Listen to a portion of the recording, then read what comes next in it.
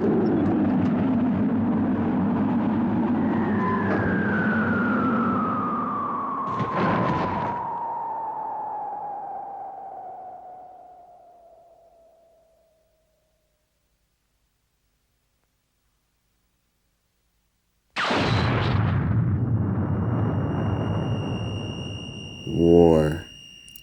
War never changes. What does change from war is that it turns boys into men. This is the story of Takeru Shirogane, who got drafted from his happy teenage years straight into a world of suffering and struggle.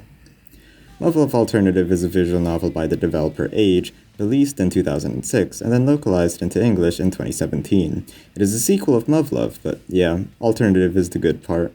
It is the second highest rated visual novel of all time according to vndb for good reason. It takes many tropes from anime like harems, character archetypes, high schools, getting transported into another world, but it somehow incorporates all these elements and creates quite possibly the most ambitious narrative in fiction with timelines, multiverses, political tension, a world at war, and it isn't afraid to go into technical detail. On top of that are deep, fleshed out characters, impeccably tight writing, and an unmatched feeling of spectacle I've never seen in any other visual novel.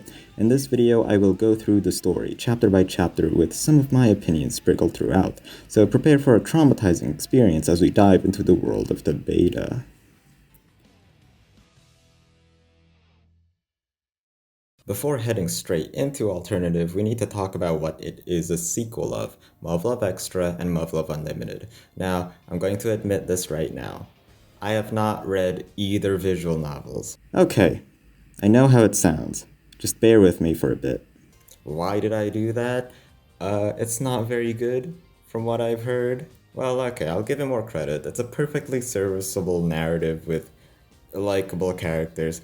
But I just did not want to spend upwards of 40 hours just playing it, and because I felt like I would have wasted my money playing them. Not that it's bad in any way, but just that it's not worth it. I'll tell you what I watched instead, a couple video essays about Muvluv I found on YouTube. Those videos made me hyped up to actually tackle Muvluv in the end.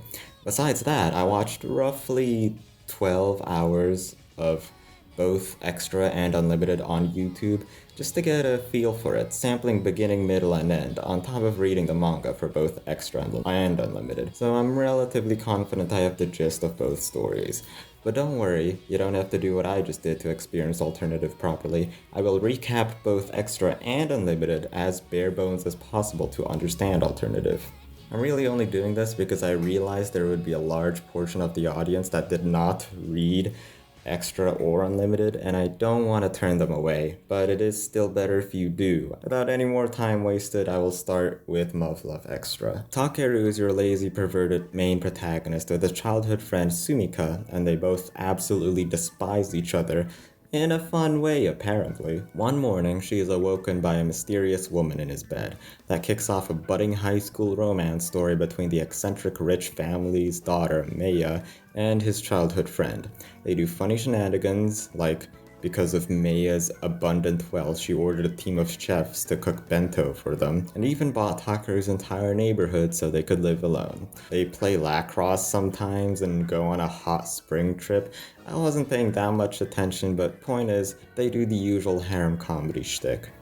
The conflict is basically, when they were all children, Takeru and SUMIKA knew each other and played together, but one day in the neighborhood playground, Takeru meets a blue-haired girl in the sandbox.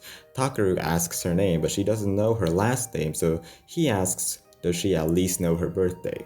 She says her birthday was today, which is coincidentally Takeru's birthday as well. They want to celebrate it together, but they thought they could only do that kind of stuff when they're married, which prompts Takeru to promise her that he will marry her.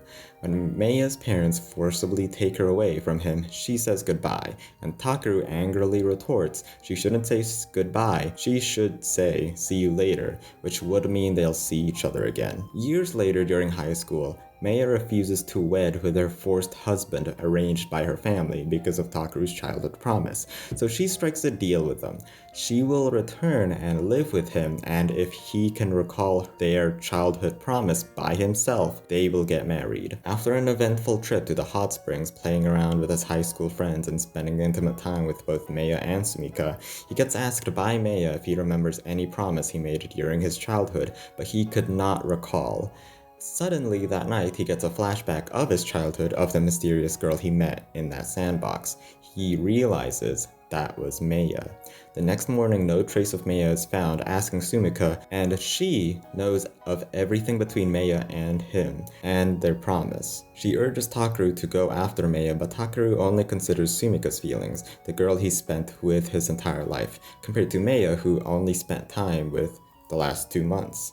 This is where Takeru has to choose between the two girls. If he chooses SUMIKA, they have sexy fun times, then kiss. If he chooses Maya, he crashes her wedding, then marries her. It's an okay story, but it's not very memorable in my opinion. No wonder no one is really praising Muv-Luv extra. There are a few other important characters introduced here besides Maya and SUMIKA, but I didn't really go on their route, so I don't know much about them. I know they get much more depth in Unlimited and Alternative, so I'll do the courtesy of giving at least a cursory description. Sakaki is the type A, serious, no-nonsense class rep. Miki is the clumsy, airheaded lolly. Kei is the stoic, apathetic girl. And Makoto is the girly dude, natured survivalist. Besides that, there's the homeroom teacher, the other science-obsessed teacher. Maya has a bunch of maids, there's a trio and Tsukuyomi, even a butler who's voiced by Dio, but he doesn't show up anywhere else. And yeah, that's definitely all of it. I probably missed something. Hey, future napkin here. I have no idea why I thought writing just after I quote-unquote read extra was a good idea, but here I am. So I realize I'm sort of doing the same sins as the anime for skipping and going over Muvluv Extra. However, even then, I don't believe everything that happens in it is that important to Alternative. It just isn't what everyone means by the good part of Muvluv. However, it sets up something important. I'll just tell instead of show here that everyone had a great time in Extra. Takeru has great friends that he has bonded over with, especially Maya and SUMIKA, who are in a love triangle of sorts, especially SUMIKA, who he hasn't seen in years at this point and misses very dearly. So just, have that looming over your head the entire time, just like Takeru's doing. So, continuing on. I wrote this before watching Unlimited, so I'll see you then.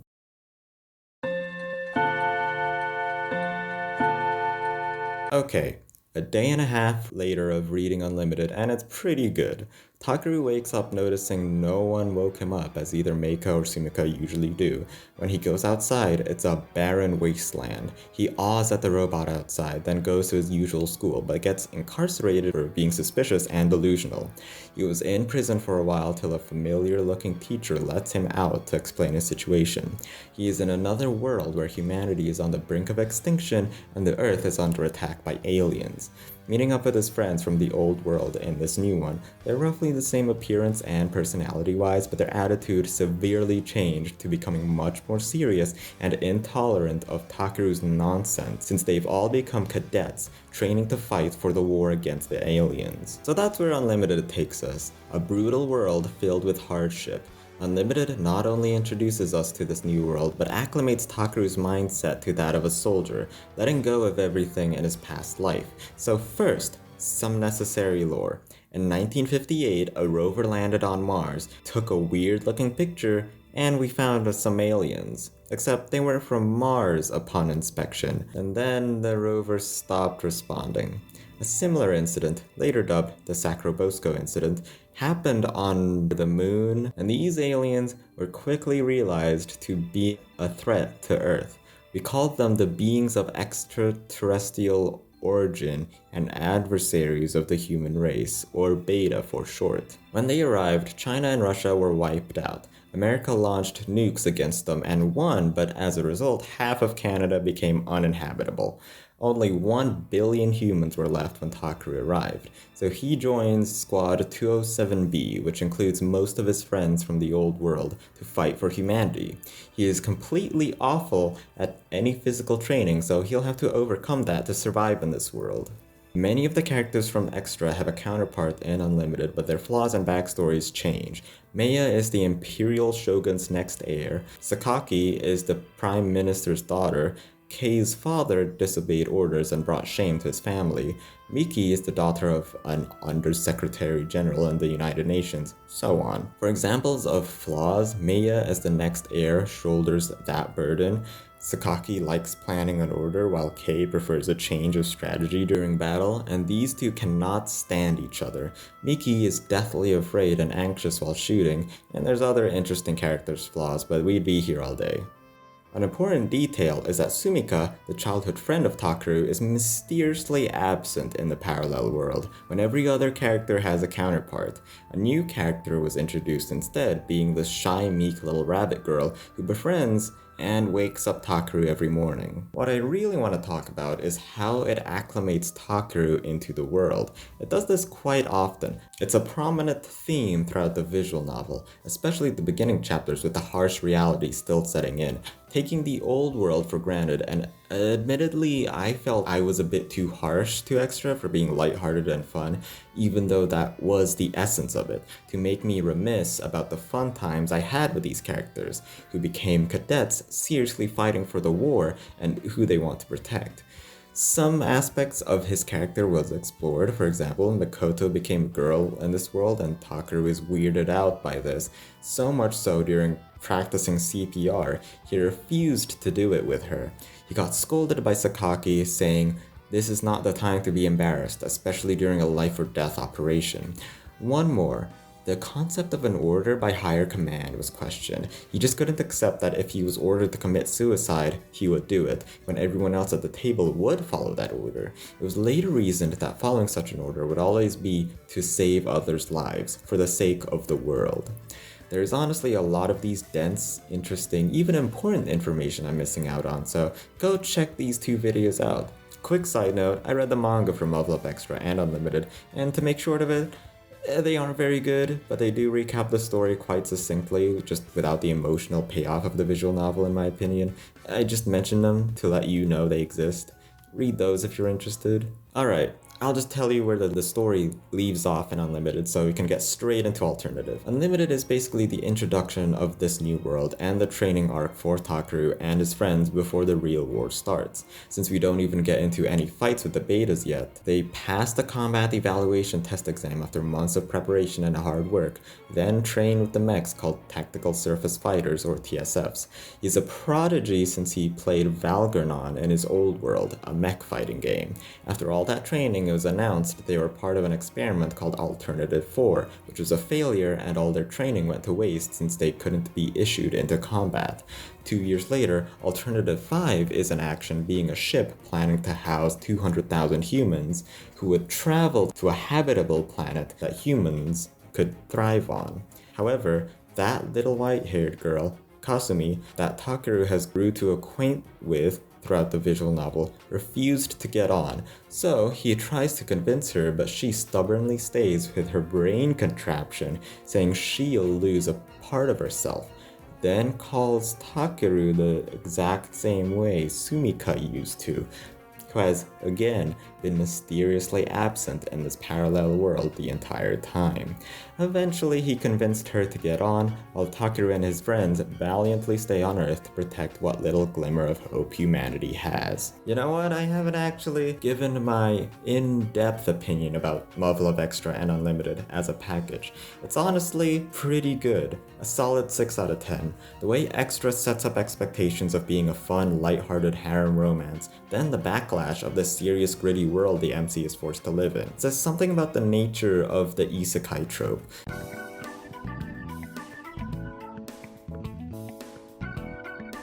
Muv-Luv just takes the time it needs to set itself up for its payoffs, which is living through a happy-go-lucky slice-of-life romance, then abruptly putting the MC through the horrors of war, and I felt this change quite effectively. Now that we've known the MC's past life and what he suffered through afterwards, we'll need to see where it all ends. If Muv-Luv is the bones of the trilogy, then Alternative is the meat. So let's just start digging into our main course. The visual novel starts with a squad of soldiers exploring some beta hive. Later this would be known as Operation Lucifer to gain more info about the beta by way of hive infiltration. They're shocked to find black pillars protruding from the roof containing human brains? That is messed up and I'm very intrigued. Tucker wakes up again in his wrecked home in the beginning of Unlimited with all the memories of Extra and Unlimited. He reminisces upon everything that happened and decides to do everything again like he did in Unlimited, to not change anything. So he walks up the hill to the base after meeting the soldiers who beat him up for not having a unit number on his shirt, and a choice is given. Either tell them he knows of Yuko-sensei, who is a high-level authority at the base, or just pretend to not know anything. I decided to tell them about her.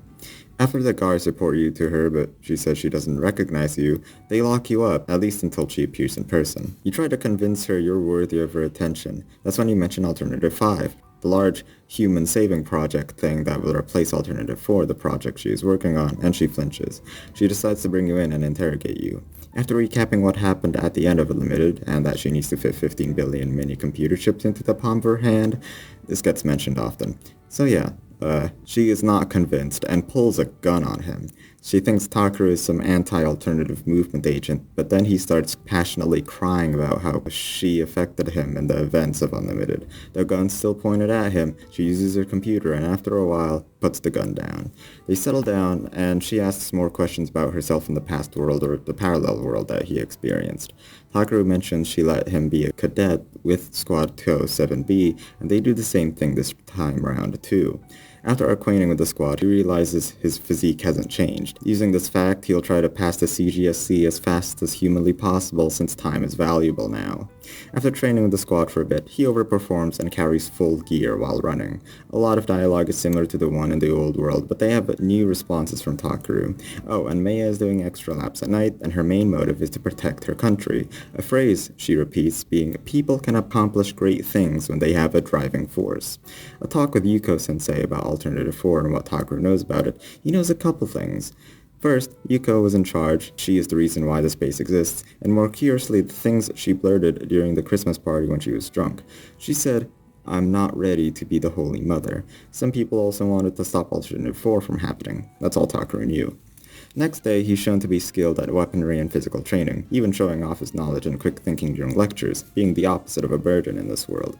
This is good since his goal this time around is to pass as quickly as possible. He is essentially speedrunning Unlimited, which I find funny. Meeting up with Kasumi now, they exchange names, then meet with Yuko again. They have a conversation about his knowledge of certain events, ultimately having a big effect upon the future of this world, like Alternative 4, which is why Yuko doesn't want to divulge what Alternative 4 is about to him.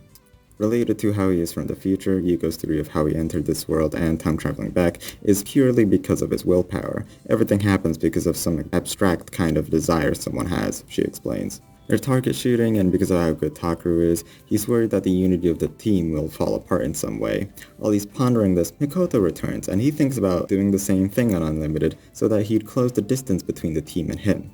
A choice prompts up. Should he do the same thing he did in Unlimited or not? Now, I remember he acted awkward around Mikoto for a while in Unlimited, and I bet he was going to do something really stupid. I think he shouts, "Why are you in a dress?" and gropes her. Okay, I was right. I'm doing the other option where he does not do that. An interesting proposition was brought up about the progress of Takaru, though. He's currently balancing on the tightrope of both trying to progress as fast as possible while also making sure not much different happens, since his existence is unstable in some way. The butterfly effect sure is complicated. He meets up with Kasumi and she hints she knows things about the parallel worlds that Takaru has been in. But no time to worry about that. Back in the PX, Mikoto tells a story she saw on TV in the hospital which reminded Takaru of SUMIKA, and he started tearing up.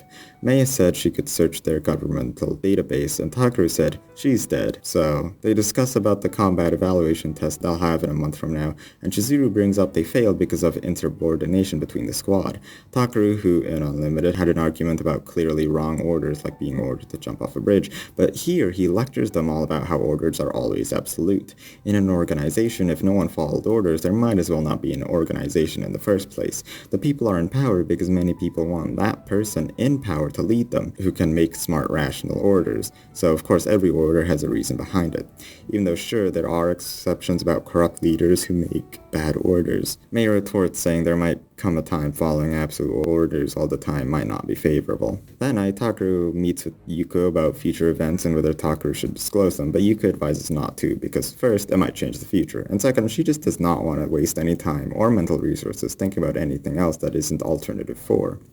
They decided it's best Takeru reminds her of future events a couple days before it happens. It's enough time to prepare without having other implications. So he does tell them the beta will attack from the Sarugashima Hive toward their base, Yokohama base. Yuko in response still does not trust him. Takeru is angry she doesn't consider the lives lost during this battle, but he needs to know the constant battles around the world fought against the beta every day.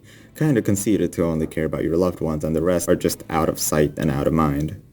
On the morning of the beta raid, his prediction comes true. The alarm sounds, and just like last time, the Imperial forces stop the beta before they even arrive. He goes to Yuko to basically say, "I told you so," and she'll take Takeru at face value from now on. She wants to do more drastic actions that will alter the future.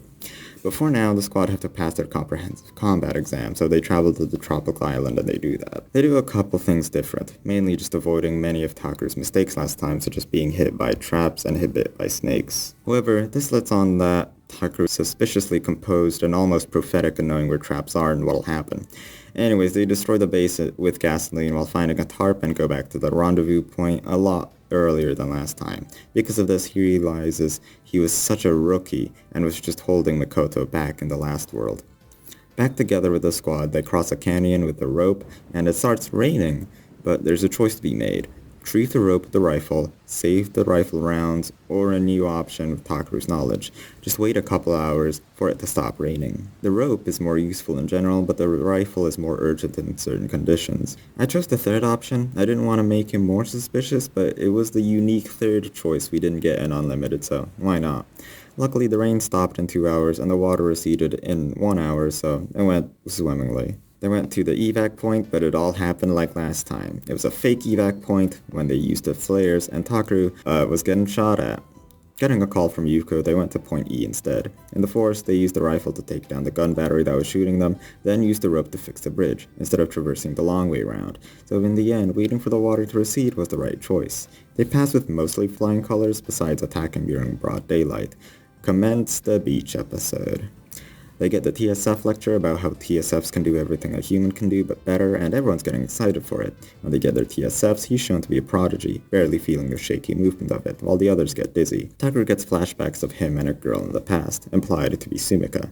Then one morning, he gets approached by Kasumi and gives him a notebook with a drawing of a game guy.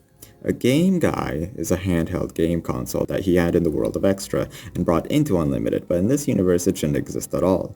So he finally puts the pieces together. Kasumi and Sumika have a very close connection since Sumika gave him a game guy on his birthday, but doesn't know how they're related.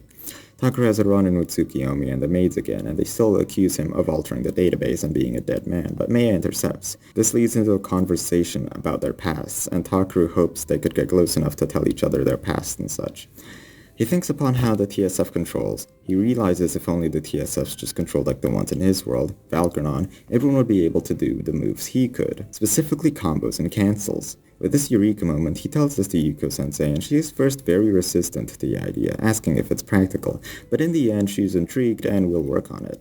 Surprise news, the UN Undersecretary is coming tomorrow, and Takeru is stressed since the HSST is gonna come falling into Yokohama base, according to his memories from Unlimited. So he immediately alerts Yuko, and she isn't surprised or worried. But Takeru thinks it would be better to prevent this. Yuko gets into why this incident happened in the first place. The first beta hive is planned to be destroyed by Alternative 4, but its current progress is really slow. So a lot of Alternative 5 supporters want to speed up the progress of Alternative 5 by just destroying the base of Alternative 4.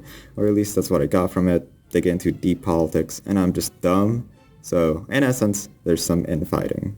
I'm adding a counter at the corner of the screen called the I don't get what's going on counter. It's just to show how confident I am at politics and sciencey gobbledygook. Luckily, there's a Muv-Luv wiki, so if you're curious about those things, go over there. Continuing on, they'll try to prevent the HSST incident. So the UN Undersecretary, that's Tama's dad. Big surprise. Tama wanted to make an impression on him, which is why they pretend she is the squad leader for a day. 2 lieutenants noticed Meia's expensive mech and hated how the cadets had them, and that got on Taku's nerves. Shouting petty arguing like that is why we'll never beat the beta, and Tsukiyomi agrees. Later, Tsukiyomi thanks him for standing up for Meia and lessens her suspicions toward him. That night, Yuko's made vast improvements like using algorithms to find out customized personal combinations of attacks for each individual pilots through osmosis and battle. He has another vision of Sumika. She says she wants to do what she can for Takeru. The next day, Miki shows her father around the base, pretending to be squad leader, and in the barracks, the undersecretary makes fun of the girls, like calling Mikoto flat while praising Takeru for being an upstanding man, and they bully him. This time, the alarm for the HSSD incident doesn't save him because Yuko prevented it. After that, Takeru asks her where she got the idea to draw a Game Boy for him, since they don't exist in this world, but she doesn't respond. Yuko intervenes, but is clearly in a sour mood, the pressure of Alternative 4 mounting on her, and scolds Takeru to get out of her office, throwing documents at him. He recognizes the diagram on the documents being similar to the diagrams Yuko drew up in his old world. Since Yuko is stuck with Alternative 4, she desperately wants to know more about her parallel worlds theories from Takeru, and the equation she crossed out in Takeru's world, but this was more than 2 years ago and he couldn't even understand it. She apologizes and lines up, fulfilling Takeru's previous offer to install the new TSF OS onto Ayamine and Chizuru's TSFs. Takeru wants to save time TSF training with them since they get into a bitter feud in Unlimited. They get grouped into mock battles. Yuka informs them Takeru's team uses the new OS software. First time testing it, it was way too sensitive, but they get used to it and sweeps the other team. Later, Takeru visits Kasumi as she avoids him, and in Yuko's office comes a strange man. At first, he grabs Takeru's face and says cryptic things. Then Yuko comes in. She asks why the Ministry of Intelligence is here, and he introduces himself as Yoroi and is revealed to be Mikoto's father. He divulges into something called the XG-70 deal with Yuko and America being opposed to Alternative 4.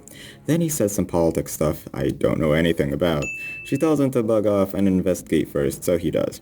Yuko offers to look into Takeru's dreams, and the hypothesis is his consciousness traveled back to the old world. You know, for such a busy woman, she sure does a lot of things for Takeru. Not that I'm implying anything, I'm just saying. Takeru is an unstable anomaly. He's like an electron between 2 unstable atoms, phasing between each atom. You know, the worlds being atoms in this analogy. In the PX, the squad becomes suspicious of what Takeru is doing at night, and that Chizuru noticed by seeing him leave his room. Ayamine makes fun of Chizuru for this and they bicker, but Takeru scolds both of them for being intolerant of each other and then leaves. Takeru explicitly states he is very anti-conflict and anti-infighting since it just wastes time and the main reason why he haven't won against the beta yet. While practicing the TSF simulator, he thinks of himself too many different things have happened since Unlimited, meaning he couldn't rely on his memory of Unlimited anymore for future predictions. He gets called upon Yuko for her new experiment. That will let Takeru travel back to his old world without the beta. Besides Takeru's willpower, one more thing tethers Takeru to this world, being other people's memories of him. Yuko made a machine, and what it does is turn Takeru back into undetermined potential. Machine works by using electromagnetic waves that could create energy and bring particles back in time. I'll be honest, the visual novel made it purposely difficult to understand since even Takeru didn't get it. The reason Yuko wants to teleport him back is to find the Yuko of his world and learn more about her other self, since the Yuko of this world is stuck on the progress for Alternative 4. One last thing before they activate the machine, Yuko writes, "Remember, the guinea pig is in the other world," to remind her since it will temporarily erase everyone's memories of Takeru for it to work. So it activates.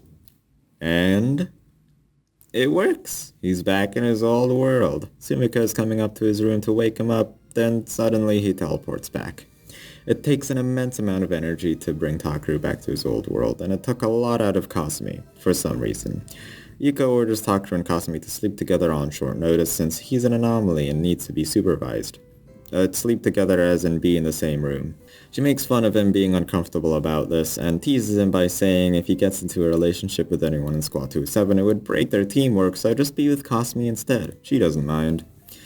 Breakfast time, the PX or the squad and Kasumi, she feeds Takaru, which misleads the squad to think that Takaru and Kasumi have a thing going on.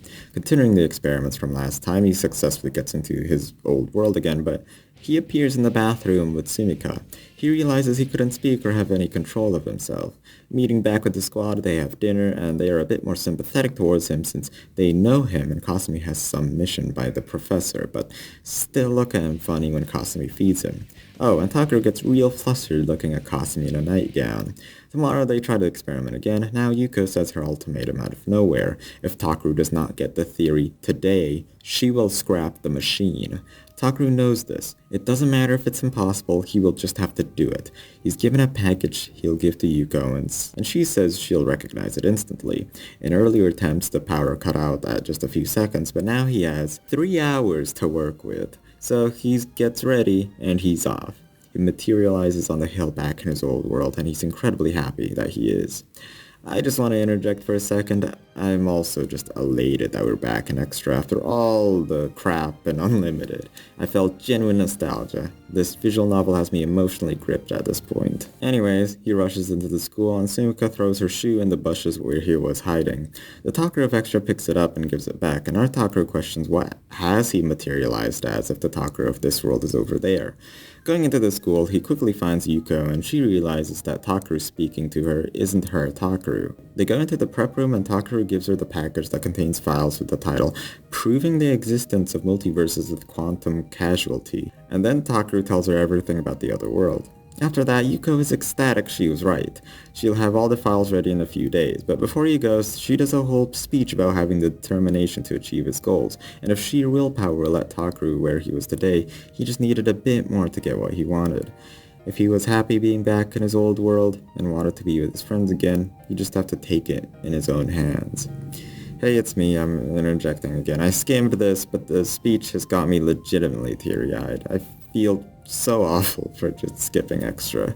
Goes to show how effective Unlimited was. Okay, while Takaru was ordered not to interact with anyone, Yuko still wants him to look around the town, since if he jogs his memory of the city, he should be able to return back here someday. So he runs out and does that while saluting her. He thinks upon himself, while looking at the view, that everyone in this world are taking it for granted. They think they're safe in their own corner of the world, unaware of conflict and war. All while he is thinking this, Sumika is trying to get his attention, and Takaru snaps out of it. While she's acting playful as usual, Takaru doesn't know what to say. She was the one who he has been thinking about for the past 3 years since her absence, but now she's here, and Takaru couldn't help it and tears up seeing her. Sumika says he's acting unusual, but he snaps out of it and teases her. He knows he shouldn't say this, but he tells her about the parallel world, that he is from another world, drafted into a war against aliens, and everyone is there but Sumika. However, she ignores this and thinks Takaru is just loony. Takaru says he has to go and runs off, promising to be back for dinner. Very fun fact, if I read Extra, I would have known that Sumika expresses the fact Takaru was acting weird during dinner. That's an amazing detail that I missed out on. He warps back and as usual Kasumi faints. Yuko is impressed that the earlier experiments she passed out after a few seconds, but now she can stay strong for 3 hours. Takaru finally asks why does Kasumi faint every time they do this experiment, and Yuko explains her abilities. She is an Esper.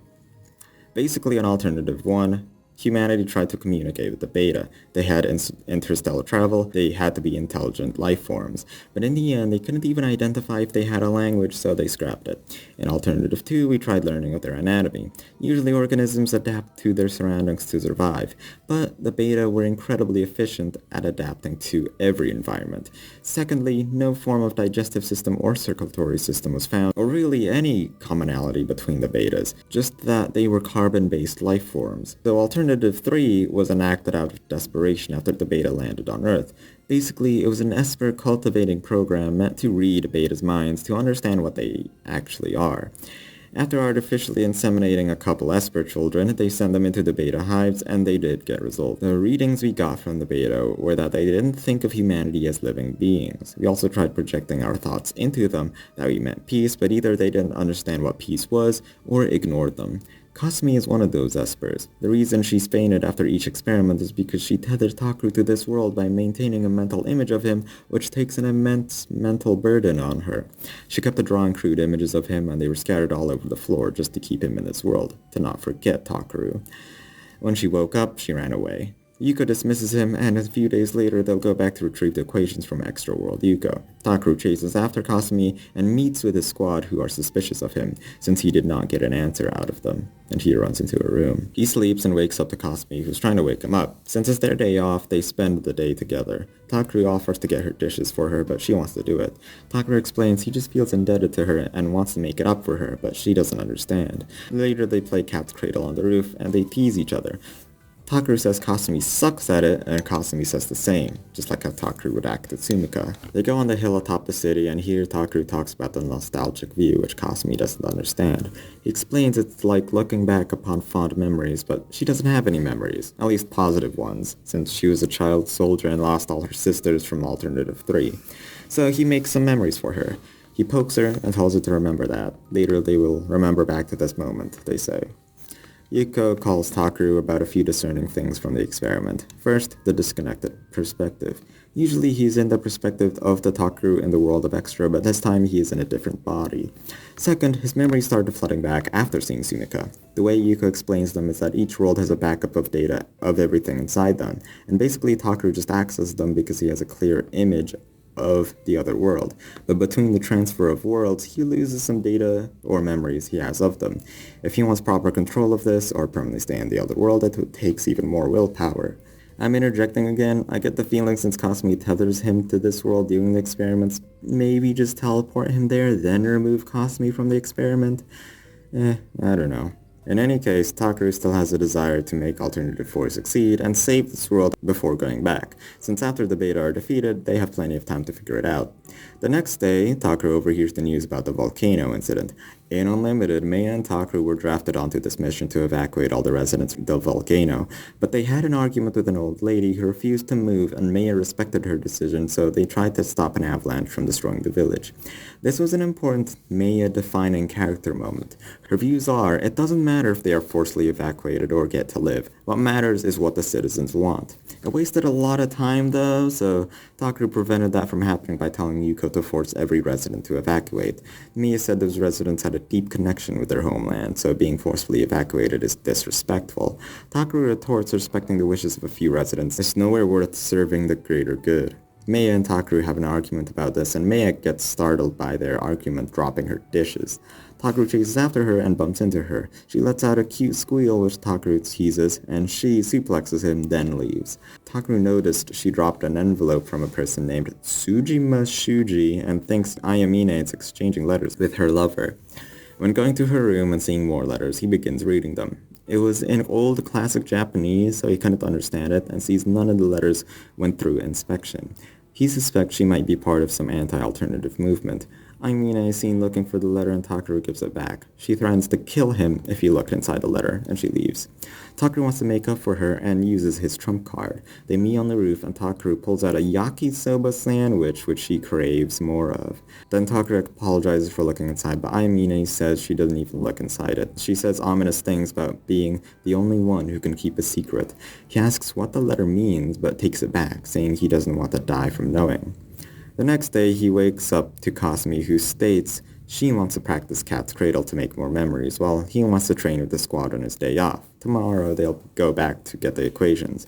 He goes outside, but all of a sudden, a DEFCON 2 alarm is rung. The squad gathered, but Takeru goes to Yuko, who is in the command center. She's conversing with the base CO and the undersecretary. There's a lot of political jargon, but basically a group called the IGF forces are running a coup d'etat, invaded most of Japan's resources, and are currently engaging with the imperial shogun.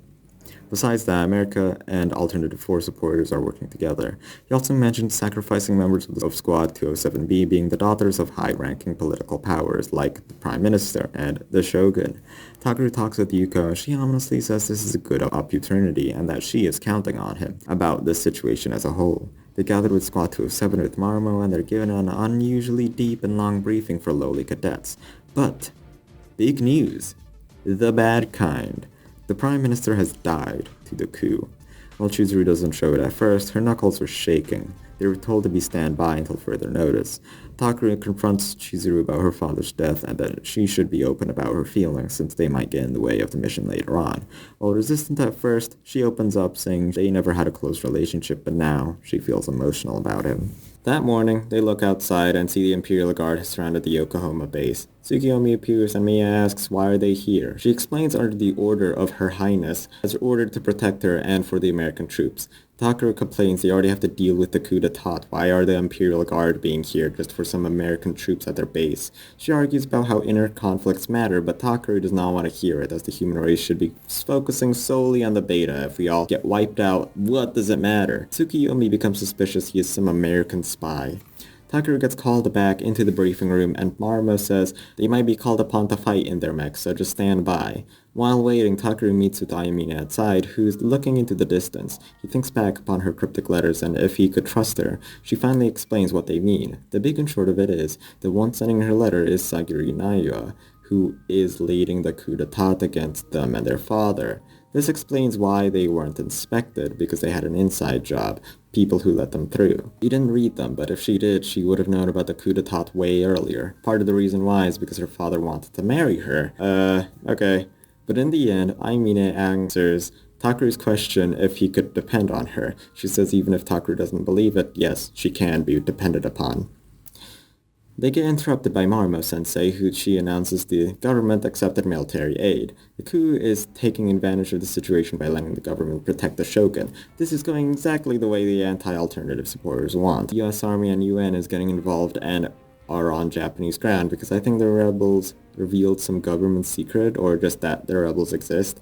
I'll be honest, I'm not a politician or a war general, so I can't really get what's happening, but it'll probably clear up when we're actually in conflict. So here's some news. Our squad's real first mission. We're getting deployed to be the rearguard duty to defend Togashima base. The squad nerve up at this. While Marumo-sensei explains the mission, Takaru is thinking about everyone's situation, specifically about how everyone's father is involved. Chizuru's father was killed by Ayamine's father, who is leading the revolution. Miki's father decided to involve the UN, and Yori's father is in the background as an intelligence agent, while Mei's relatives are being threatened as the shogun. Before going straight to Togashima, they rendezvous first somewhere, in the base of a combat situation. The Marumo-sensei will command them and put them in separate groups. They're adjusting their mechs while Takaru goes to Mikoto to give her a souvenir from her father. She sees it but says she was already given this by her father, so she gives it back to Takaru. She says her father is an eccentric one. Takaru asks what does her father do, curious if Makoto knows about him than he does, but she responds she's a government contractor, which isn't true. They get back to their mechs. The next scene, they're on the road heading for Togashima. I'm interrupting for a second since this is our first mission. Just wanted to say I like the mech view here, since it's in first person. There'd be visuals for characters who are calling you, reticles and other technical numbers, and info for the reader. It's not useful, but it is aesthetic and immersive. Later, they show maps of the area, and it's a cool looking and diegetic visualization of things happening. Just loving this first-person mech view. After Marumo reports there's no conflict in the area, Takaru tries to lighten up the mood. Marumo has just heard news. Conflict has broken out in the capital. From the rebel side, an infantry soldier started firing at the Imperial Shogun's Royal Guard. The rebels' ringleader ordered a ceasefire but couldn't control the situation. Takaru retorts, how could the rebels not even control themselves? So because of this small gathering of soldiers, everything's gone into chaos. But the squad's plan hasn't changed. They march forward. While they walk, Takaru gets called by Meiya. They get into a long conversation, but in essence, Meiya asks why he fights. He thinks, of course, to prevent the future disaster of the beta, but she wouldn't understand that, so he says to protect humanity from the beta, which Meiya responds, it isn't that simple. They continue their debate about these infighting conflicts, the human versus human conflicts that need to be resolved first, then Takaru's view of straight up fighting the beta. You might have the same enemy, but we still have different values and methodologies. Takaru states those values shouldn't be thought about, just focus on the beta. They still disagree, but in the end, it doesn't really matter if they see eye to eye. Takaru wants to save the world, which includes Japan, which is what Meiya is fighting for. She calls Takaru a strong man. Miki reports and Takaru wants to clear up things with her too, since her father got the UN involved, which might have started a lot of the mess that happened afterwards, like the Prime Minister's death. Takaru cheers her up. Maya calls again, but weirdly there's no visual, just her voice and wind blowing mysteriously. It shows Maya being inside of her mech. She apologizes to Takaru for being weak. Takaru says it's the other way around. This was exactly what she did back in the mountain incident in Unlimited. She calls herself weak while calling Takaru strong. Takaru admires Maya's nationalism, since in his world the Japanese aren't nearly as ready to commit to their nation as this one, especially Maya. The next day, Takaru is woken by Miki, who says it's his shift. He goes outside to wake himself up. Maybe the cold would help. He reminisces upon Hakone Mountain since he was here on a school trip in his old world. But he hears branches being stepped on and hides himself. Using the Fubuki's heat vision, he sees two unarmed civilians. He shouts freeze and points a gun at them while an old lady berates him, and Takaru calls her ballsy for her to interrogate him. They reveal themselves, and the girl looks and sounds a lot like Maya. Then Yuri comes out of nowhere. It all makes sense. The girl was Cowboy Yuhi, the Shogun. Yuri suggests the Shogun to be with Takaru in his mech, transport her safely to Yokohama base, and Takaru is taken aback. Then there was a report from Aramo that the Shogun has escaped into some fortress since the main palace was interconnected, with many underground routes to nearby fortresses. The Shogun was here to escape from the capital, but also to act as bait, so there wouldn't be fighting at the capital, and the battle would take place in an unpopulated area. There's something about the Shogun ordering the royal guard to cease fire, but because of their loyalty, they kept fighting, and in response, she used herself as bait. Anyways, right now, Takaru's pushed onto the responsibility of protecting Shogun into his mech all the way to Yokohama base. Takaru thinks upon Yuko, who deployed the squad to be stationed at Togashima Fortress. She must have known the connection between all the girls and their fathers and predicted that the Shogun would escape here. A scene happens in capital. The rebel forces are overpowering the UN forces, even though they have the same model. The Shogun insists Takaru lets the orders from Aramo be heard to her so she knows what's going on. The plan, instead of going straight to Yokohama base, which would be intercepted by rebels, they go to Shirahama coast and they go home using naval ships. There's three main parallel roads and we're in the middle. The rebels have forces going through all three roads, so we're surrounded, but they connect to a choke point. As long as we pass through that before they surround us, we've practically succeeded. There'd also be forces being sent in the middle road as a diversion. With the plan in motion, Takaru at first doesn't want to go too fast for the Shogun's sake, since she isn't used to the G-forces, but she insists to go maximum combat speed. Okay, the next scene is just beautiful. Basically, the rebel forces and the American troops are shit-talking each other, and I'll show it in its full glory.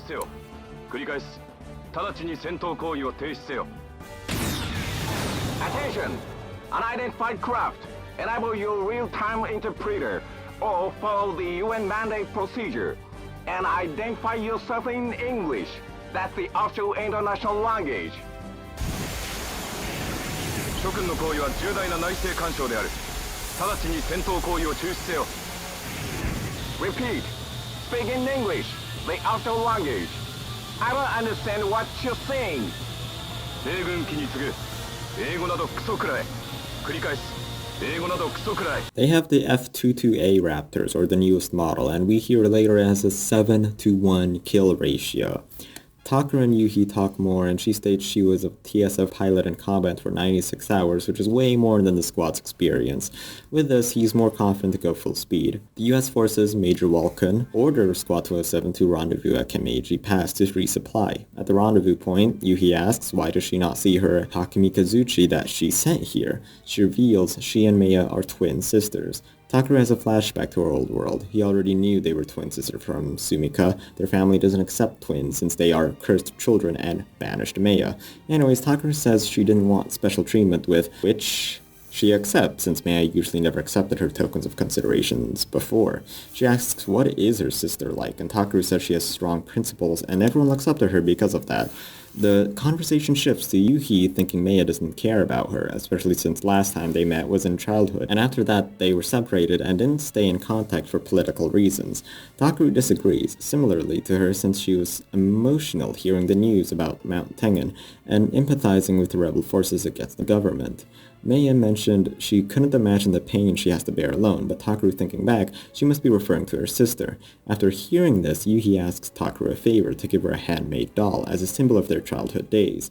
Major Vulcan interrupts them. After resupplying, they move past Kameji Pass, and the squad is now under the Major's control. Powering on, Takaru glances at Yuki, and she is not doing so good. While she was administered meds to help with the G-forces of TSF's movement, she doesn't have a fortified suit, so it is still ineffective. Takaru was considering slowing down, however they're informed the rebels have went straight for them even with diversions planted, which is a risky move. They must have only risked going to the squad if they were certain the Shogun was with them, and a flash of Ayamine showed in Takaru's head and her letters, but he shakes the thought off. One eventful jump, and they broke through the choke point even when they were completely surrounded.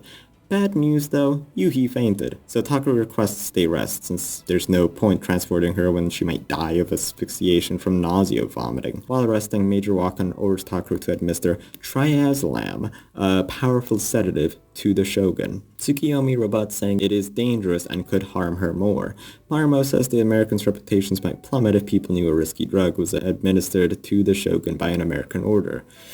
But Major Wakan straight up says the fact rebels showed up in the first place and the Americans were dying for Japan's sake is disgusting when the real enemy is the beta. Takaru was saying this all along but couldn't fully agree. Tsukiyomi and Marumo continue arguing, but Major Wakan catches on to their plan to buy time so the Shogun could rest more. This is all interrupted by airplanes flying overhead. Now, airplanes are rarely used because they were easily shot down by the beta, so only the rebels could have used them, and they deployed their TSFs surrounding the squad. Pretty bad news, but the head of the rebel, Sagiri, actually went on the battlefield to state a 60-minute ceasefire. In those 60 minutes, they'll wait for the Shogun to be handed to them, and when it ends, they will take her forcefully. Major Wakan is suspecting they'll betray the 60-minute ceasefire, but Tsukiyomi and Marumo trust they'll keep it. Takaru has an inner monologue about how the rebels stated the ceasefire using the Shogun's name. They'll keep the promise because of how patriotic and nationalistic this world's Japan is for the Shogun. The rebels need the Shogun because of the Shogun's influence, and if they get the Shogun to agree with them, the rest of Japan will be with the rebels. He thinks back upon the old woman in the Unlimited. He and Maya disobeyed orders for her sake, but he for some reason couldn't do the same for the Shogun. He looks at the people around him, and specifically their conviction, and curses himself for not having the same conviction. He's thinking everyone has something he doesn't that lets them succeed, their pillars of strength. Yuko mentioned this earlier, but his dedication to save humanity was not that deep. Must be partially because he wasn't from this world. His teammates must be going through a lot. A choice prompt is shown, and you get to choose who to talk to. I want to talk to Maya since her sister is here, but mostly Ayamine because it was suspected earlier she leaked plans to the rebels. Going to Ayamine first, she was quiet mostly and only asked about the Shogun's condition. It wasn't said in the briefing, but Takaru says anyways that she has acute motion sickness. Then he reminds himself about how the rebels knew the Shogun was with Squad 207 and suspected her even though he promised he would trust her. She says it's fine and to just leave her alone. Second was Maya, who Takaru couldn't even find. Maybe she was actually patrolling the area as instructed. Third was Chizuru, who talks about the Shogun's condition too, and Takaru responds the same way. She suspects he is here to console her for her father's death, but he denies it. If he doesn't have any reason here, he should just leave, she says, and gets angry when she was being ordered around and had rest by Takaru, so he leaves. Next is Tama, or Miki, who is talking with someone else. It was from the US forces, but reveals herself to be from Finland. Turns out the Americans use their foreign refugees straight to the front lines, all because the refugees want American citizenship to be free from refugee camps. She says her name is Irma, and they share backstories. Tama promises to visit Finland someday, but she leaves. Takaru was spotted by her, and she mentions her father and his decision to accept UN military aid. She starts suspecting it's to let the Americans into Japan who are against Alternative 4, but Takaru stops her in her tracks of suspecting her father of anything and saying he just wants what's best for Japan. Lastly, Makoto is seen happy-go-lucky, which Takaru finds unsettling in such a depressing situation, stating she's feigning her happiness. She promises not to hide her true feelings so Takaru could stay and talk. They mostly talk of the Shogun's condition, and she mentions this is like one of those military dramas where characters talk to each other before someone dies, and Takaru says not to jinx it. After talking with the squad mates, he gets called upon by the Shogun. Yuhi put Takaru on the spotlight about why didn't he administer the sedative triazlam to her. Takaru thought back upon Tsukiyomi and Major Walker's debate, and he found equal value in both statements, so why didn't he use the medicine on her? Yuhi explains it's because he wasn't prepared to get his hands dirty. Takaru finally gets it. It's not because of a conviction towards this country or anything that he was missing. He's equally convicted to save humanity. What he is missing is to take action, especially for morally questionable situations. Yuhi asks if anything's wrong, but Takaru denies it when she could easily see the stern look on his face. He divulges into his lack of patriotism and talks about his squad mates who have deep connections to this rebel situation. And Yuhi is enlightened. She wants Takaru to gather everyone here. The first thing she does when everyone's there is to bow in respect and apologize for her weakness. This is a big deal since having a shogun bow down to a military officer is unheard of. She goes on hoping this needless conflict will end soon enough, and apologizes again for everyone working hard for her sake. Then she goes and speaks with each squad member individually. She talks about how she has had some personal meeting with their fathers. She grieves for the Prime Minister's death. She sympathizes with the ringleader for the rebel cause. She understands the Undersecretary's position to accept UN military aid. And she even knows Mikoto's father is keeping his identity a secret from her and still says his cover-up job is invaluable to the Shogun. After all this, as an effort to cease the conflict as soon as possible, the Shogun presents her plan to speak with the rebel forces herself. Of course, the Major doesn't agree to this. If this fails, America will take the fall for letting the Shogun be captured. However, Maya appears. She hasn't seen her sister since they were children, but now she interjects to propose that she should be the one given to the rebels. Maya and the Shogun look identical, so to the rebels they might not figure out she isn't the Shogun for some time at least, but the Mayor still thinks it's too risky, so a choice prompt. Give the rebels Maya as a diversion or still be unsure about the whole thing. I just go for it and Takaru speaks up, defying Marimo's orders. He proposes he escorts Maya into the negotiations. There was a couple of reasons. The Shogun was with him the entire time and the rebels knew that from their formation, protecting him. But Major Walken asks him what is his true reason to be involved. He's just honest about it. He thought about this rebellion thing being a waste of time since our real enemy is the beta. But if this fails, another rebellion that's even stronger might appear, the fate of humanity being reliant on the success of this operation, something of the sort. Yeah, the main point is Major Walken is convinced by this and they go forth the plan. I don't really remember the reasoning. Takaru is just that convincing. After figuring out the logistics, if they go forth with the negotiations, stall for time, at least 20 minutes so they could prepare backup. If they reject or go hostile, go to the next phase immediately, which is break the rebels' formations by pushing through and escaping. Tsukiyomi escorts the both of them, as well as since she also wants to ensure this will go smoothly, and is protecting Maya for the sake of the Shogun. She starts the transmission with Captain Sagiri, the ringleader of the rebellion, and after hearing the Shogun wants to have an audience with him, he insists to transfer Her Highness into their TSFs. This throws a wrench in their plan, so Tsukiyomi argues this is no different than capturing her and the Shogun only wanted an audience to negotiate with. Captain Sagiri ends up agreeing, especially when related to the Shogun, showing off his devotion to Her Highness, which Takaru almost calls naive. So, they meet up. The captain steps out of his mech and Maya steps out of hers. They exchange formalities and Captain Sagiri states his intentions, that he is doing everything for the Shogun and that what the government is doing now is going against their wishes. But earlier, why did the rebels disobey her order to stop fighting in the capital? Well, because of their sources. Being Agent Yoroi, they knew the Shogun wasn't in the capital and the order was fake. It was sent by the government just under the name of the Shogun. But one thing still doesn't click into place. If he did want to keep fighting, why did he order a ceasefire when that rogue infantry soldier earlier opened fire at the Royal Guards? Well, here's a twist. That was a ploy by the Americans. The rogue infantry soldier earlier was not one of his rebels and instead an American. They know since they interrogated the soldier. The big plan was so that they could cause the conflict, then pretend to be on the other side to gain influence over the Far East. Now the Shogun might have been aware of this fact, but Maya as a cadet certainly wasn't, so it was a surprise for her, and Takaru worries she might blow her cover at this point. This development caused Maya to tear up and burst in anger, not against the Americans, but against the rebels for taking advantage of the situation and firing at their fellow man. The rebels have no position arguing the government for forcefully evacuating residents during the Mount Tengan incident, when they also have just forcefully pushed their ideals through violence. If the Shogun is a mirror for their people and their country, then what use is the mirror if it has nothing to reflect? She believes, however, the captain can do better and atone for his wrongdoings up to this point. Takaru is impressed with Maya's acting. Even without any background information, she still acts just like the Shogun. Her resemblance to her, not only in appearance but also in personality and mind, is impressive. Negotiations were also successful. The captain straight up offers his army right into the Shogun's hands under her control.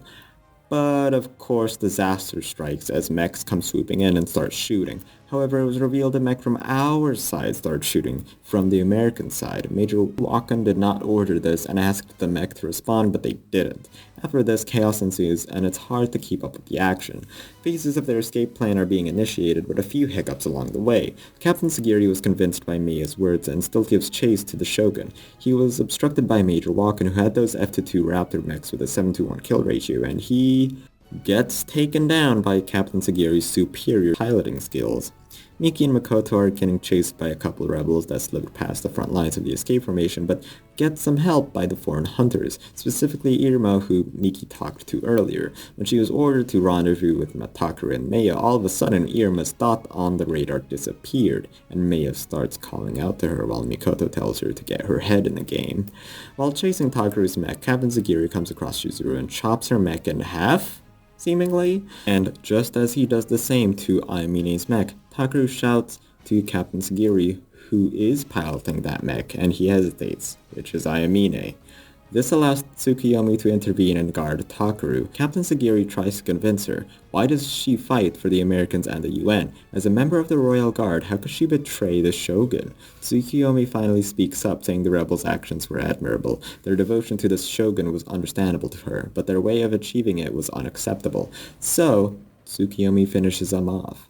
Captain Sagiri's final words were that he was willing to become a martyr for the new dawning era of Japan.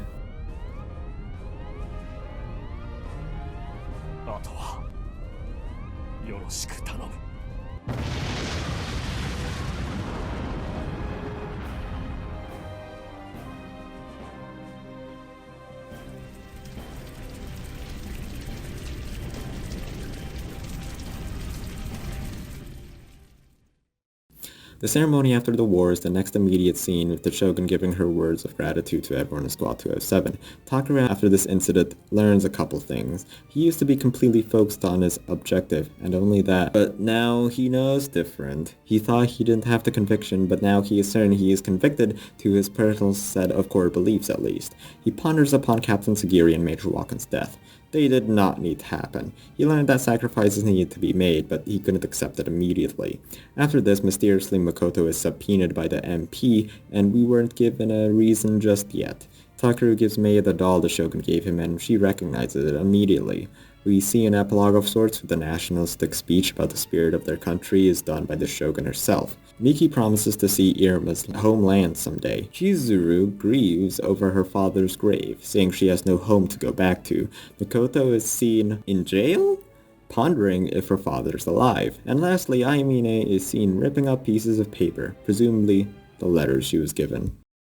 The next scene is Takaru waking up in his old room. He thinks back upon the whole coup d'etat situation and is glad it turned out the way they wanted it to. They practically convinced the ringleader, just if that one soldier didn't start firing during negotiations. But right now, he is back in his old world. Yuko says he'd be here for 18 hours this time around, and after getting the papers, he can do whatever he wants. But the havoc he wreaks would stay this time. Good news though, he will be back in his old body, unlike last time when he was in a different body. The Takarus of the old world and this world will merge. Takaru asks how this is possible, and there's a choice prompt of whether you want to hear the explanation or not. I just opted out of it, since I'm not really a sci-fi buff and I wouldn't get it anyhow.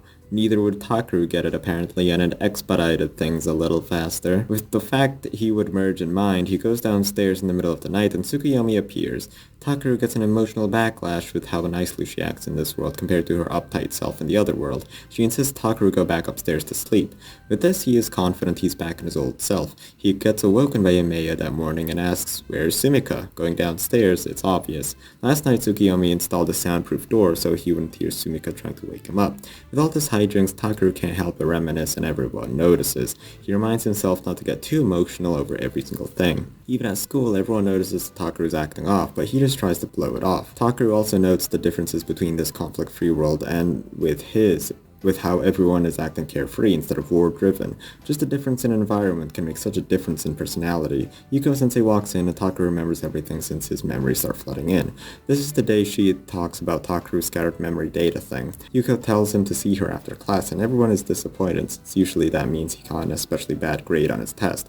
But in reality, Yuko knows it's the new Takaru and needed to see him as fast as possible. When they meet, Yuko gives him the papers which Takaru remembers in the old world. He himself was forced by her to print 50,000 papers for something, and this must be it. However, it turns out only 100 of the pages are actually related to the equation. She mentions it sure is wacky, inspiration can come from anywhere, reminding him that she got the idea from some obscure RPG from a PS2 game. I'm interrupting just to say that curiously, I wanted to play just that, an obscure PS2 RPG in the place of Muv-Luv, but ultimately I chose Muv-Luv, and maybe even make some video out of it.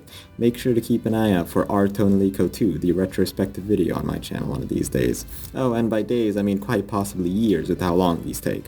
Sulking aside, he takes the pages and walks out of there. If he stays in school, he'll just be called out for being weird or acting off the entire day, so he goes home. Tsukiyomi sees him and he can't just turn a blind eye that he went back home, but in the end lets him do all he wants. Takaru in his 18 free hours just slept the whole day. This does make sure he doesn't cause any havoc that old Takaru would have to deal with tomorrow, I guess. He wasn't even really interested in playing his old video games or reading manga in the other world, not having any entertainment, just kinda didn't make him want to consume any. A real shame. He got what he wanted, but prioritized his mission, so he just wasted the whole day. He woke to the sound of Sumika's voice from the window, and they conversed like good old times. But it was a similar conversation to most, as even she notices Takaru's acting different today, just like that other day they met before. Takaru out of nowhere says, what would happen in a world if she didn't exist? He said before he couldn't live in a world with her by his side, and Sumika answers likewise, that she couldn't live in a world if Takaru didn't exist. Then Takaru almost confesses his love to her, but knows the effect would ripple and change everything, so he keeps it to himself. He says goodbye, even though he wished to keep talking to her forever. After sleeping the night away, he awakes to Yuko pinching him. He's back in the beta world. She flipped through the pages Takaru brought back and is ecstatic it is exactly what she wanted. She kisses and smothers Takaru, which passes him out, and he woke back in his office. With this, Unit 00 will be complete. Takaru wakes up next to Kasumi after Yuko tells him to go rest. He missed morning roll call, but that's fine. He only needs to attend to the gym hall at 9. He meets up with the squad and wonder what this is about. Enter the base CO and Marmo, which triggers Takaru to the Christmas debriefing incident in Unlimited. He worries that Alternative 5 will be announced right here and now. They were pleasantly surprised, though, to be called to have their graduation ceremony. The base CO goes on the graduation speech about soldiers like you will now use your efforts and skills to directly save humanity. Takaru gets emotional here. In Unlimited, there wasn't a ceremony for their graduation, just some paperwork, but here it's official. Everyone was even more surprised when their graduation was acknowledged by Her Highness the Shogun, who has written a letter to be read. She sends her condolences to the dead, promising she will do her best for her country and hope the soldiers do the same. Everyone in the squad was individually promoted from cadet to second lieutenant. After the ceremony, everyone is happy for each other and hope the best for the future. Outside the gym hall is Sergeant Marimo, and individually everyone goes to her to thank her, and some get teary-eyed. Especially with the tragic fact, as newly minted lieutenants, they are above her in rank as military officers. Even Takaru, which Marimo says he didn't need her since he was already good at everything. In his eyes, it couldn't be less true since in Unlimited she made him a man. Interrupting here, but maybe I'm a softie, but I got a bit emotional for this graduation scene. For any student, it's really all you've been working towards for years, so even seeing it happen to someone else strung my heartstrings. Also, the realization when they outrank her there and instructor, I couldn't imagine being in a higher position than the one who taught me everything I know. After this, they get a briefing about their future positions. Surprise, they are in the same unit again. They fully expected to be in different units and bases, but they were all assigned Special Task Force for A01, and their first task will be an equipment exercise. Takaru of course suspects Yuko is behind all this. Chizuru gives Takaru a letter and an envelope for him to write. His will. Since in the battlefield you don't know when you're going to die. He doesn't really have any relatives in this world to give his belongings to, but he wishes to save this world, then go back to live with SUMIKA. Miki insisted they do a graduation party, and it's a bit awkward as Ayamini serves everyone juice, but Takaru breaks the tension with a cheesy toast, which everyone makes fun of. This equipment exercise was explained further upon. It was going to be a test on the new OS TSFs. While Takeru's dreams are to launch this new OS onto every TSF in the world to save them from the betas, it won't convince everyone, even if it was mandated by HQ. The veterans might not give their lives to a new OS who's just now been recently launched, and even then it will not immediately be installed everywhere. It will first be used as a bargaining chip for the rebels and other countries. Takeru hates all this political BS is even involved, but he couldn't do anything about it. So this equipment practice explained by Marimo will pit the old OS to the new OS. It is heavily stacked against Takeru like they're fighting veterans who've been experienced in at least more than 20 combat missions, and they'll be last to fight them. All this to prove that the new OS works and convince those veterans. So a new OS exists as well, called XM3. XM3 is the mass-manufactured OS that will be installed everywhere, but the OS Takeru and the squad have their own OS based on their own battle data. That data is used into the XM3 to accommodate each and every individual soldier's combat habits, user-friendliness, and such. Anyways, about the test, there's 3 phases: aiming, movement, and mock battles. Takeru talks to the rest of the crew who are feeling nervous about all this. If they fail here, the new OS might get scrapped, and it's on them to prove its worth. In the actual test, the veterans are hard to keep up with, but Takeru comes up with a plan. He ambushes them in a close quarters situation, but Mikoto friendly fires him and takes him out. But it's all fine. In fact, they won and have the best score out of everyone else at A- when the second highest was B-. The veterans call Takeru over and he thinks they're just gonna gang up and beat him, but surprisingly they praise Takeru for coming up with the new OS. They awe at the TSF's new movement possibilities when it wasn't stalling when falling, when he front flipped and boost dashed immediately when landing. They pat him on the back and wish him luck, not being able to wait to use the new OS for themselves. Takeru's past worries are washed away and is happy for himself.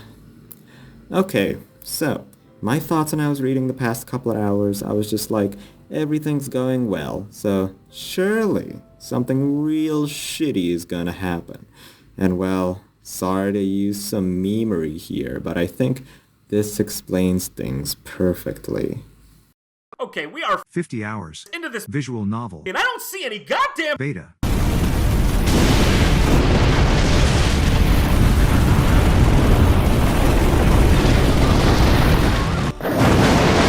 This scene just shows up 40 minutes into the movie.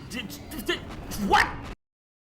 During the afternoon trials, doing another mock battle with Mei and Chizuru, an explosion is seen which wasn't meant to happen since the mock battles only use paintballs, and a horrifying fleshy monster appears out of nowhere. A chaos of orders are thrown about, and DEFCON 1 is in effect. The beta overpower everyone on the battlefield. Takeru is in disbelief. They're veterans, right? Why are they getting destroyed? Reinforcements come and bombs are dropping from the air. They barely make a dent. He starts questioning his ideals. They were foolish from the start. We never had a chance at the beta. A request from a higher-up related to Squad 207's impaired judgment was made and was accepted. They were on an encrypted audio channel and they hear cryptic poetry alongside visual hallucinations.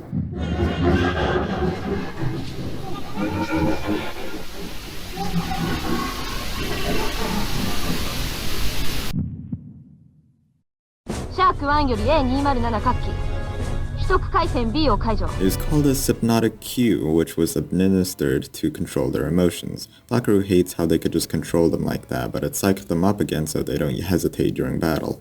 That said, Chizuru, the squad leader, was shaken up during the whole thing and didn't give immediate commands. Superior ordered them to go back to the hangar to give them some weapons, but Takeru on hypnotic cue and stimulants argued back, shouting he should be on the front lines fighting the beta. They have the new OS. But the veteran wasn't having any of this and retorted with the logistics, and Takeru acquiesced.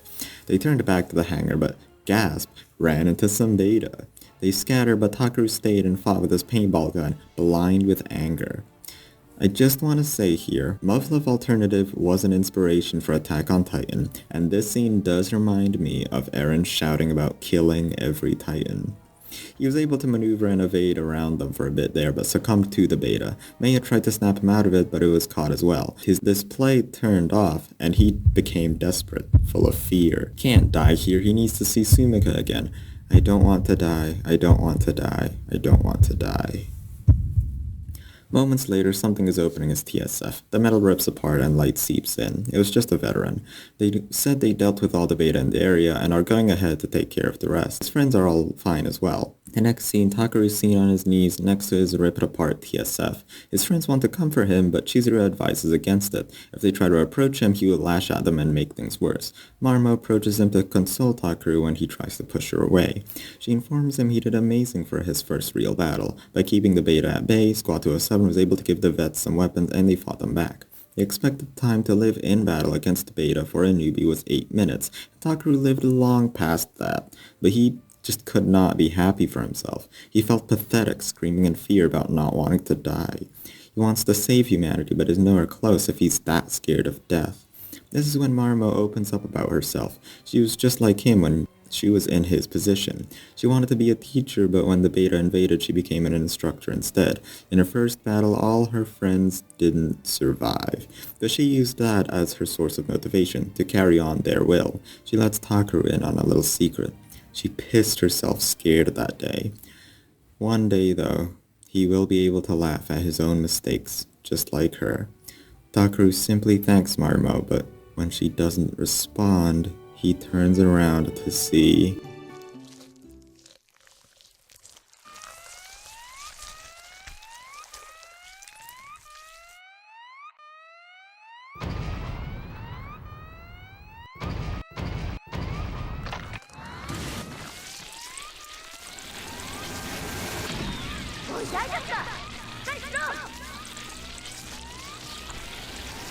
Oh, alright. Okay, sure. Why not? Whatever. What the fuck? I remember I had to just step away from the game for a couple hours until I could play again. I was wondering what people meant by Muv-Luv is super messed up. I see now. Next thing he sees is a silhouette of a person's face while strapped in some surgery theater. They talk about him having side effects and Yuko was there. He does not know what is going on. He's doing a cognitive interview and is asked to recall everything that happened up to that point. The beta rushed in, he was told to get weapons, and then fired paintballs like a jackass. Yuko interrupts, saying she cannot look at the sight of him, and the medic wipes his mouth of drool and nose of snot. He continues, he awoke and climbed out full of sorrow. Then Marumo came up to console him, talking about herself, trying to make him feel better, but then she got her head bitten off by the beta. Takeru says he had pieces of Marumo spread across him on the floor. He tried picking them up and piecing her back together, but Yuko said that's enough. She said he still needed to be on antidepressants to take care of his PTSD. A woman comes up to him and says she's Captain Asumi, the leader of Special Task Force A01, led by Yuko and is Takeru's new unit leader. She recalls Marumo, since she was her instructor as well. When they performed badly, Marumo kept pushing her and her squad mates until they were injured, forcing them to keep up. This all climaxed when in a mock battle, one of her squad mates died because of Marumo, who was being too hard on them. She didn't grieve or apologize. Instead, she said coldly, "In warfare, failing means death for you and your team. So this soldier dying during training instead of a real combat situation is the greatest contribution they could have done." Naturally, they were furious she would say that and barged into her room. But she was seen crying on her bed too, blind with anger. She leapt at her and they fought. Takeru remembers what she said to him before she died, that her squad mates died and it became a source of motivation, just like with Captain Asumi, whose motivation became anger toward their instructor. Point is, she wants Takeru to snap out of it and quick so he could achieve his goals. She was sad once, but grieving over the dead won't make you more alive. After that talk, he awakes in his bedroom and being restless decides to talk with one of his squad mates. I chose Maya because I figured that would be the most realistic. Maya walked into his room without Takeru calling for her, so it only showed how compassionate she was. Even when she was in pain over Marumo's death, she remembers her resolve and self-sacrifice and how he could never do that. But Maya says to not look at his own shortcomings. He has genuine talent, but even he doubts that. He's only good at video games, and the idea to improve the OS was just by some employee at a game studio. She says with talent come expectations, and he shouldn't let anyone down. Takeru retorts, "Is that so?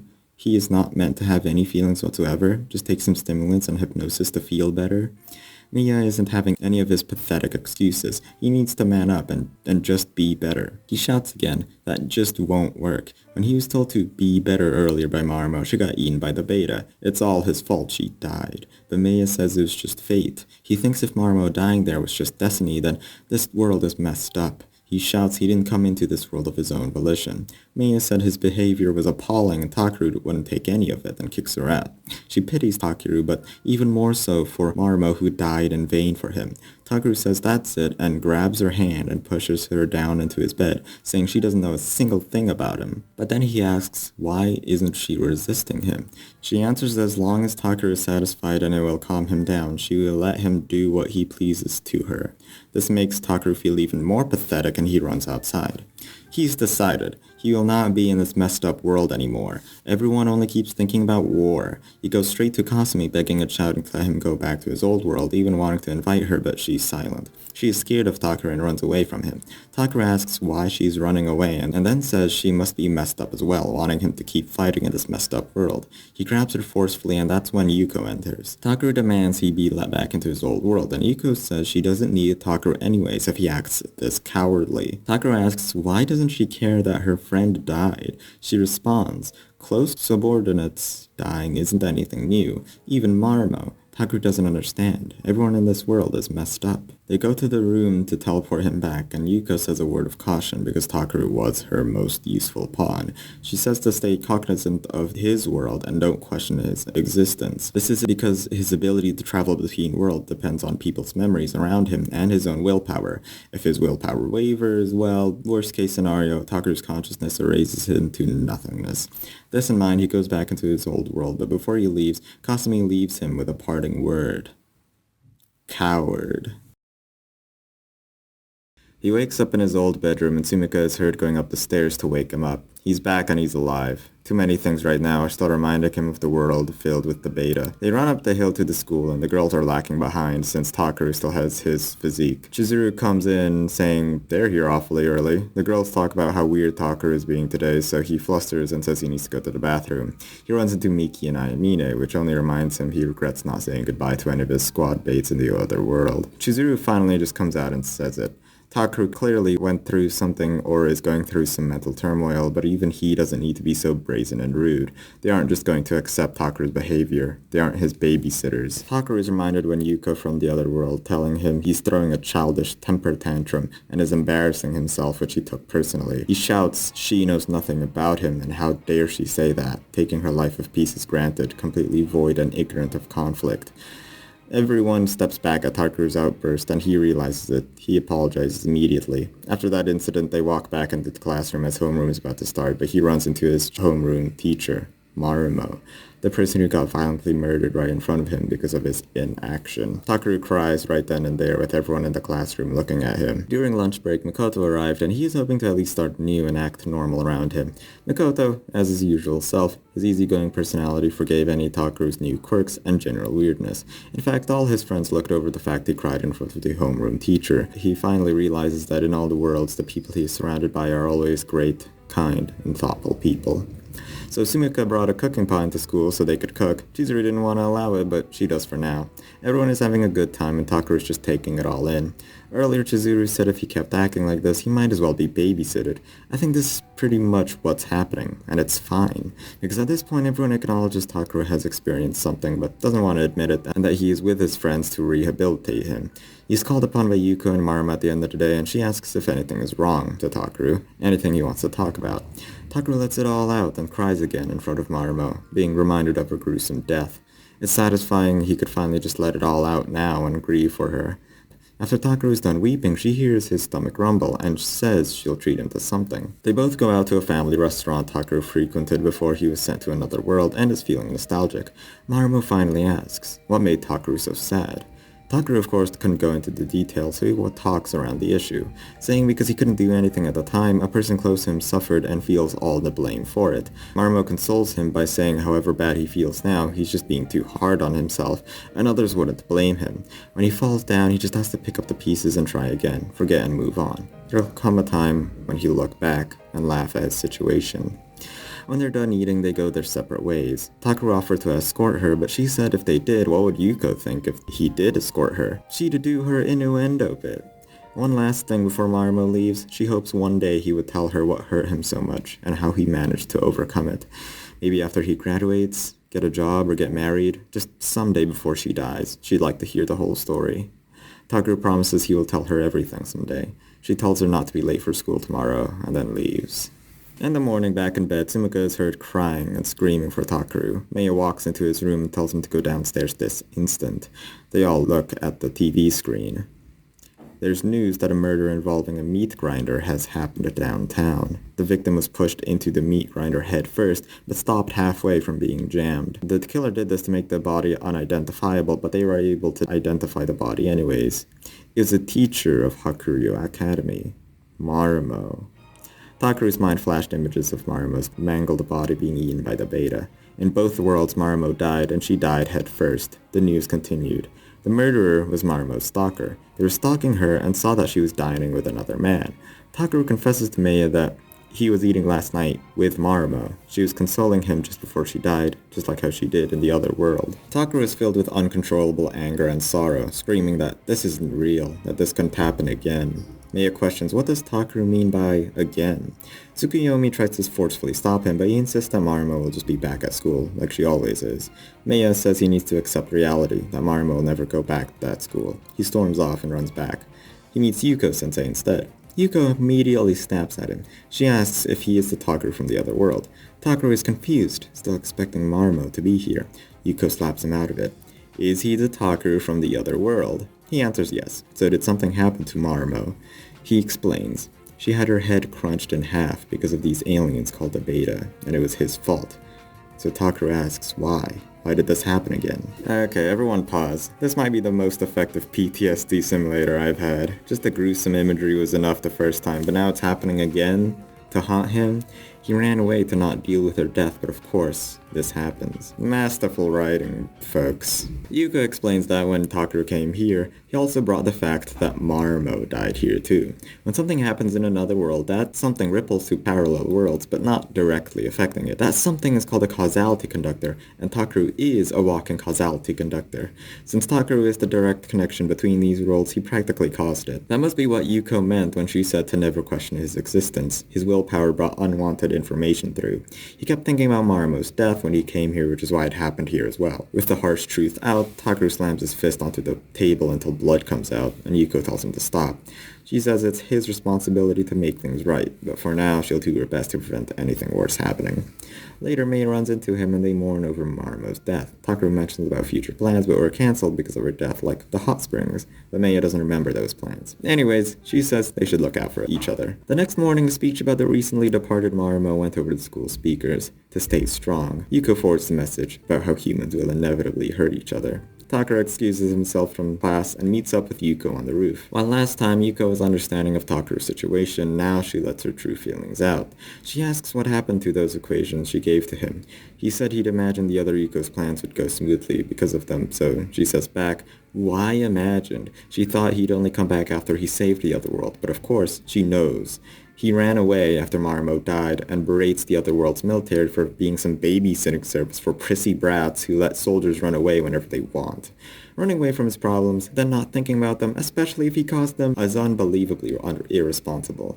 Takeru tells her to stop. He's hurting as well. It all falls onto his shoulders. She couldn't do anything. She's only a bystander, but Takeru is the main issue. She says if anything strange happens, report immediately. She leaves. Takeru gets awoken by Maya and apologizes. Even though she said they should look out for each other, he just ran away. But Maya doesn't remember that conversation. But she must have just been out of it. To take their minds off it, Maya makes a promise to meet tomorrow and Takeru agrees, but right now he wants to show Maya somewhere. He shows her the hill atop of the city, and she admires the view. Maya says him telling her a place like this almost feels like if Takeru is going to disappear. Takeru thinks Maya is usually sharp about this. I wonder. They both go back home, and before they sleep, Takeru talks to SUMIKA. They promise tomorrow they'll cheer each other up, by SUMIKA saying she'll be with him tomorrow. But his plan is to be with Maya for a day, then tell SUMIKA his true feelings, since he knows Maya will leave after he does that, according to Extra. Takeru says he'll still be free by night, and they'll say they'll meet up then. Takeru beats himself up by running away from his problems, then taking advantage of his situation. Tomorrow morning, Maya didn't wake him up. Takeru thought she wanted to wake up early for their meeting, but when he goes downstairs, Maya doesn't remember this meeting at all. Takeru thinks Maya is teasing him for being late, but she's offended and she'd forget something as important as like meeting with him so easily. She doesn't even remember meeting him yesterday. When was the last time she talked to Takeru? Suddenly, she doesn't remember a single thing happening at the moment. Why was she here at all? She excuses herself and leaves. Takeru goes straight to Yuko. Takaru ran straight into the physics prep room, and Yuko says his cozy life didn't last long, did it? Takaru explains everyone is forgetting about him. Basically, whenever memories went through the conduit between the worlds, whenever anything Takaru-related happened, it gets sucked through the pipeline and gets erased. Takaru thinks about what Yuko told him back in the beta world. She knows this is what would have happened to Takaru. That conniving bitch, Takaru thinks. It's best he stay away from everyone for now. She tells him to rest, and he'll call him when she needs him. Walking back home, Takaru thinks about his life from now on. He knows everyone will forget about him. Even if he makes new memories with other people, they will forget him soon. Because of his causality conductor thing he didn't even want. He couldn't interact with another human being normally again, and isn't any better than a pebble on the street. But he runs into SUMIKA. He pushes her away, telling her he's a jerk, but SUMIKA still says she found her present from going all around town. And even remembers their promise to meet tonight. So, a choice prompt. Push her away or talk to her. It might ruin me in the long term, but I'll take the chance and talk to her. Takaru at least stayed to hear SUMIKA out, about if this other person cancelled their plans. Let's just go out for now for their meeting. She brought him a present and everything. But Takaru remembers what Yuko said, conversing with someone will trigger them to forget you even more, so Takaru runs away. He prefers being an asshole to her than have her forget him. He looks back and sees SUMIKA crying. Whenever they heard each other, they knew it was just a friendly joke, but now, it's different. He finds himself in his childhood playground and sleeps on the bench. He doesn't care if it's cold, he'd rather die. He remembers that around this time in Extra, he'd be celebrating his birthday with his friends. Why did he take his life for granted, he thinks to himself. He lies cold on the freezing bench and falls asleep. However, he wakes up feeling a bit warmer. It's the gloves Takaru gave to SUMIKA for her birthday. She gave them back to him while letting Takaru sleep on her lap. Takaru remembers when Santa didn't come for her during Christmas. He gave presents to her in Santa's place. But no, he still runs away. He couldn't tell SUMIKA his situation, but SUMIKA insists she'll understand him, because she knows him the most. Upon hearing those words, Takaru gives up. She tells him all about the world of the beta, how these aliens were invading the Earth and humanity was declining. When he arrived, he brought these ideas to improve their weapons, and he was inspired by the video games he was playing that they didn't even have them. SUMIKA says he must have been some kind of hero. But out of nowhere, the beta attacked them, and Takaru was scared to death. When Marmo tried to console him, she died right in front of his eyes. SUMIKA reasons that must be why he was so heartbroken when he experienced it all over again in this world. Takaru says she didn't believe his story, but SUMIKA says she does. It's written all over his face, how distraught he is and what he went through. Takaru says if she does believe him, then all the reason she should stay away, because of his existence in two different worlds. The memories getting transferred are going awry too, but SUMIKA says that makes no sense. Talking with her will make more memories. She also says Yuko's just making things up. She promises she will never forget Takaru. They walk home and buy some sweet bean soup, which reminds him of the time she was ecstatic when she saw it on the vending machine the first time and said it's sweet bean season. Takaru laughs when she said the same thing, even though it's currently a different season. Before they leave each other, they kiss. SUMIKA promises again she'll never forget Takaru. Maybe with me repeating SUMIKA's promise, you know exactly what's gonna happen next. The next morning, he shows up early to school and doesn't let SUMIKA wake him up so she wouldn't forget him.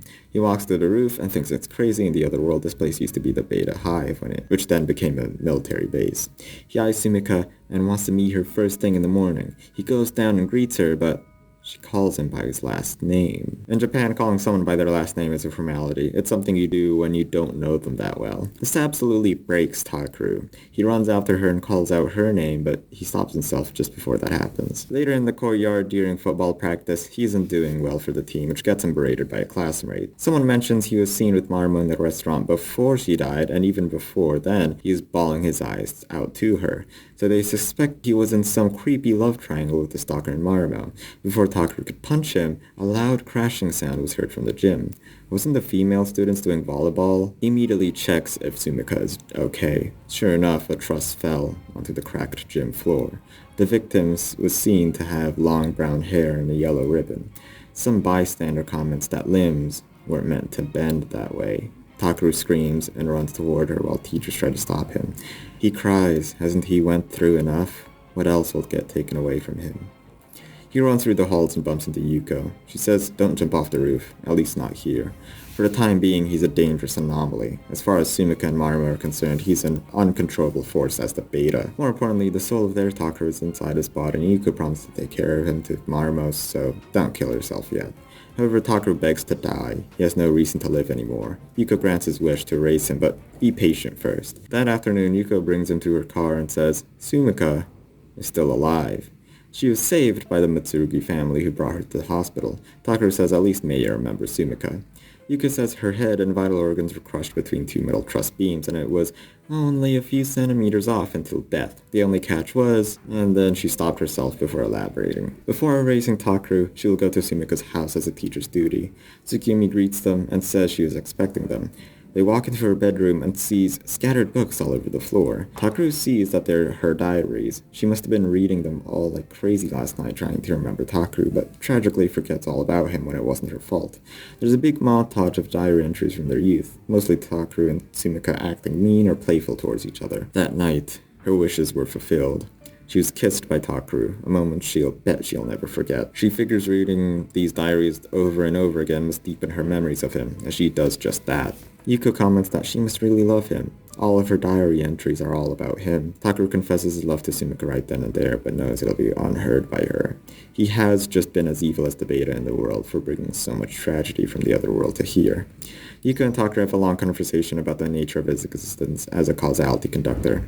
More sciencey stuff alert. I'm going to skim the important parts and not explain the reasoning because it's quite lengthy and I don't even get it. But first, it's clear there's some connection between the two worlds that transfer information. Second, causational events relating to creation or birth are weighed less than events of death and destruction. Third, Tsukiyomi is still here, but Meiya doesn't have any reason to stay.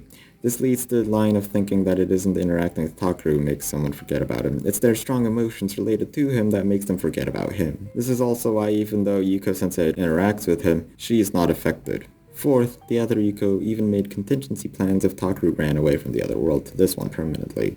She really thought of him as just a pawn. Okay, let's get to the point. Takaru traveled back in time from the end of Unlimited to the start of Alternative, onto the same day, October 22nd.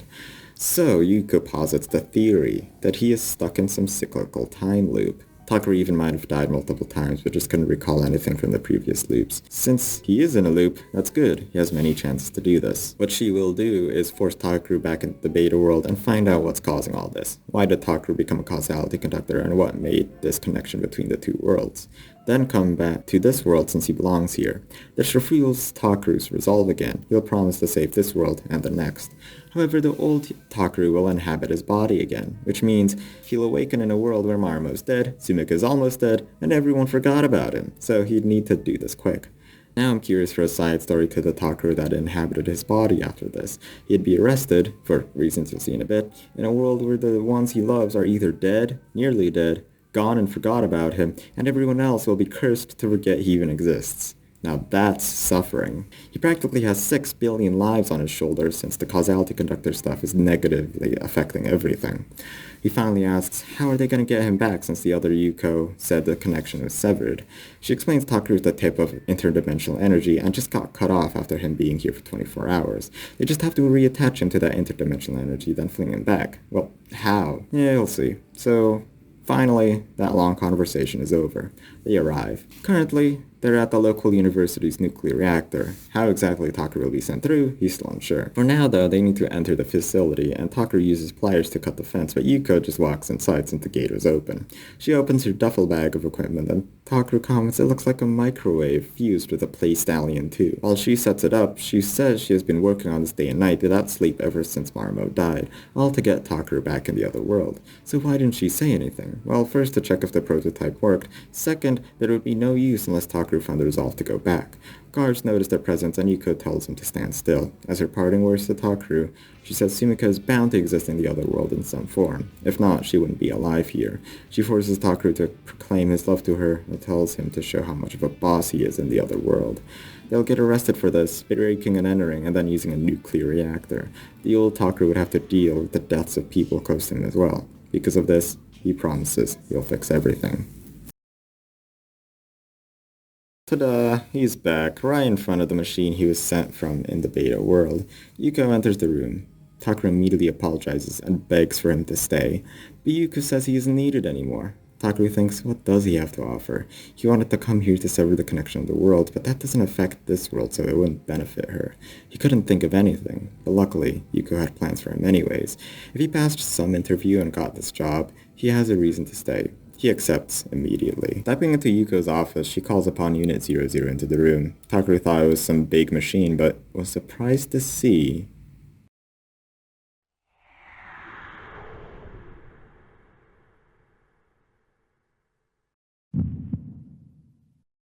she goes on spouting about killing all the beta and nothing else. Takaru begs Yuko for an answer. Why is SUMIKA here? But he thinks to himself, emotional outbursts like those will only let him be a pawn forever. She goes on about promising to kill every single last beta, then passes out when seeing Takaru. Yuko said this hasn't happened before and that he passed the interview. She needed him to tune Unit 00 for better optimization, and it required him. Takaru asks a barrage of questions, but decides to be patient. When he goes back to his room to rest, when suddenly Maya appears. She slaps Takaru multiple times, one for leaving without saying anything, one for making them worry, and one as a thank you slap for coming back safely. She says it must have been hard for him being at the front lines for a week. Takaru realizes that's the made-up story Yuko made for him and deals with it. Maya is relieved to see him again and that he'd better be ready for an onslaught of slaps by his teammates later on. He falls onto his bed, still up, thinking about things. He thinks what practical reason Unit 0 had to resemble SUMIKA. Was it to motivate him? Was it so no one suspected Unit 00 to be a teenage girl? He sleeps on it. The next morning he's drafted into Special Unit A01. A force led by Yuko and has the highest mortality rate out of all the squadrons. They welcome Takaru with open arms. He has done wonders for humanity so far with the advancement of the new OS and the success of the coup d'etat. They get to know each other and every member. So there's quite a few new cast members, I'll mention them so you won't be confused later on. So there's Captain Asumi, Suzumiya Haruka, Hayase, Murakata, Kazama, Kashiwagi, and Suzumiya Akane. Takaru does comment though, for a squad with such a high mortality rate, everyone sure is informal and easygoing. Squad 207 is there too, but they make awkward faces at him. Finally, she teaches him the motto of their squad. Carry out your mission at all costs. Fight to your very last breath. Make your death count. Captain Asumi sends them to mock battles, but keeps Takaru in for lectures. In this series of lectures, he'll learn and catch up with everyone in just a few days. For now, he'll learn the true mission for Special Unit Force A01, then anti-beta battle tactics, then TSFs being used. So the true purpose of Special Unit Force A01 is to ensure Alternative Force success. Sometimes they'd bring beta samples, sometimes they'd test brand new equipment. They were involved in the coup earlier, and they go on to a tangent whether or not it was successful. Asumi says they made mistakes such as using the XM3 intimidated them enough to use air forces, and the tactics used were meant for humans, not betas. But Takaru is just like, whatever man, the main goal is achieved. So the main mission to support Alternative 4 now is to protect something. Takaru knows it's Unit 00, but asks anyways what are they protecting. There's something called a need-to-know basis. If all you need to know is that you need to protect something, then it doesn't matter if you don't know what the something is. So yeah, that's the end of the lecture. On the way to the PX, he encounters someone from Special Unit A01, Hayase Mitsuki. Takaru salutes, but she reminds him no need to be so formal. Takaru apologizes about how he could have prevented Marumo-sensei's death, but she stops him right there. Everyone feels the same way he does, so him wanting to apologize to everyone about this issue is just to make himself feel better. Takaru steps back and realizes his selfishness. Other members appear, being the Suzumiya sisters. Akane strives to be Storm Vanguard of the unit, which is the best rank one could get in a unit, and how she wants to be as good as her sister. This leads them to talking about what happened to her sister, the accident they were in during the GCSE. They used the Humvee to quickly get to the evac point, then crashed since they went through the jungle. One died, and the other had their legs stuck under the tires, that being Haruka, who now has prosthetic legs. Takaru compares how this group has different policies since in Squad 207 they had a no interfering policy, but here they openly discuss past trauma.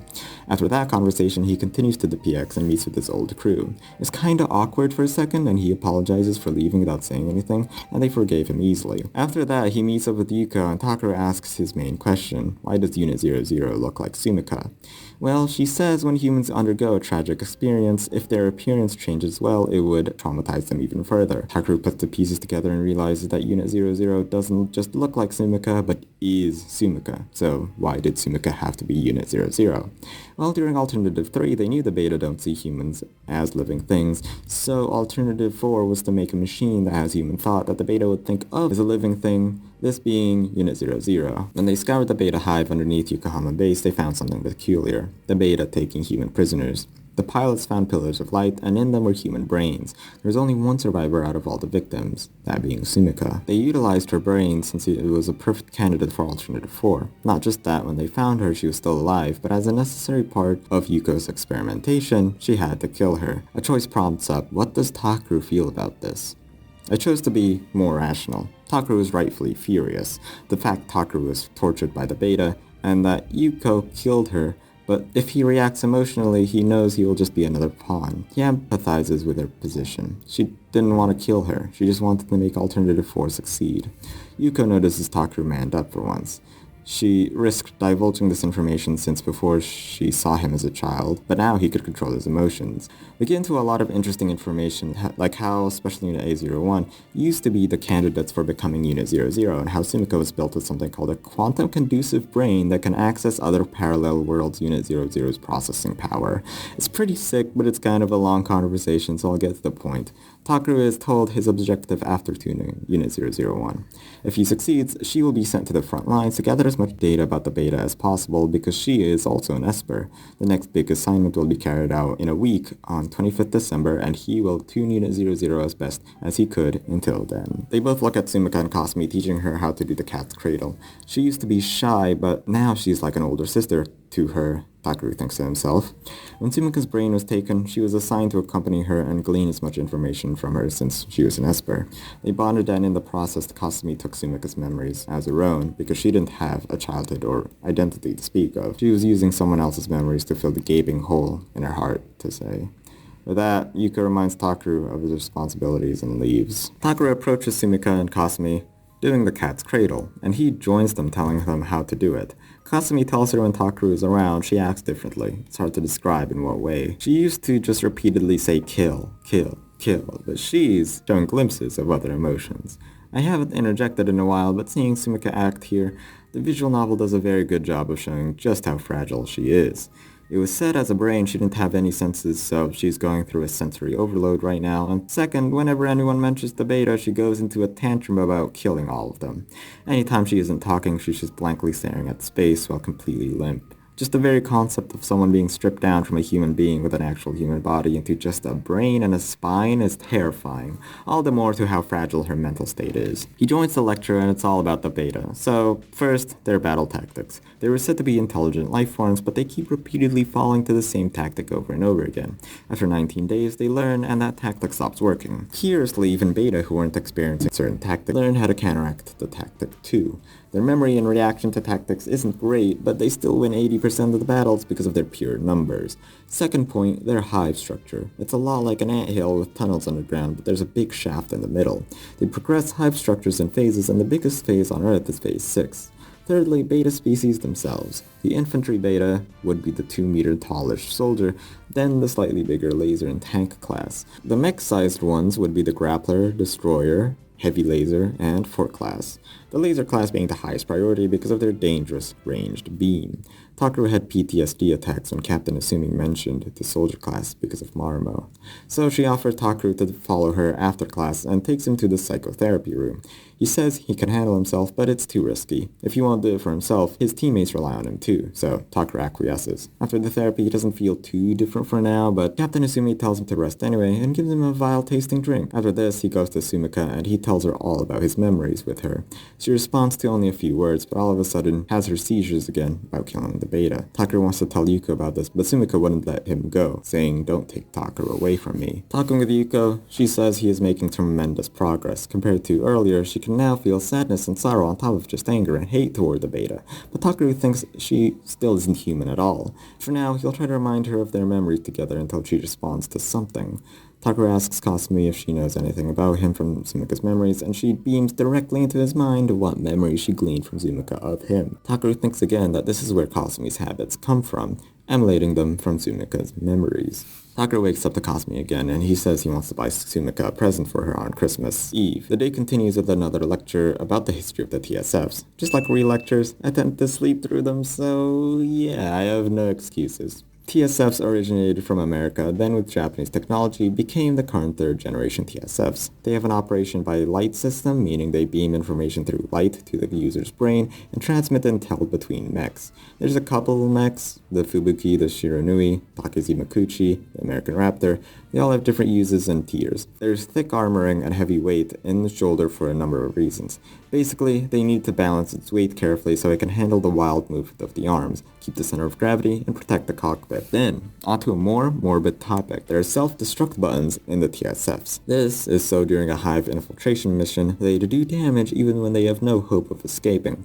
Knowing your sacrifice helps humanity is important to a pilot. These aren't an American TSFs, since their strategy is to bomb hives with G-bombs, which the Japanese reject. When G-bombs were launched to save the Yokohama base, no life grew around it. Even when Beta left some area, they mysteriously didn't touch the surrounding nature, allowing humans to live in these former Beta-ridden areas again. So if Alternative 5 was launched, where a portion of humanity was sent to space while the rest and the Beta were G-bombed, it's unsure if the surviving humans could continue living with the aftermath of the G-bombs.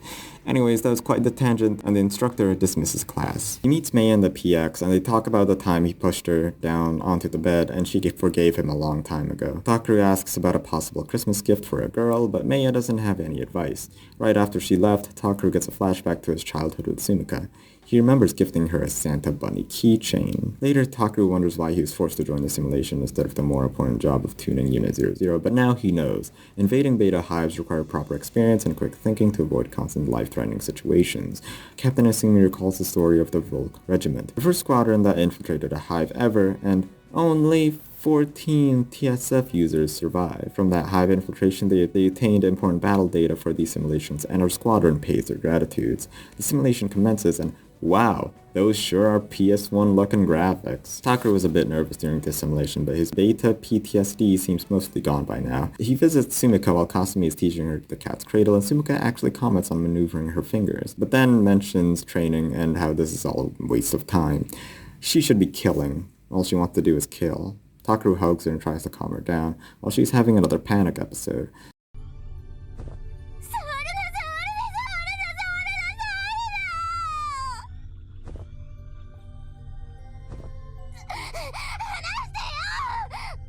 Kasumi says she should take it slowly and Takaru agrees. After that, Takaru tells Yuka about the giving presents idea, and Yuka says it couldn't hurt to try. She recommends instead of buying the rabbit doll, he makes it himself. This is because since SUMIKA was also designed to read minds, she'll be reading his thoughts and the effort and love put into his present will reach through to her.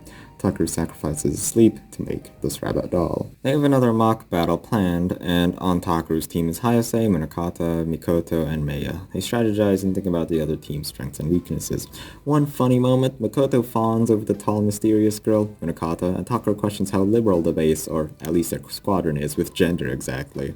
Hayase gets to the point. This mock battle is meant to simulate the beta. They have snipers on their team, to be the laser class, and they are vanguards meant to be the destroyer class. They tease Takaru by forcing him to take the heart of their formation and act as bait. Before they continue the teasing, he accepts.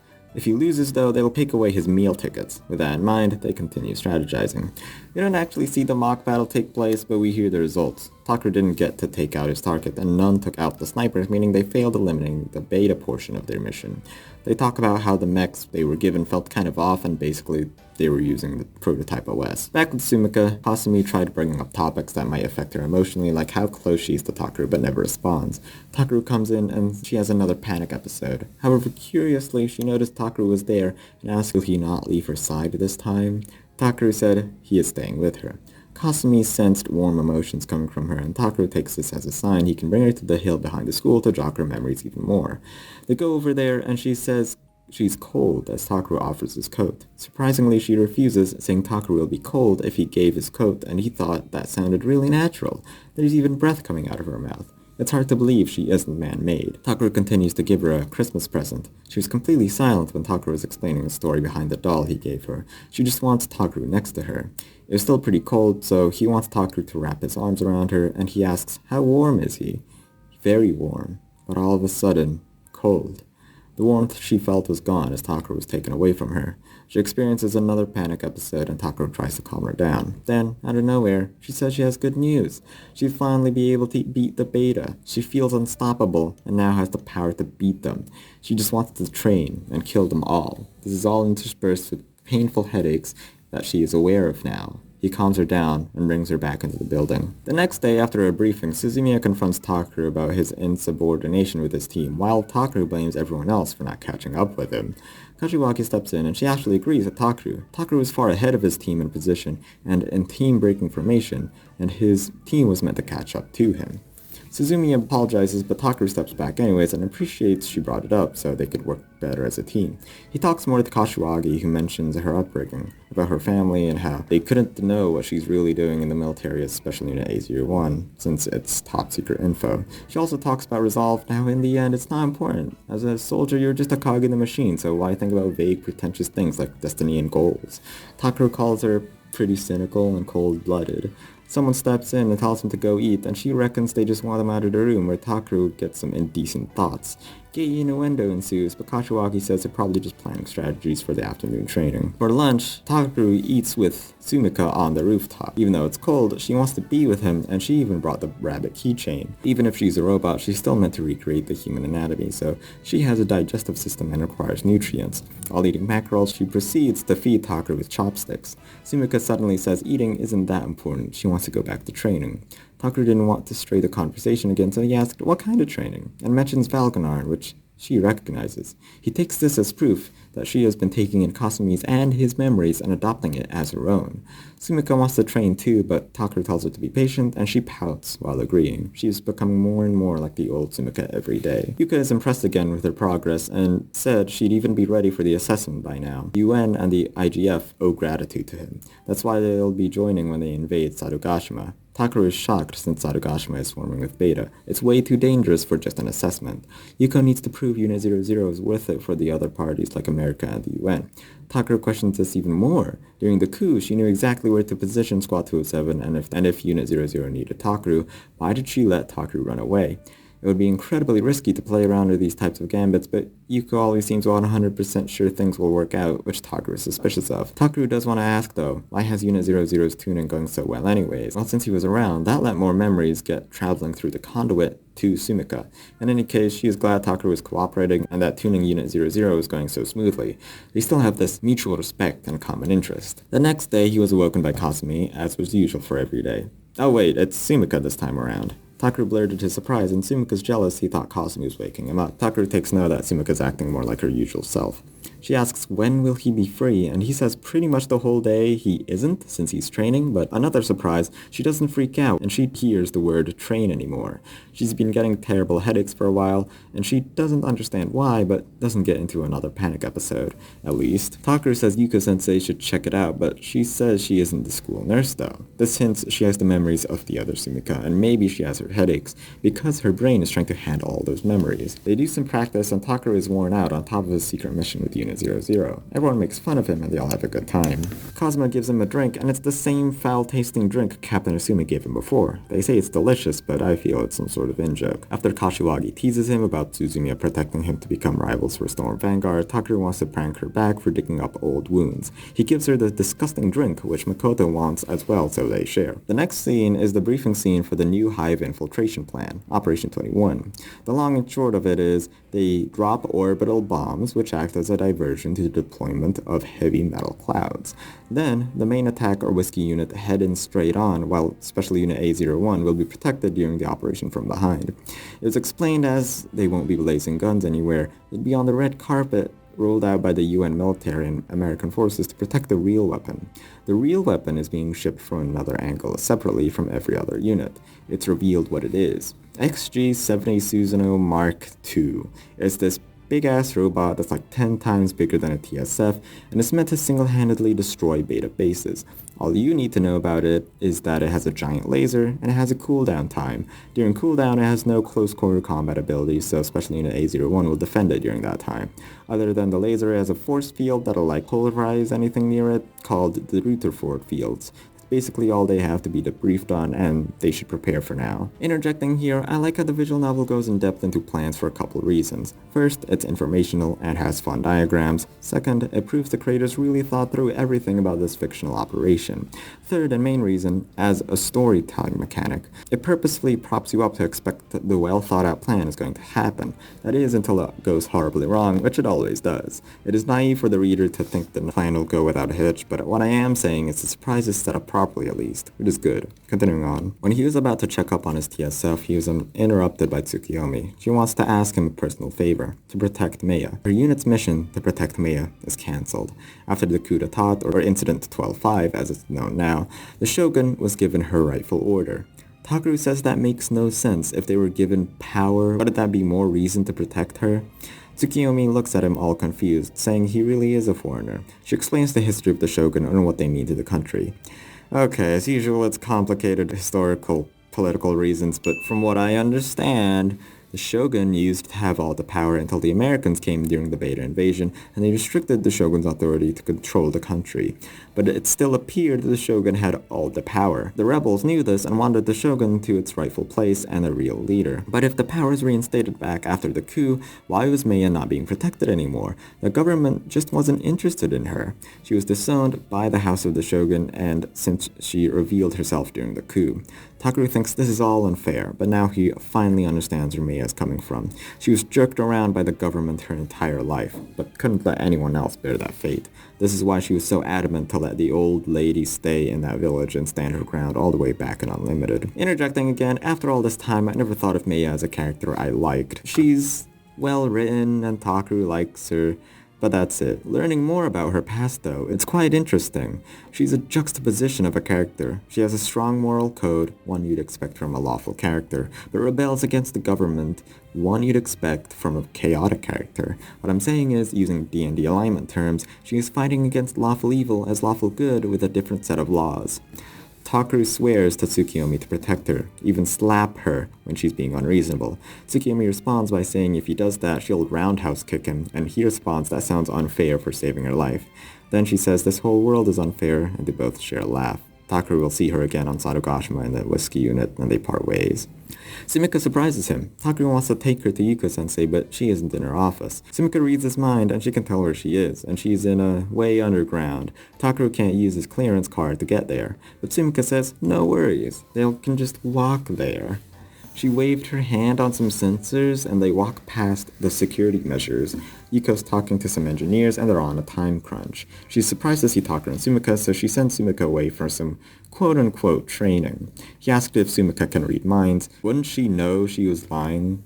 She explains away. There's a bracelet on her wrist that sends out something called buff-white particles, and it sends reverse phase waves of their thought waves, and it cancels out, effectively not letting her read their mind. When he asked why can she just walk past security, her quantum conducive brain is the reason why. She can just think of something like, I want to go to Yuko with Takaru, and her buff-white particles are sent into their computer systems and rewrite their code so it'll let her through. She has these capabilities because she is the pilot for Suzuno Mark II, who needs human thought to control. It cannot be manned by humans because during experimentation, their bodies were obliterated while firing the big laser. It just is not safe for humans.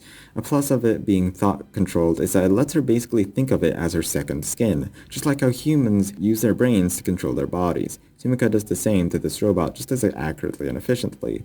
They talk about what if SUMIKA goes rogue though? She can hack any computer system in the world. Well, it's not any different to a trader with access to G-bombs. Whenever a new big weapon is introduced, everyone just goes in cahoots. About those buff-white particles though, they didn't use it everywhere since the bracelet is made from a rare material. This rare material being sourced by the beta, just like how her brain uses Grey 9 to function and G-bombs to use Grey 11. They've really been using the beta substance against themselves quite a bit through the war. Why did the beta not use these substances against us? Only the beta would know that. Anyways, Yuko's busy, but she tells Takaru to keep the girls safe. The next scene, we are staring into the distance on a boat heading toward the Beta Hive. He thinks back upon what Yuko said about failing to become the Holy Mother on Unlimited. She must met Unit 00 as her daughter in a way.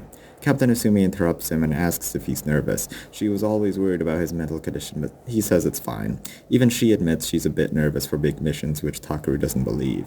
Captain Asumi asks if he has girl problems, since usually when men talk about how strong women are, it's because of a girl. Takeru wasn't dumped or anything, but she was right in thinking it was because of a girl, being SUMIKA.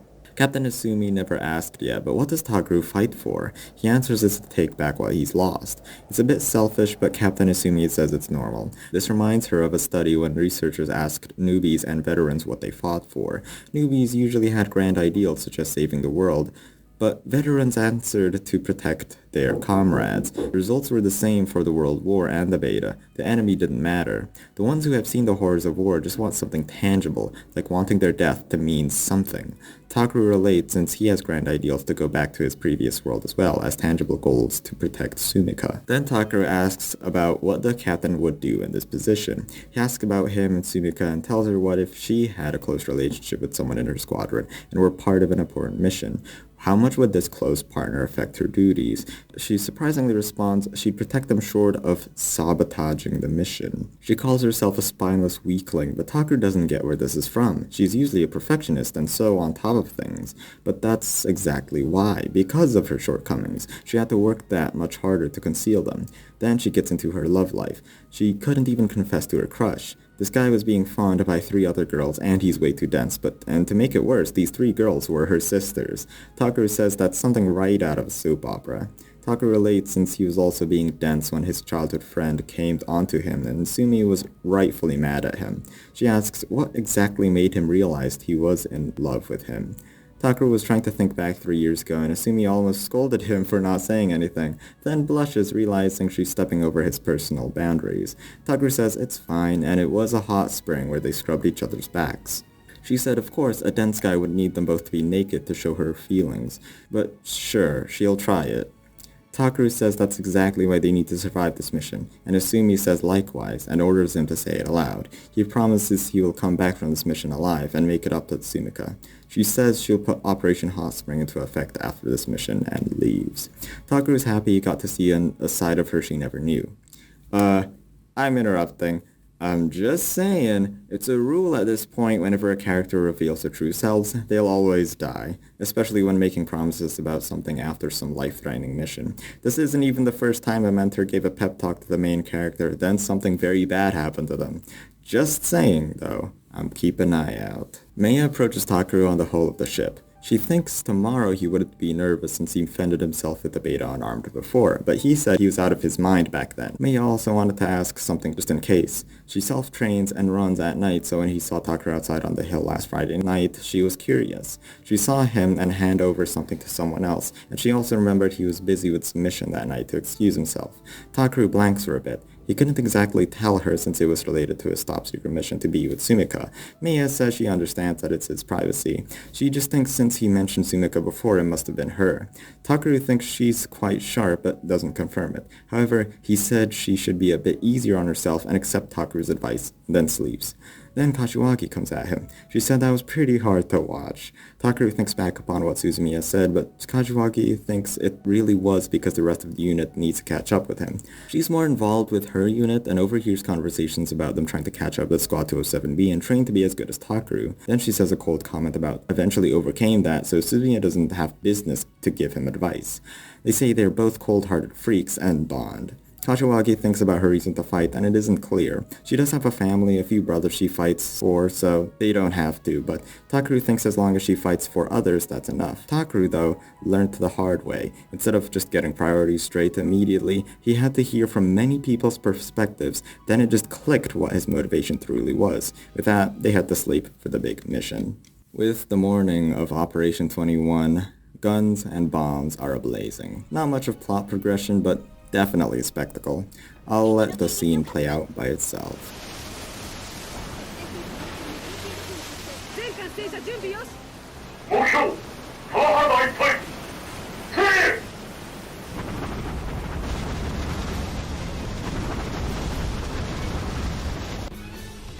They deployed the bombs and the metal cloud. The unit our characters are in, the Echo unit, are still heading towards the island, while the front lines have already lost many casualties. Special Unit A01 are heading toward to the base, while slashing hordes of Beta. Yuko talks to a captain named Captain Ozawa of the Yogami how everyone's fighting hard for the mission, even the ones from the Imperial forces outside Japan.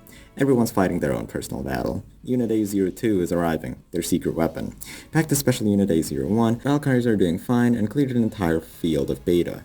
While resupplying, Takara admires everyone's talent and skill. After talking to everyone and knowing more about them, he realizes they're just human beings like ones in his old world. They don't act like this because they're war-hungry and become insane after being forced in a Beta-ridden world. They're just fighting for what they want. Takara is tense after hearing Maya notify him it's his turn to resupply, and she asks if he's okay. Then the orbital divers come to bomb the Beta base even more. Takara says, "Holy shit, that was cool."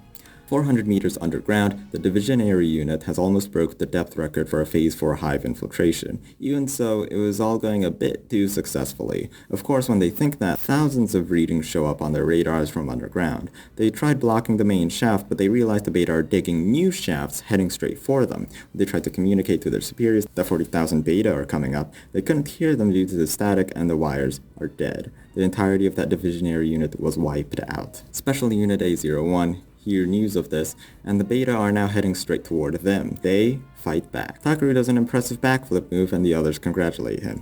Hayase and Captain Usumi talk about this, and he's happy a playful conversation can still happen on the battlefield. They must be doing this for the rookies. However, they can't rest for long. Much more Beta coming from the hive are still heading for them, and they head back to the defensive line or ravine 2,000 meters ahead of the attack point. Yuko is conversing with Captain Ozawa. They'll replace the artillery from missiles to anti-laser shells and direct them to support Special Unit A01. It'll take 10 minutes for all ships to change artillery, so they're just holed up until then. But Captain Usumi has a plan. They retreated to the defensive line because of its narrow path. They haven't directed any fire towards units because their target is Unit A02, Susanoo Mark II, or the big-ass mech laser weapon. This is because the Beta have been explained prioritize airborne weapons and then complicated machinery, and the most complicated machinery around is Susanoo Mark II. Since they're focused on that thing, the vanguard of the Beta being the destroyers would avoid them and pass right past them. When the destroyers passed them, a flight from their unit would attack from behind, then the other flights would charge head-on to the Beta behind the vanguard. By the way, Special Unit A01 is comprised of Flight A, B, and C. With this plan, they'd exploit the weakness of the destroyers and avoid heavy lasers. The plan in place, Hayase orders Shirogane to do some ace pilot ass-kicking, and he questions what's the difference between regular ass-kicking. Moments before the destroyers pass them, he remembers another scene of being in a dark cockpit, with Maya underneath all that rubble and Unlimited. But he sees Maya blushing? Valkyrie Mum, or Haruka, orders them to mobilize, and they were right. The destroyers pass right through, and chaos ensues.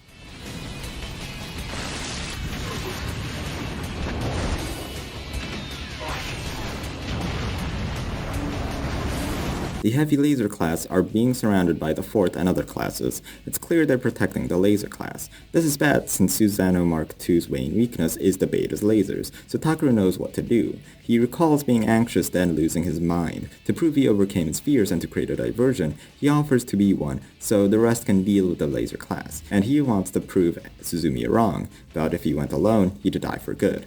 Hayase lets him act as a diversion, and it went...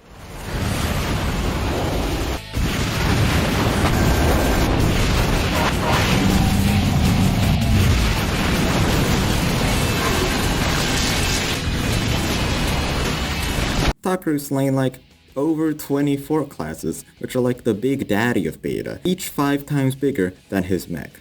I was thinking if I would survive in his shoes, and I remember playing Hades, being surrounded by demons and monsters. I kept dying and losing to the point I couldn't get past Asphodel or the second world, so clearly no. What I mean is it's pretty impressive what Takaru did. His diversion did wonders and they were able to kill 40 heavy laser class, a detour to some IGF pilots, and they are getting their ass handed to them. The artillery support is being replaced with anti-laser shells and directed to Special Unit A01, so they don't have backup, and just as one TSF was being crushed by Destroyer Class Beta, they were saved by the Royal Guard and they push ahead. Valkyrie Mum orders Unit A01 to evacuate as A02 is going to fire. Takaru worries they didn't kill all the laser class, so when some Beta do fire at Unit A02, it was deflected with its Rutherford force field. Sumika proceeds to fire the beam.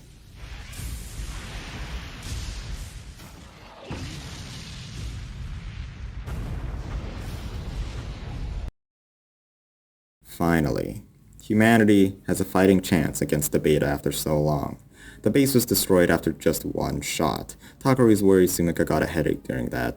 They're still on guard since more beta might come from underground. They keep protecting Unit A02. Some of the first lieutenants cried seeing the laser destroy the base being described as a literal ray of hope for humanity.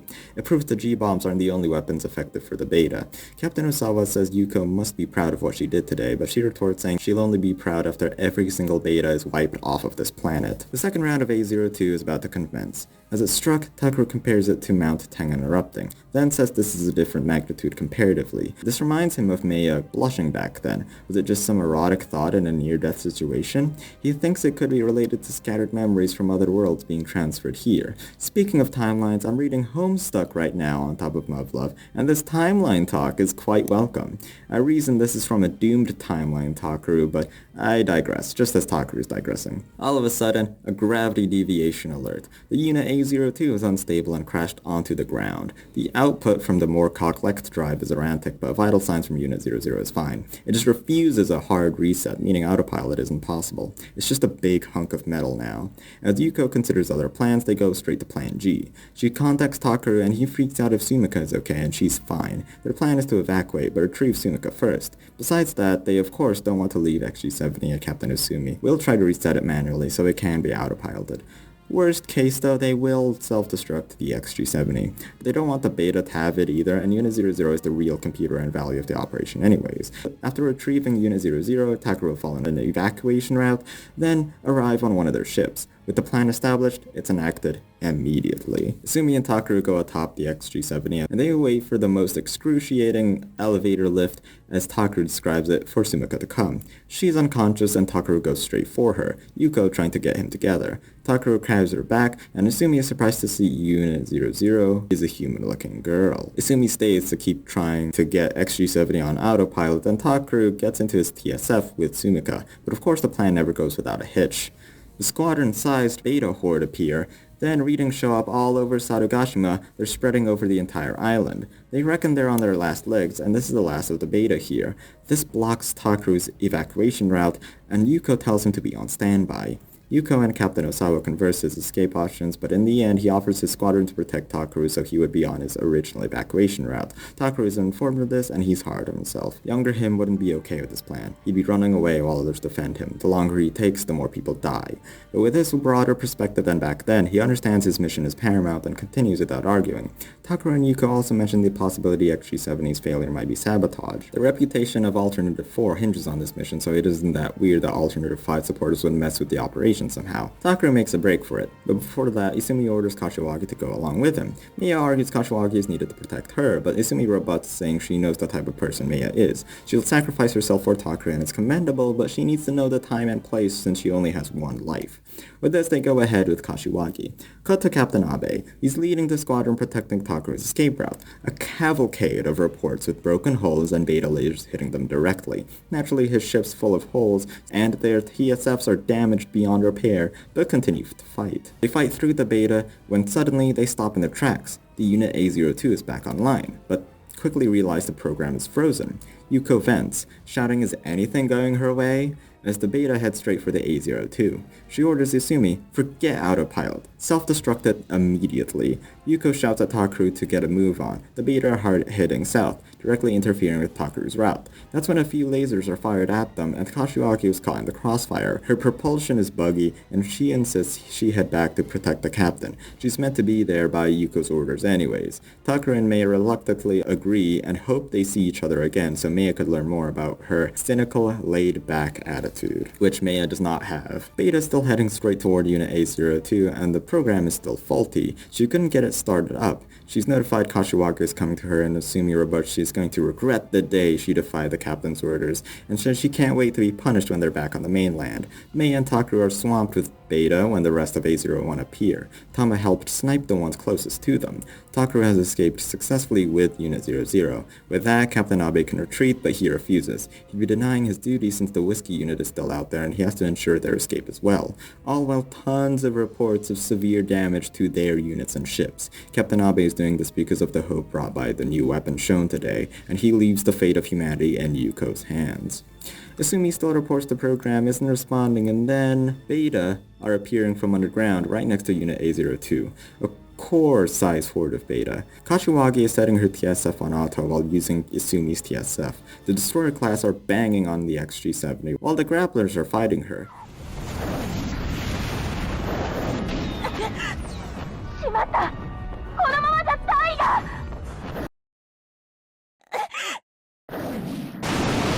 柏木。鈴宮。昇格がイスミキの胸部を直撃。 While violently fighting, a stinger pierced right through her TSF. Yuko desperately administers a counter shock to resuscitate her, but the acid from the tip pierced straight through the control unit, and there's no response from her suit. Captain Isumi is back from the cockpit, and Plan G is reinstated. Captain Osawa sends a squadron to retrieve her, but no. She instead restarts the A02 engine so the Beta are focused on her, then blow it up to smithereens. The Beta who are on the mainland will be focused on Sadogashima again. Oh, did I mention they're invading the mainland? They're invading the mainland. Yuko senses this as some special resolve only 801 could achieve. Takaru finally arrives at Yuko's ship and reports Unit 00 is connected to a maintenance device. Yuko reads on the monitor she is doing fine. She reports Captain Isumi is still stuck in Unit A02 and Kashiwagi was killed in action. Takaru bursts into a fit of anger and Suzumiya interrupts to brief him. The Beta appeared from underground and it was overwhelming for just 2 TSF units. She was pierced straight through the control unit. Takaru thought she was different from everyone else because of her cynical act, but why she have to die like a hero?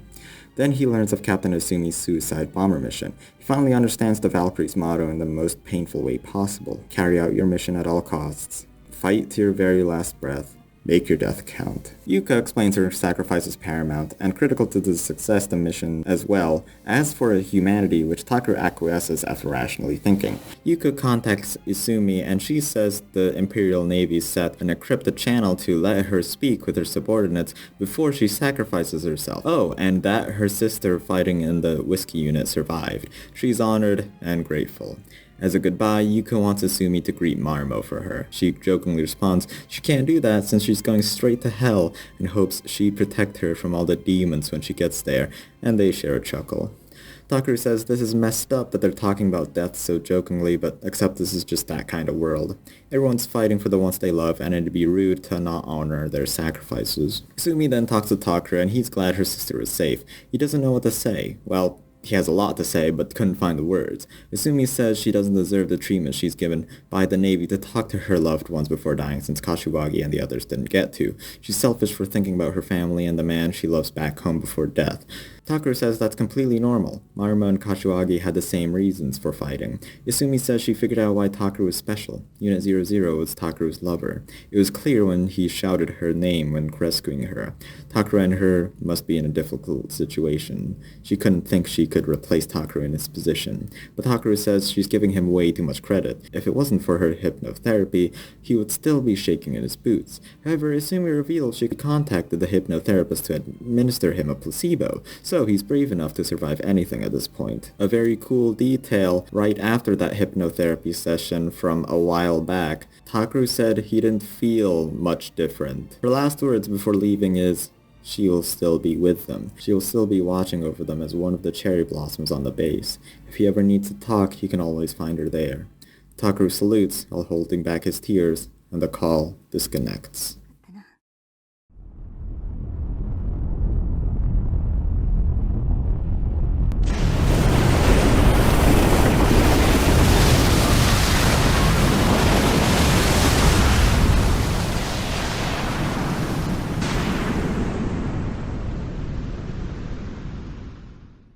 The ceremony for success for Operation 21 is being enacted. They grieve over their comrades' deaths, but as the alternative special unit being top secret, it wasn't a proper funeral, just a tree for a grave and no body to bury. Isumi, as the last moments before her death, says her final words to every member of the Valkyries.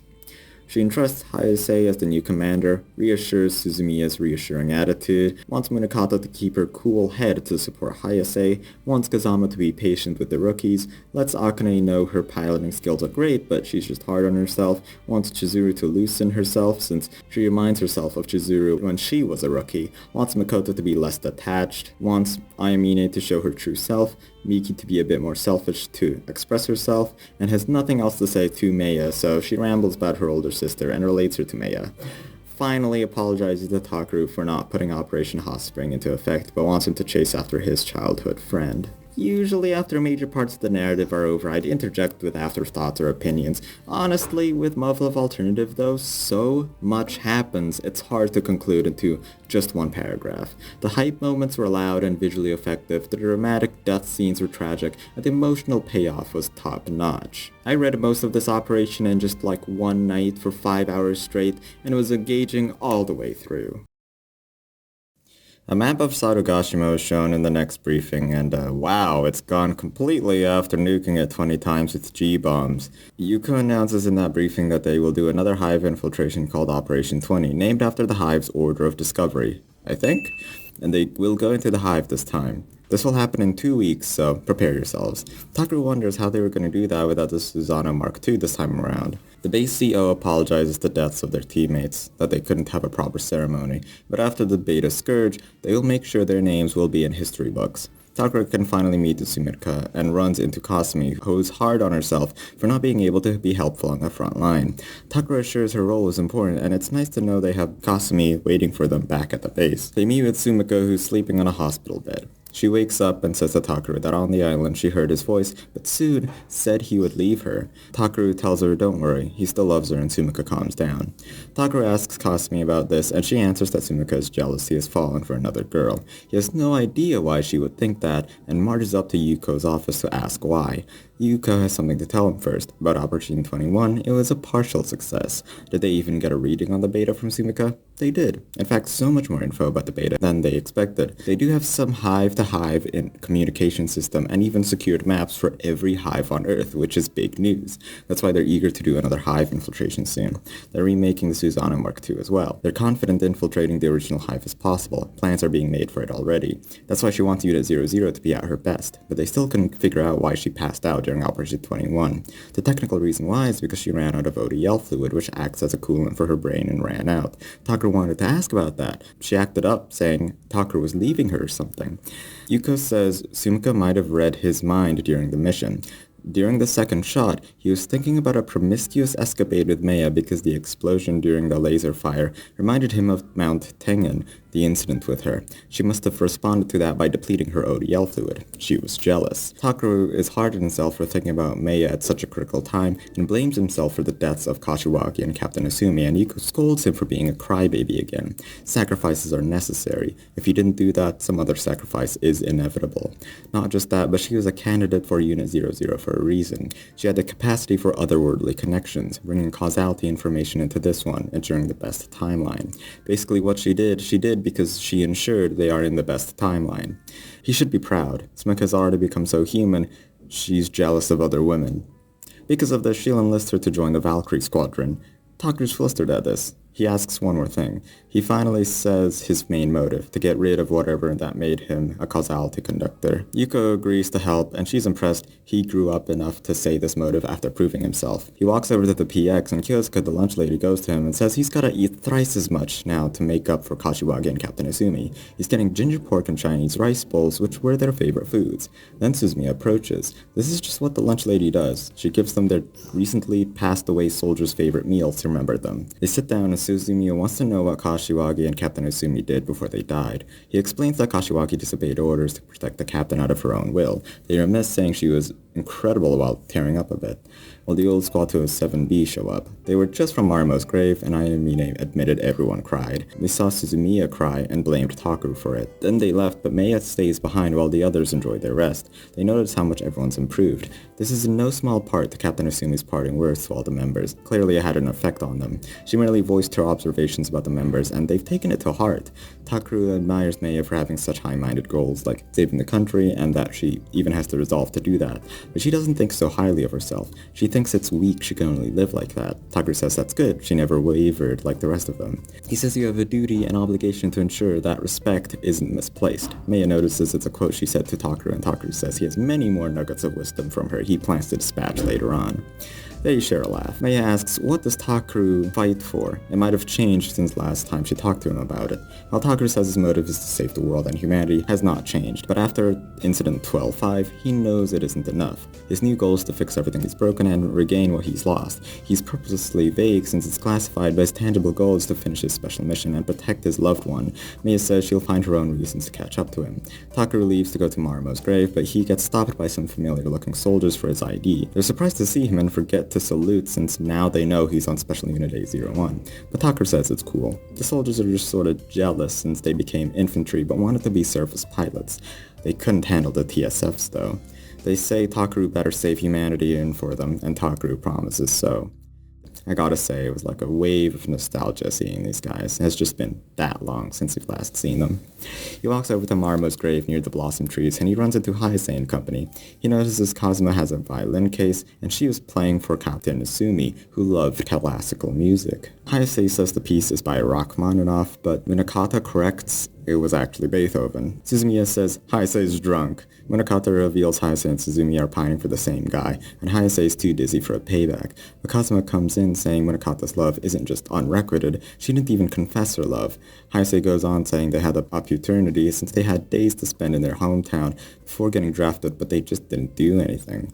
Then Minakata states he's still alive, then tactically retreats. Suzumiya says, yeah, they're an all-girls unit, so naturally they're open about their love lives. Then, all of a sudden, he promotes Takeru to Storm Vanguard 1, a flight commander. They discuss this with everyone and entrust him with the role. It's the best formation without the captain. Basically, Hayase will replace the captain and Takeru will replace Hayase's old position. Takeru feels this carries a lot of symbolical weight. To clear his mind, he asks Suzumiya and Hayase's motives. They respond it's similar to Haruka's. When the Beta are gone, they're gonna settle things, but don't divulge into it. They say Kazuma wants to restore music to the world, and Minakata to restore her homeland, and also confess her love. Takeru thinks those are some grand ideals, but they say it's meaningless to compare motives. Your reason to fight is yours only. They leave Takeru with Marumo, and he continues to visit Kashiwagi and the captain as well. The next day, they're training. They did great with the simulations, what with the map information that SUMIKA got from Operation 21. They remind them that the bomb to destroy the reactor called S-11s should be full priority, even if friendlies are caught in the fire. With that, they're dismissed. He meets up with Squad 207B, who all call him Flight Commander, which weirds him out. Later, they're celebrating Takeru's promotion, but also improving morale and team bonding and such. During the party, Minakata says he should be proud. The Vanguard is meant to be the second best position, so he should be confident as an example for the rest of the unit, just like Hayase. This implies Hayase pretends to be standoffish, and Minakata says she hides behind her facade. On the inside, she's mousy and insecure. She knows what's expected of her and acts that way to live up to her standards. This reminds Takeru about his conversation with Meiya that was about the exact same thing. Minakata is happy he made this realization. He finally figured himself out. If he doesn't understand himself, how could he possibly understand or help others? But what if he feels like he's straying down the wrong path? All he needs then is someone to smack him down back to the right one. Someone is a guiding light. He immediately thinks of Meiya. Hayase overhears, and Minakata says they're just talking at how Takeru wants to take care of Hayase before she ran herself into the ground, and Hayase chases Minakata. Takeru is then approached by Kazama and Suzumiya. He says he was pondering over their conversation and wants to learn more from her. Takeru also notes Suzumiya preparing this party, and he recalls he did a Christmas party too, but he didn't know anything going on back then. Now, Suzumiya, who's much more mature than him, throwing a party, he really enjoys it. Then all of a sudden, Yuko comes in the room with SUMIKA.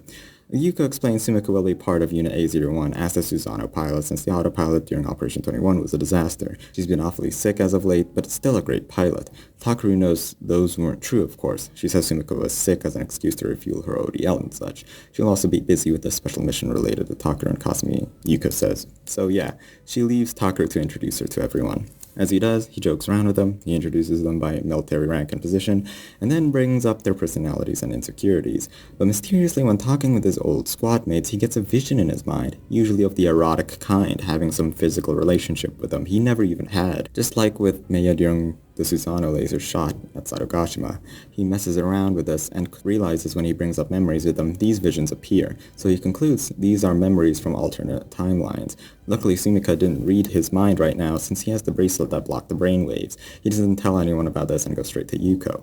He has his own theory. He thinks that just like how speaking with him in the other world, they'd lose memories of him. He'd gain those memories into this world. Those memories of having romantic relationships with the other girls were other timelines. Yuko says it's an okay theory, but it has assumptions and flaws, like how he wants to stay chaste in this world, and the old one just being in a romance with SUMIKA. It's possible this is caused by the loop he is in, these memories coming from past doomed loops. Yuka doesn't want to fix this issue since it's not a high priority though, and Takeru agrees. Takeru is proud of SUMIKA though, going through so much pain from just being a brain, captive to the beta, now she's practically human. She just states Unit 00 SUMIKA is basically all of the SUMIKAs from every parallel world because of her quantum-conducive brain. Even though it's not Takeru SUMIKA from his world, he still promises to not back down and love this SUMIKA. However, curiously, an erotic flash of Yuko appears in his mind and he flusters. He excuses himself. He goes to see SUMIKA and she was with Kasumi. Takeru thinks she has been talking to the rest of Unit A01 and her ODL might be running low, so he lets her rest. The next day after simulator practice, Hayase announces they're all doing great. They all talk to each other with SUMIKA in the center of it. They ask her what it's like piloting Susanoo and how the laser feels, but she shyly refuses and they understand. SUMIKA excuses herself out of the group and everyone leaves as well. Munakata goes over to Takeru and asks if he's blowing off his meeting as a first commander. Takeru forgot about it and goes straight to it. After the meeting, he's impressed at Hayase and Izumi for joining those meetings. In them, they discuss formation changes and battle tactics after training to perfect them. This is the grunt work that let them improve so well. Mei approaches him in the PX. He thanks her for comforting Mei back then and she questions what is their relationship. Of course, since it's confidential or personal, it's fine, but he outright confesses he loves SUMIKA. Takeru says he's gonna embarrass himself further by telling his entire history with SUMIKA. He's doing this for an important reason. SUMIKA saw an erotic vision of Mei during Operation 21, which led her to crash the Susanoo, so he wants Mei to get closer to SUMIKA so she knows what she's really like. Mei makes him promise to not say anything classified to her, and Takeru makes the story as vague as possible. They were childhood friends, but got separated 3 years ago and arrived at Yokohama base. Then years passed by, and when Marimo died, he ran away, which Mei knows he went on a special mission. He got to see SUMIKA and other people he thought he'd never see again, but when someone he loved dies again and SUMIKA getting injured happened, the PTSD kicked in. After all that, his resolve was strengthened.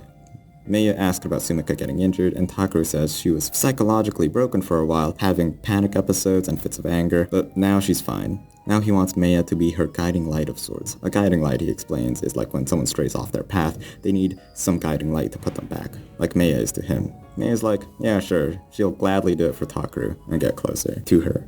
Later that night, he meets up with SUMIKA. She apologizes when she was all messed up. It must have been a hassle for Takeru, and he says it's fine. She says he's really grown, but Takeru's modest about it. She says she's been having fun with the rest of the unit. Takeru realizes she's quite reserved, but gets a realization. He thought he's already in some relationship with the SUMIKA when she has all the memories of her SUMIKAs from his old world, and who Takeru did confess his love to. Takeru makes it clear again, and confesses his love to this SUMIKA.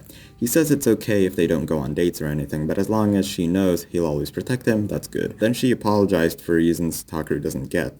Does she love someone else? Takeru was okay if that's true, but he needs to know why. SUMIKA says to Takeru to stop grabbing her. She slaps him and then leaves. Takeru calls himself a jerk for constantly asking why he doesn't love him to SUMIKA, especially after proclaiming to Yuko that he loved SUMIKA and understands women. He walks out to Isumi's grave, which reminds him of his promise with her to chase SUMIKA. Instead, he finds Tsukiyomi, surprisingly. Takeru is glad she's alive since they didn't see each other since before Operation 21, and Tsukiyomi teases, saying is he glad for her or his XM3 systems being intact, and he says he's used to her trick questions by now, and they sure laugh. She's here to impart the message straight from the Shogun to the soldiers who sacrificed them for humanity in Japan, Captain Usumi and Kashiwagi. Takeru is surprised the Shogun would do this for them, but he's sure they'll be humbled by the Shogun's message, you know, in the afterlife. He says though that Japan is a part of humanity, and Tsukiyomi says he's really grown up, huh? He used to be a snotty boy hanging around Mei, but now she trusts him to protect her. Speaking of which, Takeru says Mei knows how to fight her own battles now with the aftermath of Operation 21. Don't worry about her, and Tsukiyomi takes his word. She'll be leaving, and going far away since she isn't posted to Yokohama base anymore, and not to Mei, so this will be the last time they meet. She parts with the words, "Take care of yourself," to Takeru, and they salute. Takeru wanted to ask her, won't she visit Maya? But he understands it would lack tact, just like his situation with Maya right now. The next day, right after mock battles, he runs right to Sumika's room, but she's not there. Takaru does run into Kasumi, who knows where she is, but with how desperate Takaru is acting, she questions him. What will he do when he finds her? Takaru says he confessed his feelings to her, but she ran away and didn't understand her feelings, now just wants to clear things up between them. She tells him she's on the hill, swallowing her own sorrow all alone, and Takaru goes straight there. Takaru says they need to talk, but she refuses. She doesn't want to. Takaru says at least listen to him, and Sumika acquiesces. Takaru goes on a long ramble about how much she matters to him, about her rejecting him. He won't force her to do anything. He ran away from his old world when Marumo died and just wanted someone to lean on, and it was Sumika. So he's sorry he forced her that responsibility in this world too. He really beats himself up about this while tearing up. Sumika finally responds. She's flattered he thinks so much of her, but it's not that complicated. She's just Unit 00. She's not human. She couldn't love anymore. She can't accept his presence because she puts her mission as Unit 00 much more important. But hey, at least they talked this out. No more confusion, right? Takaru's just like, damn, I said myself I'd be happy with whatever answer I got, so this should be what I wanted. But then, Sumika drops the bombshell. From Yuko herself, Takaru is being dismissed from Unit A01. Why? Well, Sumika just thought he was distracting and annoying to keep thinking about her as a love partner and having these erotic visions like a pervert. He'll still be on base doing odd jobs for Yuko, but he'd be stricken from high-level clearance, so he'd practically never meet the other units in A01 again. Sumika's like, it sure feels great to have all that load off my chest. She does thank him for all he's done, but then just leaves. Takaru is rightfully depressed. He just got rejected. Again. You'll never find out why he's a causality conductor or fix the timeline. Mayo is running around at night, as she usually does, and sees Takaru sulking on the ground. He didn't even notice her walking up to him. Mayo reckons something happened between him and Sumika since she just walked past her coming here.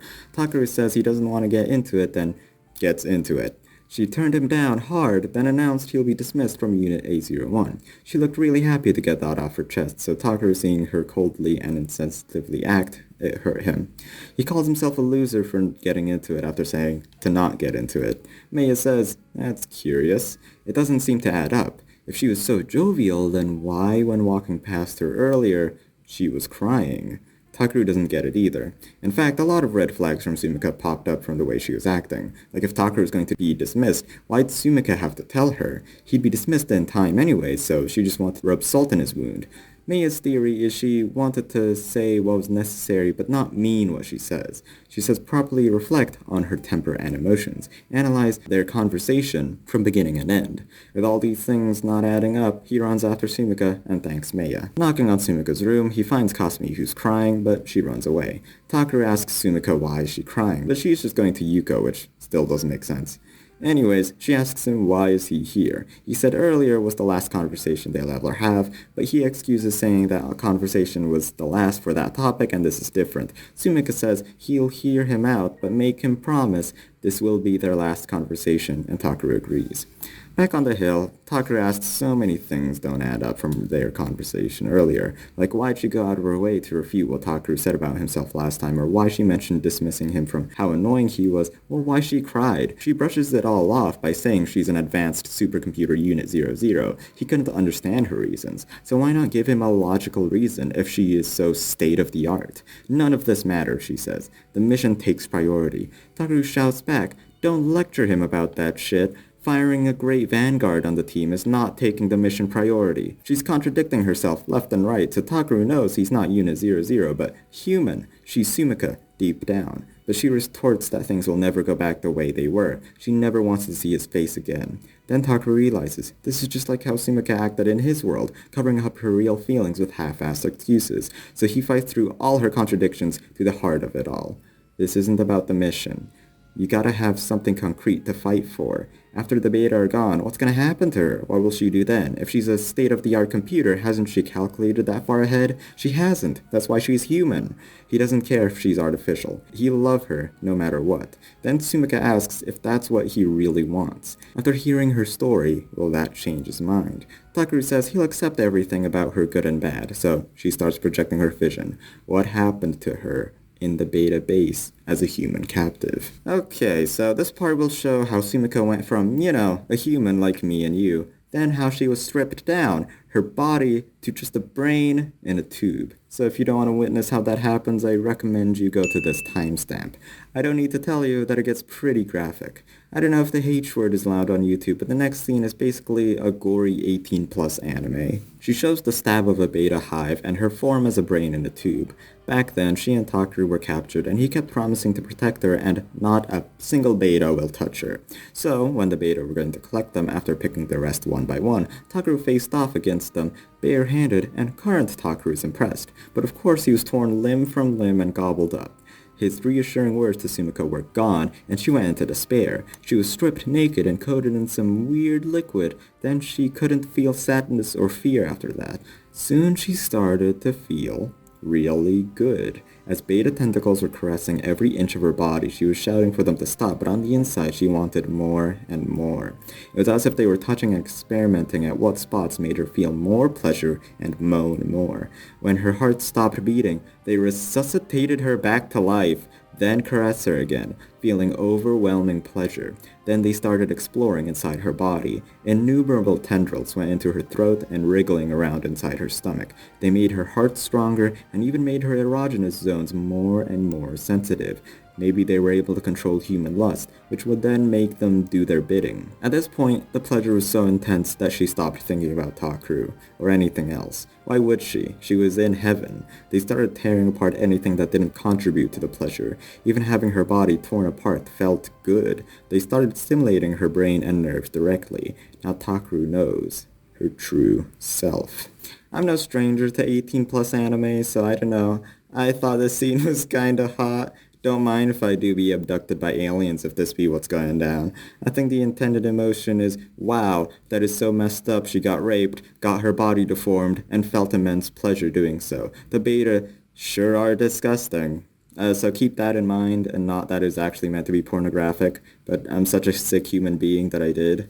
Continuing on, Takeru said, so what? So what she got raped by the beta? That doesn't change her feelings about her now. She pretends about being in control of everything, but he knows she can't do it alone. Seeing what happened to her, everything makes sense now. Her motivation to get revenge on the beta, which is a fine personal motivation to have, but it doesn't devalue anything else, like how Takeru feels for her, or how the rest of the unit is involved. He mentions how the SUMIKA from his world readily accepted the story about being a causality conductor and in another world with a war against the aliens, which in the end made her lose her memories and get fatally injured, so Takeru wants to make up for it and take the pain for her. She says that's his world SUMIKA, not this world SUMIKA. Hell, she doesn't even feel like herself after being transformed into Unit 00, but Takeru says it doesn't matter. He's without doubt sure the SUMIKA in front of him is the one he loves and has always loved and vows to protect her. There's a lengthy, heartfelt monologue about Takeru going into his emotions about SUMIKA and their history together, but that's the gist. Takeru loves SUMIKA. As he confessed his love, SUMIKA cries on Takeru's shoulders. He states after all this time he doesn't really feel like going to his old fun world. He feels like he belongs here. It'll be sad without specifically Unit 00 SUMIKA, but he promises he'll tell his SUMIKA everything. To which Unit 00 SUMIKA guarantees she will believe everything he says since it happened before. She gets into why she did what she did. Besides not wanting to involve Takeru to her revenge for the beta, she also didn't want to get too attached to Takeru because she knows she'll have to say goodbye someday. Under the starry sky, they kiss passionately as SUMIKA asks for her Santa rabbit gift back. A short while after back in the barracks, SUMIKA is seen in a curious position and Takeru comments on SUMIKA's warmth and tenderness of her skin. Oh, it's a H scene. While they fornicate, Takeru talks about how he's always had trauma related to the beta and it must have been because of how he died in this world, fighting barehanded against the beta. Besides that, they snog. And snog hard.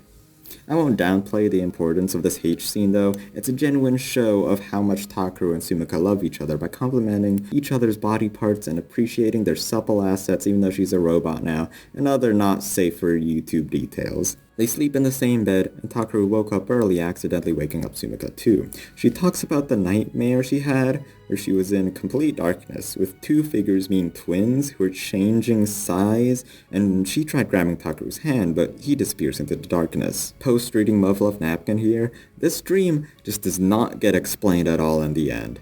Yup. I thought it might be Maya and Yuhi are trying to steal Takeru from her, but why would the Shogun be involved, and why would they change size? It's a complete mystery to me. All of a sudden, the DEFCON alarm went off and went straight to DEFCON 2. Takaru sees Sumika pass out and she tries waking her up, but she doesn't. Kasumi appears and Takaru takes Sumika over to Yuko-sensei. Yuko asks him for a brief explanation of what happened to her, and Takaru recounts she planned to kick Takaru out of the unit to not involve them. Then he convinced her to not do that, and Yuko reads her vital signs, and she knew they laid down on the bed after that. But yeah, it's just a rapid degradation of ODL levels. Just like Operation 21, the cause is not clear. She explains the situation. It's the beta. Around 10,000 are heading to the base right this second, estimated to be here in 2 hours. They must have been the beta out of the hive during Operation 21. They didn't anticipate them since the defense lines were gone after that operation and haven't been repaired yet, and also they came from the underground. The IGF, who were those rebels, refused to cooperate since their priority is on the capital. Yuko says Takaru should join the briefing as Yuko needed to be somewhere else. ISA leads the briefing, saying there could even be 30,000 betas instead of the estimated 10,000. The IGF or Americans can't help this time, so it's their base, they have to protect it. Next is the units involved. SUMIKA is hospitalized and the XG-70 isn't ready. There will be battleships providing naval gunfire support from Tokyo Bay. The main battle plan is to have 3 lines of defense, 1 outermost, 1 middle, and 1 innermost, with Unit A01 protecting the XG-70 hangar. The Imperial Guard will also be involved. About equipment, it's mostly melee weapons since it's close quarters, and be ready to discard and replace them at any time. Miki questions why not the beta infiltrate the base direct instead of surface at Old Machida City, which Chizuru says it's because they see Yokohama as their base and they don't want to damage it. With all that, they prepare to their battle stations when Takaru is called to Kasumi. The next shot has this wacky walking animation never seen before, and it looks pretty cool. Takaru has the chance to ask why she was crying back then in Sumika's room, to which he assures she was only mad at her for the same reasons she was mad at him. Sumika just tried to protect them, but Kasumi still says she's scared. Sumika told the story of her time in the beta base and was horrified. She tried comforting her but didn't know what to say. Takaru says that human feelings are complex, and that's okay. He gives some vague, uplifting speech about protecting the base and the hope for tomorrow. Anyways, Yuko's here. She talks of Hangar 90, which Takaru knows from human experimentation rumors and ghosts, but those weren't true. It's meant for a weapon development against the betas. Speaking of which...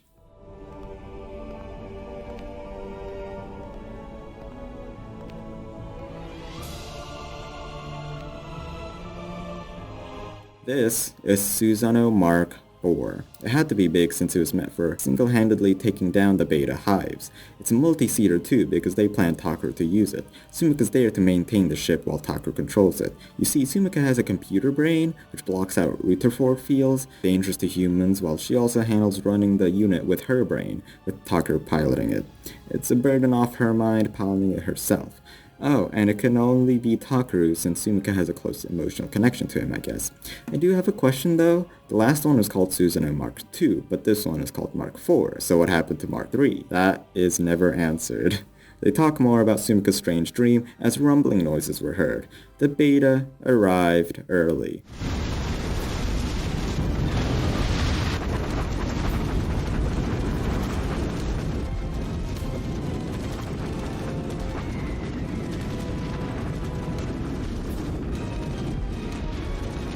Remember the 3-line defense thing? Yeah, the last line, the innermost defense, got attacked first. They used a diversion tactics, feigning to appear at Old Machida first. I'll be honest, I don't remember why they thought the beta would surface in Old Machida City in the first place, but that doesn't matter anymore. The beta, as explained before, were quite dumb when it came to battle tactics, so it's surprising and scary that they did use one. They're starting to see humanity as a threat after Operation 21, possibly. The air support isn't showing up, the beta are appearing underground, and they keep inching closer and closer to the base, already overrunning runways near the base. Back to Unit A01, they kick some ass. わかった。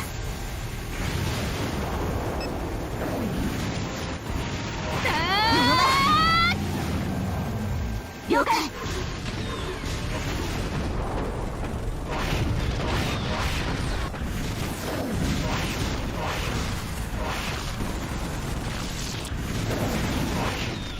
Tsukiyomi showed up too, and even interacts with Meiya. Yuko says to seal off gates A and B, and the base CEO says it'll take half a year to be functional again, but it's the only option they have. He orders the gates to be sealed and all units to retreat to runway 2 when secure. The following scene shows the units responsible for applying the sealant to the gates protecting themselves against the beta, and it does not go well.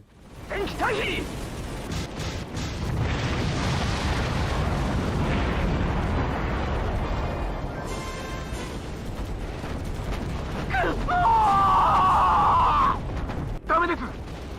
あの程度じゃベータが多すぎる。死角をやられました。助けて。機体を放棄しろ。ギャンブル2ベイルアウトだ。嫌です。ここから出たら奴らに食い殺される。逃げろギャンブル2、早く。助けてツイ。奴らが食い破った。助けて。助けてツイ。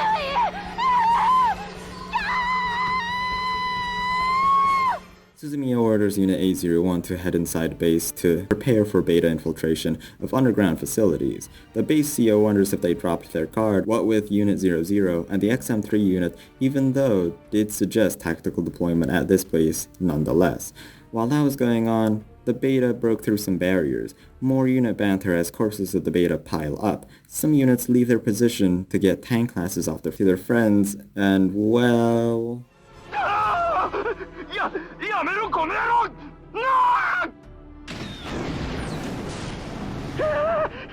食われる。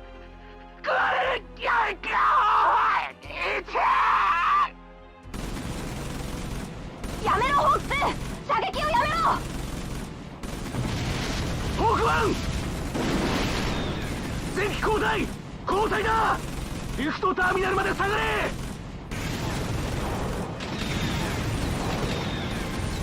待ってくれ。助けて。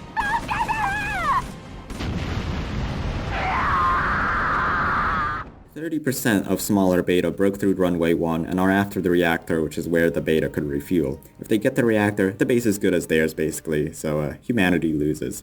Suzumiya speaks back saying they should protect the main shaft, which is where all the beta are going through, and not where they are, protecting Unit 00. Hayase shuts her up. It's not her position to complain to her superiors here. This is where she was stationed, and she will stay here. Takura argues too, but eventually understood she didn't want more people to die while they're just sitting there. Interrupting them, an announcement. The beta have breached the base. Even worse on runway 2, Fort class beta are gathering. Suddenly, laser class start appearing. Out of the Fort class, there's at least 36 of them. Seeing this, Yuko laughs aloud. She finally figured out the beta's behavior. It's just proof they can think strategically. She theorizes, humans claiming Yokohama base from being a beta hive was some part of a grand beta experiment, which they could research humans from. Basically, they feigned being dumb through simple battle tactics, and now they see humans as a threat. They use more complex strategies, just like using laser class to break their barriers here, where they usually only prioritized flying vehicles. Everything they know about the beta up to this point is now useless. But it doesn't matter. They only need to win today. As long as they don't reach the reactor, it's humanity's victory. So the CEO suggests to seal the shaft as well. That is until Kasumi and SUMIKA come stumbling over, telling them to not do that. SUMIKA says she understands everything now, and Yuko listens to her. The next scene, Takuro is overseeing the grim situation as Yuko contacts Unit A01 for the new plan. They will shut down the reactor. Someone will manually come down to shut it down, as Unit A01 will escort them basically. They'll even turn on the Susanoo Mark IV to divert them, since Beta should attack complex machinery first. That person is Yuko, who will go down. Of course, she is invaluable for Alternative 4, so Suzumiya argues she should be the one. One anime flashback later, she wants to fight on the front lines of the Valkyrie unit just like everyone else. A cute detail, the two guards join her and empathize since they see units fight for them but never fight themselves.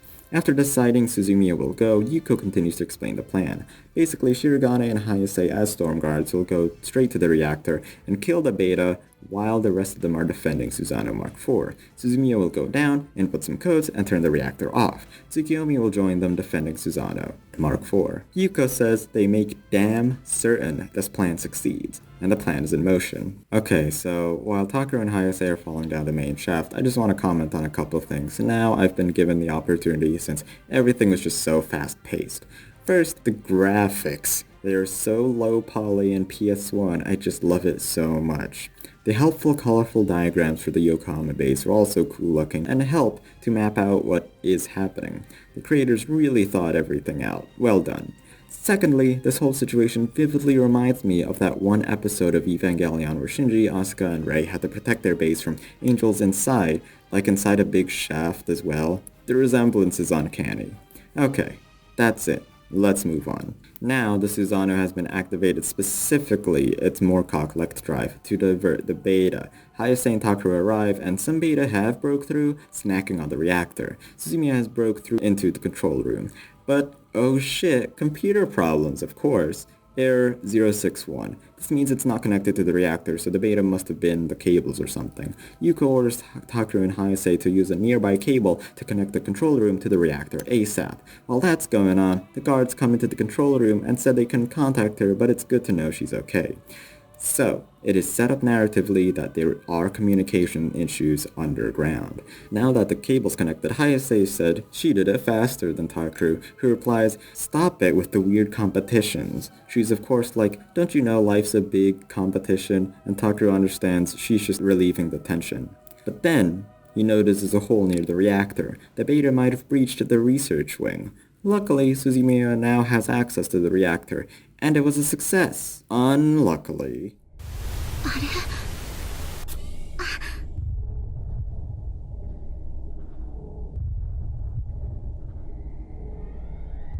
コーチョ、司令部が応答しないの。あなたの無線では。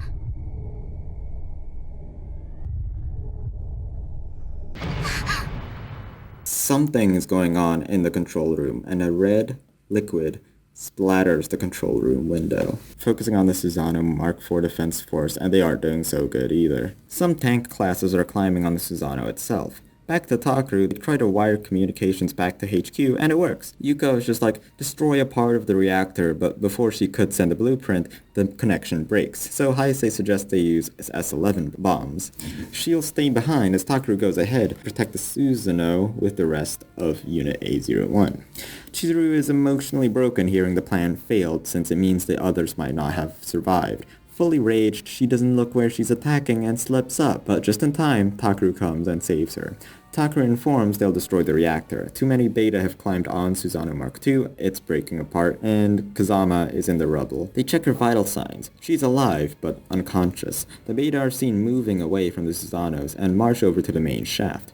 With the moment of brevity, Tsukiyomi orders the team. Some will clear the corpses, some continue to protect the Susanoo, and lets Takuro go back to Hayase to help with the detonation. They move out immediately. Hayase has a little self-monologue with how she's going to restore the communication cable after setting up the detonation cable. Ayumine and Munakata are trying to dig Cosmo out of the rubble, but Munakata...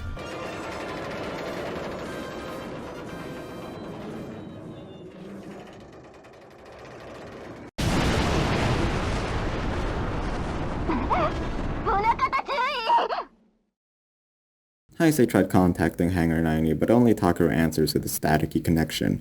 He says he'll go down there to report. Hayase, setting up the timer for the S-11s, ran into a problem activating it. The beta broke the timers and left everything else intact. This implies the beta know how an S-11 works, which shouldn't even be possible. They must have been spying on human info ever since they got hold of their hive, when YOKOHAMA base was made for this to be possible. Hayase goes back in there to detonate it manually as Takuro screams for her to stop. She says Takuro is the only one who can support SUMIKA, the savior for humanity. Her sacrifice is tiny in comparison. What convinces him in the end is she asks if she's going against Captain Asumi's teachings, and Takuro reluctantly agrees. She's sure Takuro will make a great commander, much better than she ever will.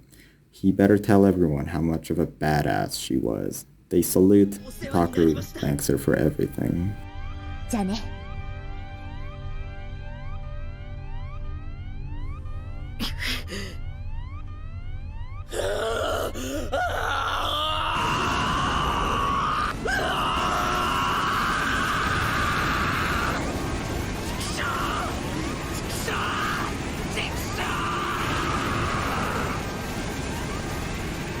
どうしてなんだ。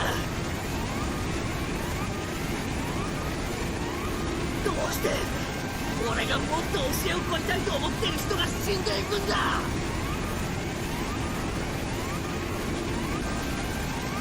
どうして俺はこの人たちを救えないんだ。チクショーチクショーチクショーチクショーチクショー。 Takuro suddenly sees a scene. It's the base hallway intact. Hayase calls him out, and Takuro says she's okay. That weirds her out, saying of course she's okay. One by one, more members of Unit A01 appear. Captain Asumi, Suzumiya, Kashiwagi, they all comment on how weird Takeru is acting. He thinks to himself, they must be okay. They were candidates for Unit 00. They must have been given bodies again. That must be it. Then, Marumo appears. Takeru can't believe she's okay as well. She asks, why is Takeru acting so weird? Then they all say, is something worrying him? If so, he can talk to them anytime they want. And then they say Takeru's really grown up and can handle himself. Takeru tries to speak, but couldn't. They all disappear. さあ、私たちはそろそろ行こう。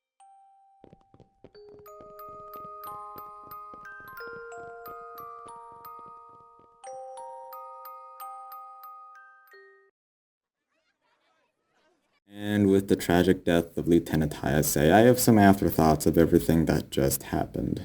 Yes, most of the teammates from the Valkyrie unit were fodder. Most of them died. Wow, thanks for introducing a new sleuth of characters just to kill them off. I love it. He wakes up in the base hallway. It's filled with the injured who've fallen in battle. He talks to Maya and he recalls what happened up to that point. The reactor was stopped by Hayase, and the beta retreated, and then took sleeping pills to rest, ordered by Tsukiyomi. What happened to the rest of his allies? Kazuma and Munakate were injured gravely enough to be sent to a hospital outside the base. Ayumine blames herself for not being able to protect Munakata back then. Takeru ponders on the aftermath. Most of the base is in ruins now. All of the battalions were wiped out, and there were countless casualties. If the beta attacked now, it would really be the end. Takeru knows this isn't a time to mourn, yet he's the first commander. He can't just wait for orders. He gathers up Miki and Makoto to the TSF hangar. In the command center, the base CO isn't bonkers at Yuko's proposal. She has an absurd plan that they need to enact immediately. She explains it truly is a now or never situation. If it's not enacted, there wouldn't be anyone to cry for their soldiers' deaths. The probabilities they are dealing with is non-zero and 0. Humanity is that desperate. In the hangar, they realize all their TSFs are out of commission and require days of repair. Besides that, they have a briefing soon, so they'll have to wait. But what now? Takeru says straight up he doesn't have a plan, and they make fun of him. The lunch lady appears and she has food. Takeru knows it's just the same synthetic ingredients, but can't believe it's so delicious. Well, she's got to go back to the kitchen, and Takeru wants to help around the kitchen.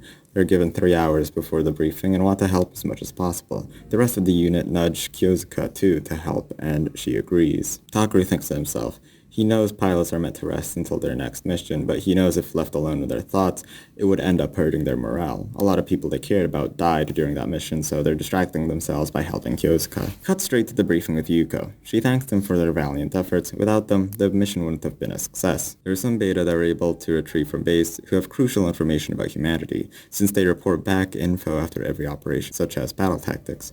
For the base, most of it is ruined, but some parts were left untouched. The significance of this information is that usually the beta were full frontal assaults, but now their attack resembled an operation with a clear strategy and objective, hinted with their diversions earlier, and their goal being the reactor. They're using human strategies against us. The higher-ups at the UN are worried about this, since all their anti-beta strategies and weaponry would be useless now. This is when Yuko drops a bombshell about their newest operation, Operation Cherry Blossom.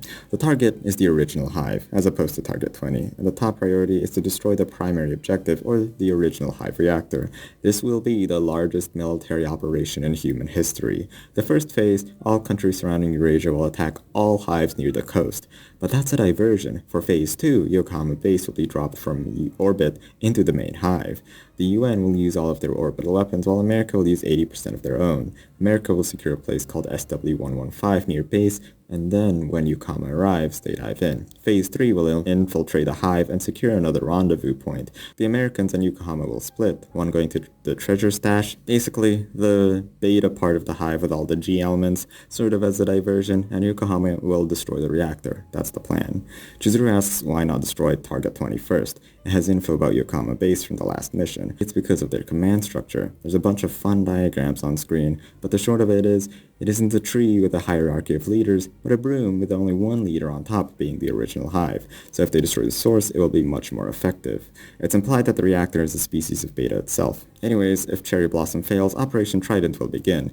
The Americans will commence bombing of every hive with G-bombs. This is Alternative 5. Takaru recalls Asumi's lecture about the aftermath of the G-bombs. It will leave the land that affected so devastatingly, no fertile usable land or any living things left. 100,000 people will evacuate, taken to possibly habitable planet 6 light years away. Furthermore, no definite proof of an Earth-like planet at the destination exists. The thought to evacuate humans was just an afterthought by the Americans to appease the UN. So yeah, everyone thinks Operation Trident sucks. With the dire and hopeless situation, Yuko understands it. They have lost many people they loved, and now they're ordered into an operation that humanity has almost no chance of winning. She lets anyone leave the room right now if they aren't ready. After coaxing them, Ayamine speaks up, saying she's wasting their time and she should continue with the briefing while everyone agrees. So continuing on, the mission will include the Susano Mark IV, which is still intact after a bit of repair. It has tons of powerful artillery, shooting truck-sized bullets, but the main weapon's mobility is paramount, which is why they're going through the trouble of sending it into space, then landing on the original hive. Now they're talking escort unit formation. They'll be covering the Susano and split into 3 different fire teams. Everyone's worried since Takaru doesn't appear on the formation screen, so they're surprised he will accompany SUMIKA in the Susano. The Susano can take a few hits, but not much. It only has 60% of the functional power it did before. So yeah, that's basically the plan. It's an escort mission for the Susano into the reactor, but the camera zooms in onto Yuko's face. That plan was a fake. Well, most of it still applies, but pertaining to the UN and Americans' involvement is different. Basically, it was only a plan made to appease them, and the true plan is an independent operation by the Yokohama base for Alternative 4. They couldn't rely on them, basically. They will lead the American units inside, and then lead them back outside the beta base. They did this by giving their copy of the map of the hive a computer virus that'll give them wrong directions. Even though they know speed is of the essence, they want to send large forces in because they don't want to rely on only 60 SFs. But with time restrictions, this is the only feasible way to succeed. They'll go through the route with the least amount of beta calculated to be in it, and even when the Murkoch drive turns on, that'll lure the beta, a new route will be immediately calculated. So around the reactor there's these main halls where tens of thousands of beta are resupplying, and that also tempers communication signals. There's also a closed gate or septum between the hall and the reactor. This septum is a species of beta, but isn't very smart, so here's the plan through the hall. To get through the hordes of the beta, they fire their one and only big shot laser, and the fire teams protect the Susano from the remaining beta. At the septum, they need a special chemical to open it, which they just have, so they inject that and then plant a bomb inside the S-11. It'll be remotely detonated and ensures the beta couldn't open the septum again. Then they do the same thing for septum 2. After both gates open up and close behind them, they destroy the reactor, then escape through the main shaft. If they can't destroy it, at least destroy the gate for the next attack on the hive. If they don't reach the reactor, all Yuko says is they know what to do. Pyatk tells them the 30-hour schedule until the mission starts. It's mostly simulation training, and Takaru gets a briefing on how to control the Susano. Mei and Mikoto are on Fire Team 2, and the rest on Fire Team 1. That's that. After the briefing, they configure their TSFs. Takaru is standing all alone, his thoughts eating away at him. This operation with an incredibly small chance of success, and if it doesn't, they'll send a tiny portion of humanity to a planet that might not even be habitable. Tsukiyomi appears. She's still at the base as the rescue team. She thanks Takaru and his team for their efforts during the beta infiltration of Yokohama base, especially Adze. Mei comes over and thanks her for letting them rest, but also has an unrealistic demand, to use the Takemikazuchi. This reminds Takaru of when Mei refused to use the Takemikazuchi when gifted to her, but now she needs it for her mission. She couldn't tell Tsukiyomi why she needs it since the mission is classified, but for her own personal reasons, she divulges saying she wants to protect her comrades and fight for her own battles. Takaru knows if they have the Takemikazuchi, the chances of success are much better. The rest of the unit come over and defend her too. Just 2 months ago they promised not to get into personal issues, but now they've changed. Tsukiyomi just happened to want something out of the unit as well, which is to participate in Operation Cherry Blossom with them, which is a big help. However, Mei refuses. In the post-beta world, the Royal Guard involved in the beta operation that betrays the UN and the Americans, it would negatively affect Japan's reputation as a whole, compared to just the Alternative 4. Tsukiyomi thinks it's incredibly selfish that they don't want to agree to her demands, but agree to their demands. She imparts a different condition then, that their whole unit uses their Takemikazuchis. Everyone is in shock, but Chizuru gladly agrees and will not disappoint them. everything. They even have the XM3 OS, so it wouldn't be difficult to control. Tsukiyomi entrusts they use them well and leaves as Miki, Mikoto, and Ayamine configure their new TSFs. Takeru remembers when Tsukiyomi just thought he was a rowdy man being a bad influence on Maya, but now she must notice his growth since then, as well as Chizuru, who even suggested Tsukiyomi to be quiet if they resort to confiscate it from her, something her old self never would have done.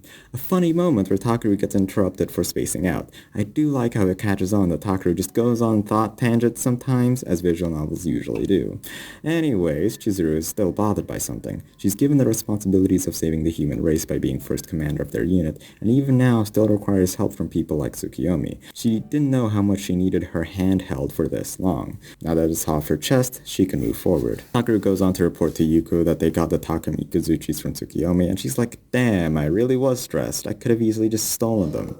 Well, Mei and Chizuru were good picks after all. They convinced Tsukiyomi to get better mechs, making them that much closer to succeeding, meaning they were good Unit 00 candidates who got them closer to the best timeline. Okay, some of these lines of thought this visual novel does is just that extensive. Takeru also wanted to ask about the briefing. Why'd they expedite the mission this much? If they just had one day more, that'd help them succeed, even more by prepping a lot of things better. Well, basically the Americans aren't convinced Alternative 4 will work, so they're just roaring to G-bomb everything. So not only do the beta have crucial info about humanity it will use against them soon, the Americans will take things into their own hands. Not just that, the beta make the G-elements we use. Unit 00 and the Susanoo might not even work, and they might make their own G-element weapons. So does Takeru know why they need to hurry now? He says, yeah, then goes straight to SUMIKA who'll teach him about the Susanoo Mark IV. On the way, he meets Kasumi, and she feels inadequate. Her mission is to basically babysit SUMIKA while everyone's fighting, but Takeru explains how big or small the mission is, it does not matter. What does is that she is the only one that can do it. She steals her resolve. I realized I just used the saying steal their resolve as a shortcut for they learned their lesson. She's just happy she's of use to everyone. Takeru notices she's really evolved from her old self. She feels a lot more like a human and has emotions identical to one now. Kasumi's heading to calibrate her seat on the Susanoo, who'd be joining them on the mission as Takeru meets with SUMIKA. Takeru runs up and jumps into her arms as they hug. Takeru says for the next 2 hours she's supposed to teach him to use the Susanoo, but it's SUMIKA's first time hearing that. It's extra weird since the Susanoo controls just the same as a regular TSF, so he should be able to control it fine. It implies Yuko set them up to spend time for each other for 2 hours, and we do exactly that. SUMIKA suggests anyways that they must mean for her to tell him what she knows about the Susanoo, and they agree. She also said they could go anywhere they want, right? Why not the hill at the back of the school? But Takeru is reminded that's the place where he can see everyone who inspired him, which led him on a detour.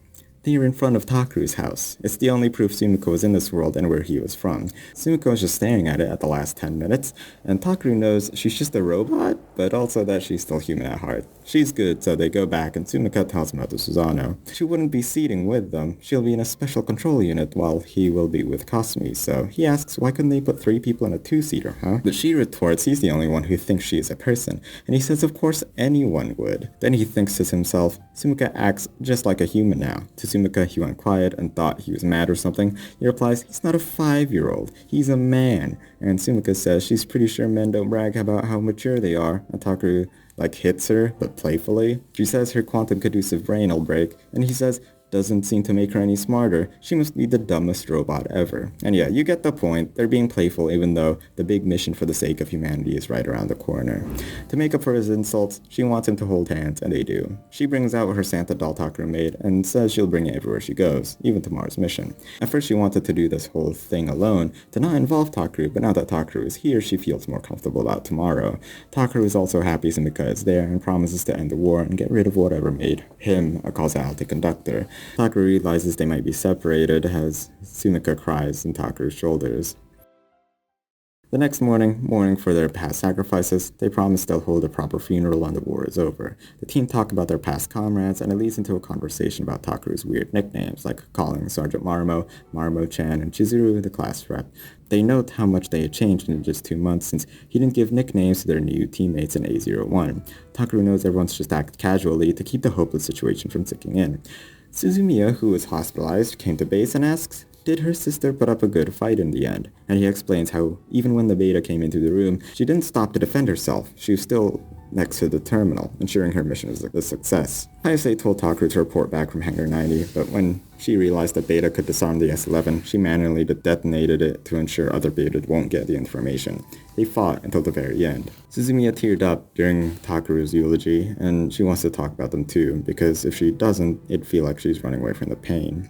She talks how they both pined for the same guy, Hayase and her sister, but this guy, he died before they were even enrolled. Takeru said this doesn't make sense. He said he was alive earlier, but then realized Hayase was said to keep her true self inside, so she didn't want to burden anyone else with her problems. Suzumiya continued. After they came to terms with his death, they started to compete who could find a better man after that. Everyone thanks her for her story, but Takeru knew it wasn't their serious motive, so he assumes maybe they wanted them to figure it out by themselves. Takeru brings up everyone should be writing their wills by now, but no one does, possibly as a show of certainty that they won't die. But Maya answers she won't because Takeru showed her she could fight for the sake of herself as opposed to other people. She brings up escort missions. If one must die for another, there's a big difference between the fate of death and choosing to die. Chizuru has something to say too. During Incident 12-5, or the coup, she felt she dragged her friends into it since her father died during it. She felt shaken when forced into a leader role, so to respect her father's role in the country as prime minister, she will get into politics after the war. Takeru thinks back on how much their team improved in just 2 months, and they've shown it. As Mia showed earlier, it's because of each other, and now is their last chance to talk about this stuff. Miki and Makoto speak up, but Ayamine shoots them down because they're minor characters. Oh wait, it's because they'd be digging up their painful pasts. If they talk now, it'd feel like the end. It's better to make it an incentive to live through the mission to say it afterwards, and they agree and leave to prepare for the simulator training. Takeru is reminded of when Hayase slapped him for forcing emotional baggage to other people, and there's no point to weigh other people down with your problems when it comes to heartfelt monologues of your past. Suzumiya, as her parting words, says he'd better save the human race, and Takeru replies, leave it to him. Before, they were hopeless after the numerous sacrifices, but now they feel strangely confident. He can rely on his friends now. That's why he knows they can't fail. 11 hours before the operation during simulator training, they have a little talk during break. Takeru comments on how leader-like Chizuru became. Kasumi excuses herself, and now he knows how hard reading minds and such is for her, so she reports to Chizuru he'll take a break. Miki and Makoto thank Maya for the Takemikazuchis, and Takeru's hyped too, comparing it to the upgraded feeling from a PS1 to PS2. One interesting thing I want to mention, even after all this time, he's a true gamer. Gaming on the mind after PTSD and war experience. That's cool. They talk how they have achieved 87% for the main hall penetration rate. Of course, they want to reach 100 this afternoon, and surprisingly, Miki, who's usually the worrywart, tries to make everyone feel better. For a moment, it goes quiet as SUMIKA comes in. She says since right after this exercise, they have to travel to the hive, this might be the last time they can have a normal, lighthearted conversation. And Takeru says, sure, as she jumps into his arms. It zooms out to an accessory with 2 figures dangling in the cockpit. Mia says to herself he didn't even turn off his transmission when SUMIKA greeted Takeru and calls him adult. You should be more considerate to others. A touching speech from the base CO about humanity's will to never lose hope and keep fighting. They ask for forgiveness for forcing these teenagers to learn how to fight and sent into battle, and may their sacrifices serve the next generation who didn't have to endure the horrors they have. Yuko carries a portrait of her friend, Marmo, and tells her,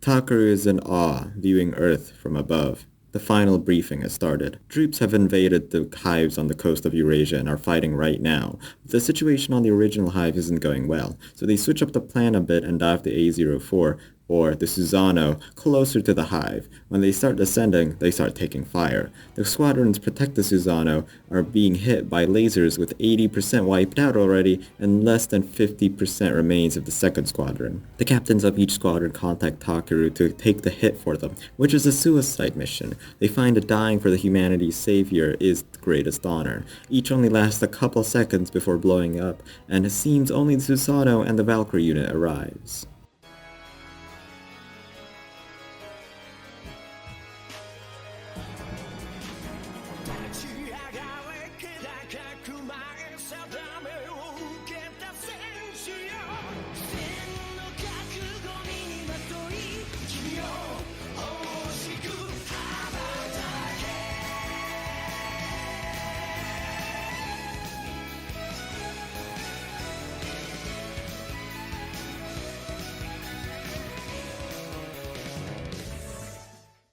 They venture through the Beta Hive, and currently 4,500 meters until the main hall. They destroyed the entrances so they don't have to worry about them coming from behind, but resources are low. They wound up using much of their S-11s and missile reserves as well to use on the reactor and to get out. The original Hive was harder than the simulator beyond expectations. Even so, they came out relatively unscathed.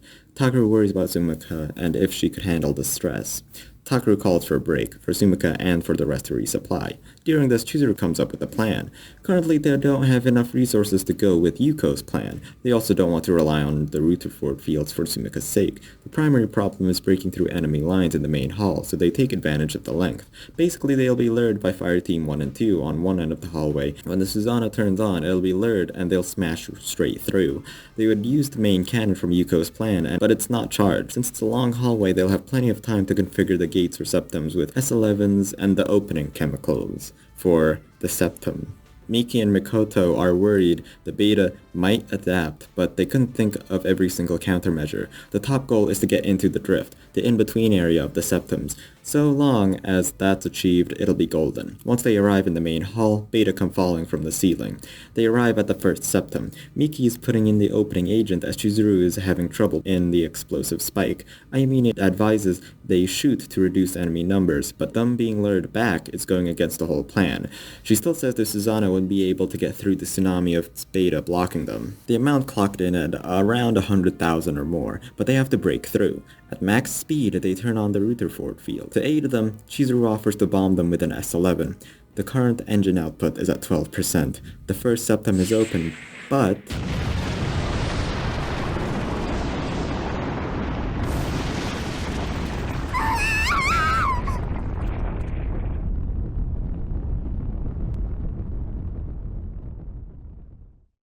After the explosion, Kasumi reported 90% of the beta were destroyed, and it is shown the Rutherford field coned to direct the blast at them, which is something Takaru didn't know it could even do. He tries calling everyone and Miki responds first. She's okay, and Mikoto is as well, but she got hit by the initial shockwave. She gathers up with Mikoto as Takaru calls for everyone else. After a moment of silence from them, they respond. Even though they were in the brunt of the explosion, some Rutherford fields surrounded and protected them. But their reunion was brief as they cut off again. Chizuru conversed with Ayamine and Meiya. With more than 100,000 beta reinforcements coming and with their adaptability, they may counteract with when they come here. So they come up with a new plan. Meiya notices structural issues with the main hall's walls. She will plant S-11s in the weak points caving in the main hall, buying time for the cannon to charge. Of course, Ayamine disagrees. She thinks Meiya, who has the most maneuverable TSF, should be with the Susanoo to protect it. But Meiya brings up how earlier she asked permission to Chizuru to attack instead of just acting on her own, and since Meiya is second in command, she should see her as authority. Chizuru uses this fact to her advantage, being first in command, saying she'll stay behind with Ayamine. Ayamine and her will prepare the bombs and will rendezvous right afterwards. This reminds them of the trials when the beta invaded without warning and when Meiya tried protecting him. She really knows him inside out. They wonder why they all have such bad taste for falling in love with a young and stupid man. Miki and Mikoto are dealing with their end, and they allude to some promise they made to each other. Takaru comes to tell them the rest are safe, and Mikoto says she dealt with the first and second septa by herself, which is supposed to be done by Chizuru and Ayamine. The Susanoo goes into the first septa, and Mikoto says they can close it enough for only TSFs to enter. Focus back on Ayamine and Chizuru, who's fighting on the front lines, and Ayamine was being a bit careless but purposeful because she trusts Chizuru to watch her back. Now Takaru is in the middle of the drift and lets them rest as they charge the cannon. He talks with Mikoto, who wants to help Miki, and she was planning to do that anyways. He feels he's bossing them around and is totally fine since he's the flight commander. Mikoto tells Kasumi to take care of him, and Mikoto tells her she doesn't have to play along with her. He admires Mikoto's cheerful attitude even in the worst circumstances. Mikoto goes to Miki to configure with her tank, and she'll deal with the rest. Mia arrives and is relieved to hear Mikoto already set up the bombs on both septa, but they ask why is she using an encrypted channel. It's to not let Takaru or anyone in Susanoo worry. It might break convention, but Iko trusts them with her judgment when the situation arises. Back to Chizuru and Ayamine. They're valiantly fighting against hordes of beta, but now they've secured the detonation points. Just this once, they'll be in sync as they detonate the S-11s. 行くわよ。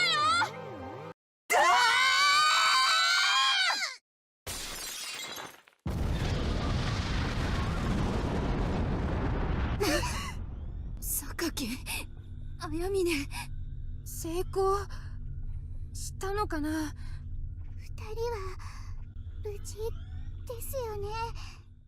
Takaru wonders what that reading was. It was an explosion which caved in and blocked the main hall. Mei reports Chizuru and Ayamine destroyed the entrance. Takaru comments on how they're virtual opposites, one who follows the plan and one who thinks on the fly, but when they work together, they make any mission a success.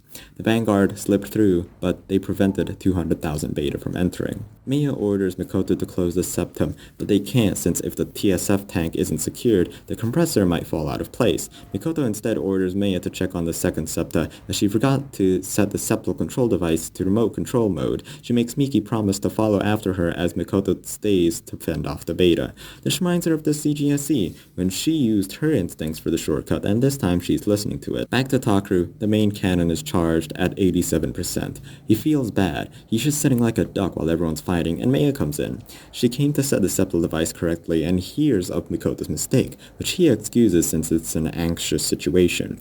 Takaru says it's weird he didn't receive any data from the main hall, and Maya theorizes it might be because the wall is electromagnetic wave absorbent, which exploded and turned it to dust. Takaru realizes though it was a dumb question he asked because he was worried. It didn't matter why in the end. Maya continues to check on the second septa and it wasn't faulty in the first place. Mikoto tested her equipment remotely and it worked. The second septa is open. She tells Miki to fall back now, and even earlier she's supposed to go with Maya, but Miki responds she's done letting people tell her what to do just because she doesn't want to upset them. So she's not gonna move. Mikoto succumbs and vows to protect everyone together until the septum closes. Maya and Takaru talk. The cannon's still charging, but it'll take around 20 minutes. It went unstable around the 90% mark. The Susanoo should start going toward the second septum while charging to secure its safety, and they do.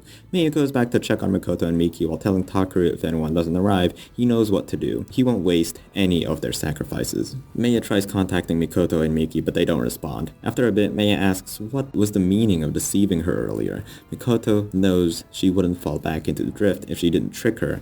It was the best option she felt they had. After the shockwave earlier, Mikoto's control device was damaged. A flashback to the explosion. It won't stop pumping the opening agent and they can't use the closing agent at all. Miki thinks to report it immediately, but Mikoto stops her. They opened it the first, so they just need to open the second one. They won't put the S11 on the brain, just in front of it. She plans to recreate what happened earlier, with the Rutherford field to cone explosion again if things go wrong. The drift will act like the barrel of a gun basically, but that's just a fallback plan. They can't give up on closing the first septum.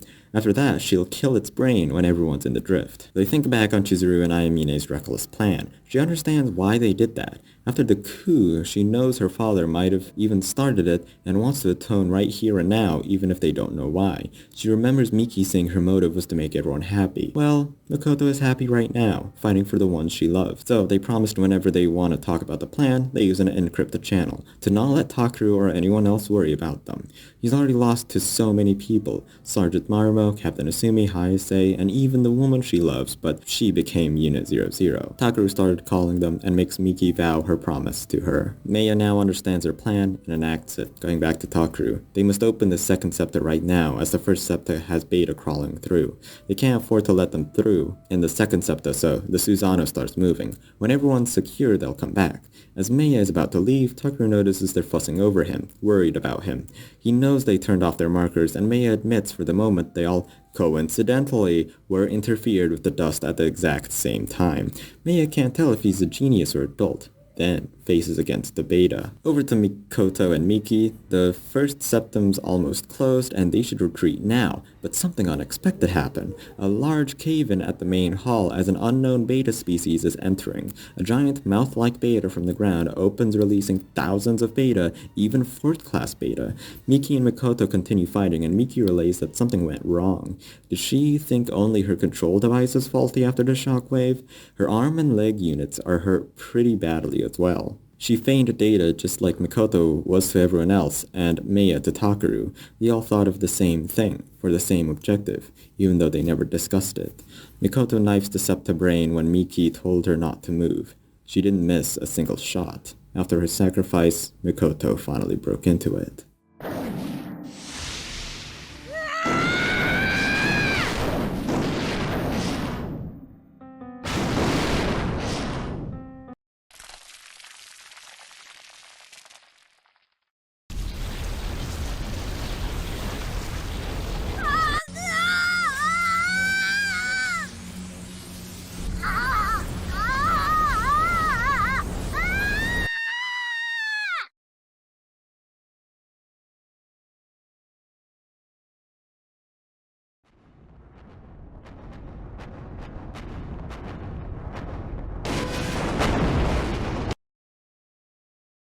In Takeru's perspective now, she hears from Chizuru somehow, and she says she'll catch up with him soon. The septa is opening, the cannon is charging all while they're heading into it, and SUMIKA is stable too. Takeru steals his resolve again when entering the main reactor room. They'll destroy this thing, end the war, he'll get out and figure out what made him a causality conductor, and it's all over. Once they go through, the primary objective is an egg-like thing, as the second septum is closing fast. Then the primary objective started attacking with its tentacles.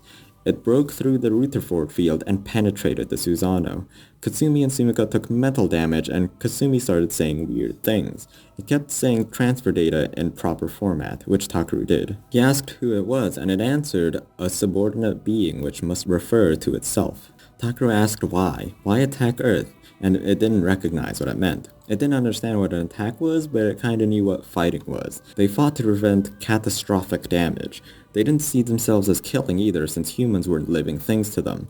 Takeru calms down and reassesses what he should say. He asks, why come to Earth? They answered it was to collect resources, then send them back to their planet, and it was their only objective. They reveal they see humans as equals to the Beta, and they don't see themselves as living beings either.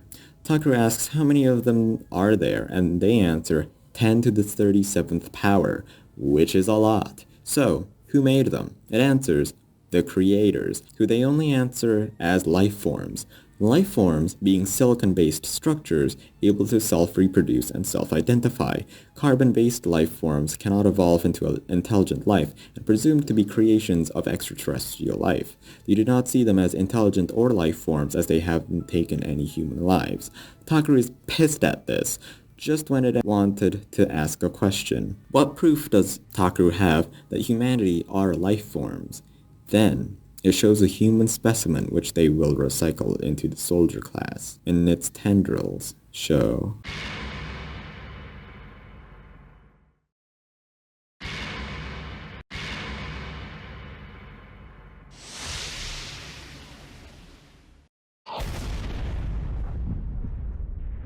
And Maya comes crashing in. When Takeru is talking with the primary objective, it's draining its energy fast, and he can't even self-destruct. It won't accept any of his commands. When Kasumi wakes up, she relays that Sumika isn't responding either. She's reverted to her old mind before she met Takeru. Maya tells Takeru to get the Susanoo working again while she protects it against the tendrils coming toward him. Takeru thinks to himself if he doesn't do anything, they will die right here, and humanity as a whole will too. Starting up the Susanoo work again, with Sumika out of commission, it's impossible. Maybe he can prove humans are life forms to it, because then, no matter how many beta are out there, if they don't interfere with humans, it does not matter. So he wants to establish communications with it again, but when he wants to report this to everyone, he wonders where everyone is. Why is everyone's markers next to Maya's marker? Even earlier when talking with Chizuru, she didn't sound like herself. Then, he remembers what Yuko said, that they embedded a computer virus in the data. So that must be what it was. Maya lied to him for the greater good, as what the Shogun said. So Takeru wanted to do his part. Was there anything that he could do to establish communications again? But of course, Sumika is kaput. So even if they could, Sumika couldn't read or project anything. Kasumi suggests she probes herself into Sumika's mind to project his voice directly, but it risks her life possibly never waking up again. With this, Takeru talks to Sumika. This might be the last time they meet, and maybe she can't even understand what he's saying, but he's trying anyways. He begs her to wake up and fight, save the world with them.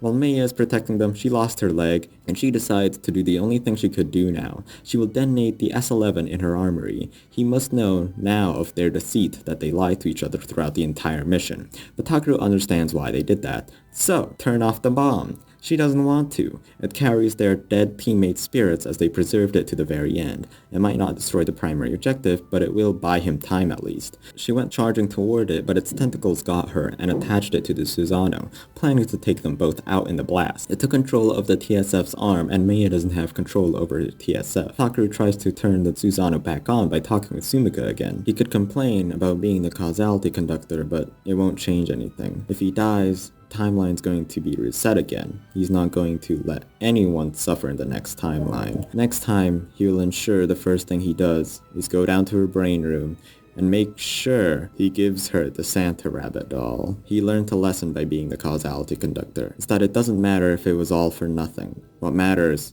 is if they gave their all, just like everyone else in this world. So, he begs her to help.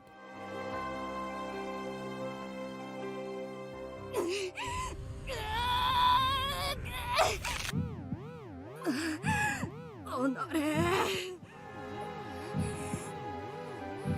人類をなめるな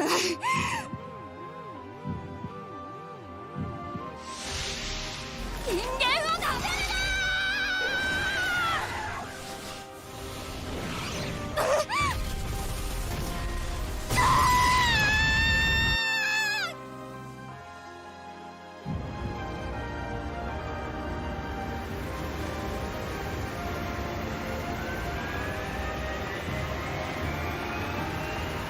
It worked, and the Susanoo is working on full power, but Takeru can't interact with it.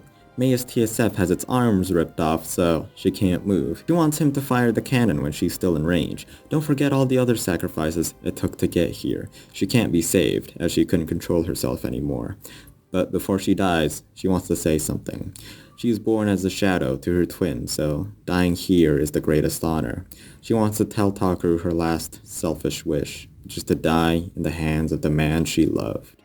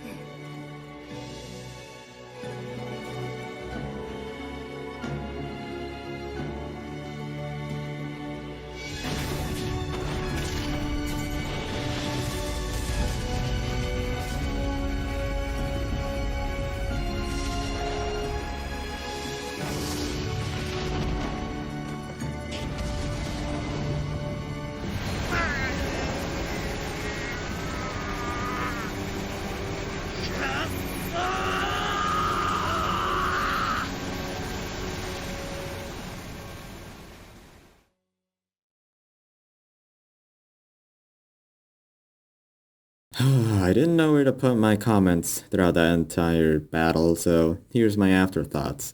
I expected the deaths of a couple teammates, as well as many twists and adversaries. However, the layers of deceit throughout the teammates here was so unique and interesting. It already analyzed itself, but I really enjoy it. First, Meia, Chizuru, and Ayamine make a plan that they don't tell anyone else. During that, Mikoto makes a plan with Miki, and they don't tell anyone else. To which Miki didn't tell anyone else her severe injuries.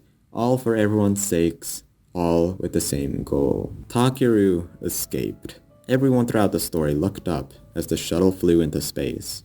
UN soldiers ran onto the track to meet the saviors of the human race who rid the Beta's main hive from Earth. He wakes up next to Kasumi on Yokohama base. He thinks about his sacrifices, the rest of the Valkyrie unit. They kept it all a secret from him to make sure it was a success. It was not in vain. Even SUMIKA thought the same way. Takeru worried about her, and he checks up on the control unit and tries to wake her up, but she's not responding. Kasumi explains she didn't plan on making it back in the first place. When the reactor blew up on Yokohama, she's always planned to do this. Basically, the reactor contains the ODL fluid she needed to survive. During the Beta's attack on the base, she was the one who suggested to destroy the reactor. She gave Hayase a projection on the reactor's weak points, which led her to the conclusion the reactor gave information between the hives. So why did she destroy the reactor? Takeru begs Kasumi for an answer, and it's one Takeru wanted to ignore. That SUMIKA is the one who is giving the Beta access to their intelligence. Every time she refilled on ODL, she was also giving the information she had to the original hive. Since SUMIKA had a lot of information about Takeru, the primary objective might have taken an interest in him, which is why they conversed at all. She realized she was giving the Beta intelligence when waking up during an ODL purification process, and when Takeru made love, it made sense to her. Kasumi said there's more to this, and says it's not important since the fight is over. Takeru feels as if he is still involved and wants to make everything right in the world. He didn't even start searching for why he is a causality conductor yet. He loves everyone here and feels at home in this world. So, he wants Kasumi to tell her everything. So she does. She reveals. Sumika did everything she did to atone for the damage she'd done to the worlds Takeru interfered with from this one. His fight is over. He's no longer a causality conductor. Sumika is the reason he is a causality conductor in the first place. She explains that the late memories of being with other girls are him. They aren't from other worlds, that's his past self. So because of Sumika's strong feelings, she will make him loop over and over again until she is with Takeru. Because in this universe, she did get with Takeru. He could not loop back after the operation. He keeps looping to October 22nd because that's when Maya arrived and everything changed. Sumika's possessive mind made sure to erase memories of past loops as well.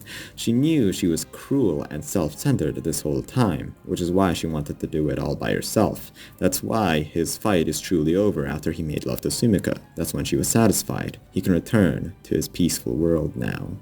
So I just want to say, I saw some people bash Sumika for being annoying or simplistic character, and I agree in some ways, but I cannot deny it is the best characteristics the writers could have given her. She's meant to be the simple-minded Osana Najmi, the innocent girl next door who you played around with in childhood. This contrasts to the concept of her love for the main character, who is so powerful it created a rift in space-time so that in timelines where she doesn't end up with him, she loops the timeline over again until she gets her man. I mean, that's just a cool concept, that such a simple romance became this out of control. Kasumi tells him to close his eyes and he sees a vision. It's Sumika talking to him. She thanks Takeru for protecting her and letting her be his girlfriend, even if it was just for a moment. Thanks for all the memories. Takeru is glad he was brought into this world because of her. He's proud of her. Don't worry about him anymore. He's going back to his old world. Kasumi can tell Sumika's very happy right now since she can read emotions and got to talk to him in the very last moment. He will treasure this moment and all the memories he had of this world. He wants Kasumi to just give him 5 minutes. Kasumi waits for him on the bridge as Takeru cries next to Sumika.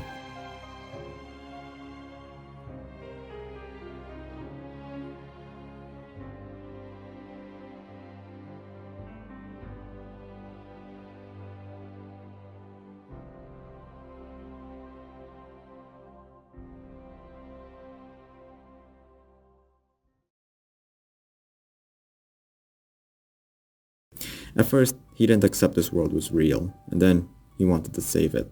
But turns out, he was the one who needed all the saving. He finally feels, now he knows what it means to be a man, and will never forget what the people of this world taught him. Outside Yokohama base, he's next to the cherry blossom trees.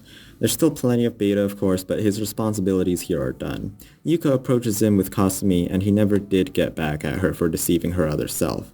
She's never saw him after an operation, so it's implied she came here because she cared for him.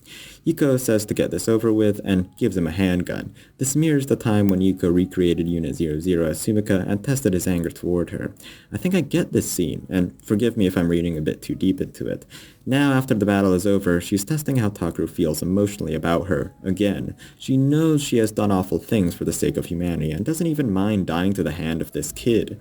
Yuko in general is a fascinating character who's incredibly intelligent but also empathetic. Even if she dies, it won't affect her other selves now. But of course, Takeru knows she is still needed in this world. As payback, maybe she'll have chances to suffer while still fighting for the good fight for humanity.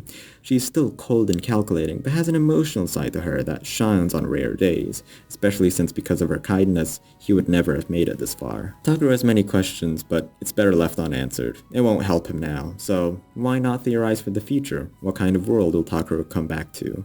He will be sent back in October 22, before any relationship shenanigans with anyone, as well as all the interferences of any other world is gone. Sumika wishes will also affect how their world will be reconstructed. After all, human willpower has been shown throughout this entire story to strongly affect the fabric of reality. As long as Marumo and Sumika are okay, he's fine. It's a shame he didn't get to see his efforts pay off in the world. Many people sacrifice themselves without knowing about this parallel world stuff, so the Takeru pays her respects. He's about to cry, but it wouldn't honor them at all. He does ask though, what about his teammates? Yuko says they're gonna be okay. According to their estimates, this operation bought humanity another 30 years. Compared to earlier estimations of humanity going extinct in less than a decade, another 30 years is pretty substantial. Of course, there's still Beta on the moon and Mars, but now maybe they could communicate. Even so, the real enemy of humanity is themselves. We have to work together to beat the Beta, which is the real key to humanity's survival. Takeru says it wasn't all for nothing, right? And no matter how you look at it, he and his teammates saved the world. But if he saved the world and she raised him, then she must be the Holy Mother in the end, right? She responds for him to not make it weird, and her awkward look for a second there makes up for it. It's about time for him to beam back. And Yuko's last words were, "So long, snot-nosed savior." Kasumi speaks up and vows to never forget him again. She might have never said it, but she loved him, and Takeru didn't pick up on that. But it means a lot to him. Takeru returns to his old world. またね。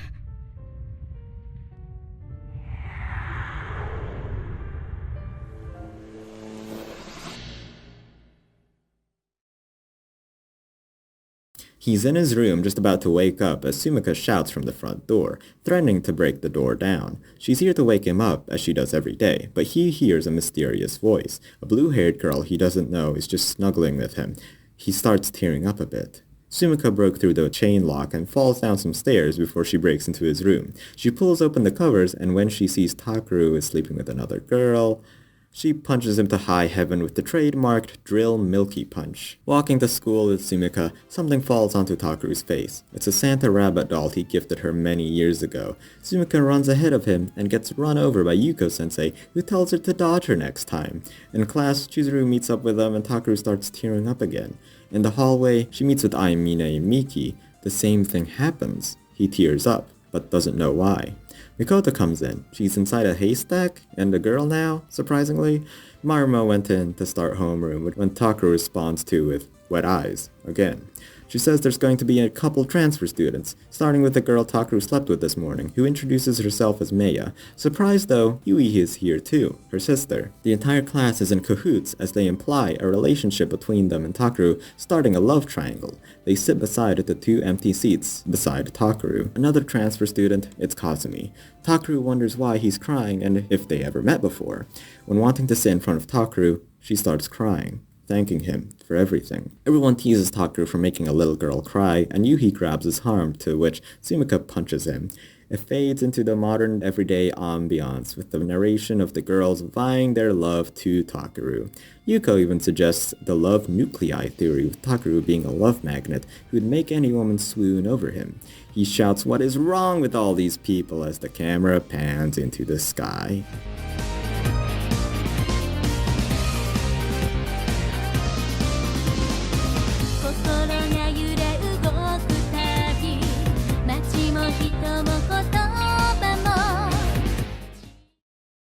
Congratulations, you're at the end of Muvluv Alternative.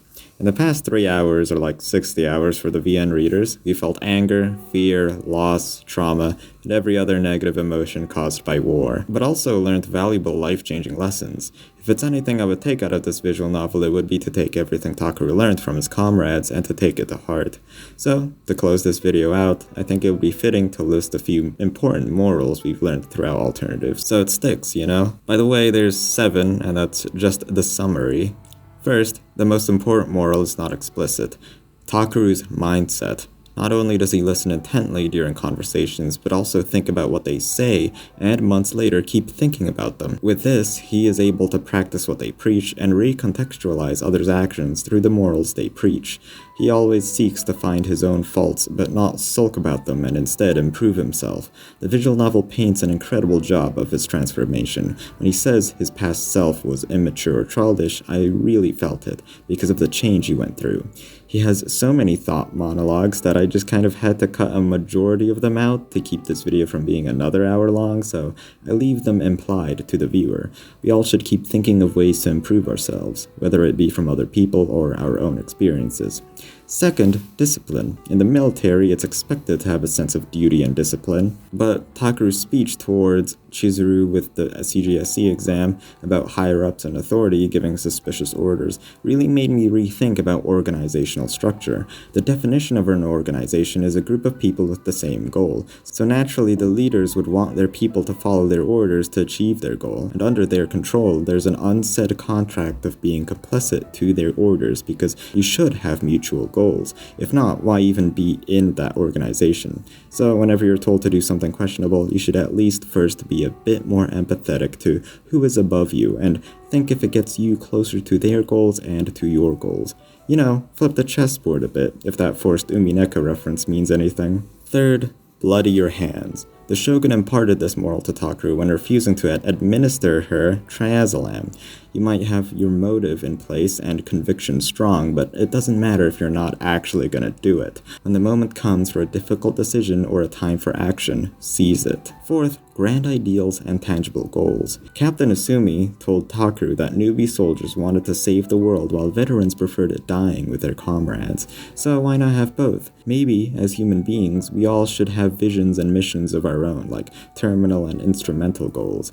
Thinking of our goals this way simplifies things, so we could focus on what's right in front of us while also knowing we're getting closer and closer to our grand ideals. Fifth, have a guiding light. Munakata tells Takeru about what guiding lights are. Can I just say this? I probably haven't interacted with a woman my age besides university reasons ever since like high school. However, I feel being in a relationship would be like having a guiding light, someone to lead you back when you're straying to the wrong path. Really, just having one extra person to interact with while working on something drastically improves it, just from having a second opinion, or, you know, just helpful going through life with another person. I don't know what to tell you though, I'm a hikikomori at this point, so it seems like good advice to me. Sixth, never give up. Trying over and over again is all you could do when you're stuck in a time loop, I guess. Pretty generic advice, but I've been working on this video for 3 months straight on top of college, so yeah, I took this one to heart.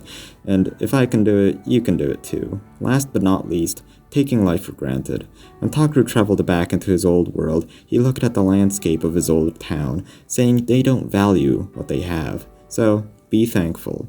You might not get isekai'd to a world filled with aliens out to kill us anytime soon, but we do live in a world strife with conflict in a corner of the globe you should be thankful we're not experiencing. There are of course many nuggets of wisdom given throughout the visual novel, but 7 is already a lot, and it's a testament to how much this visual novel teaches the reader, implicitly at least.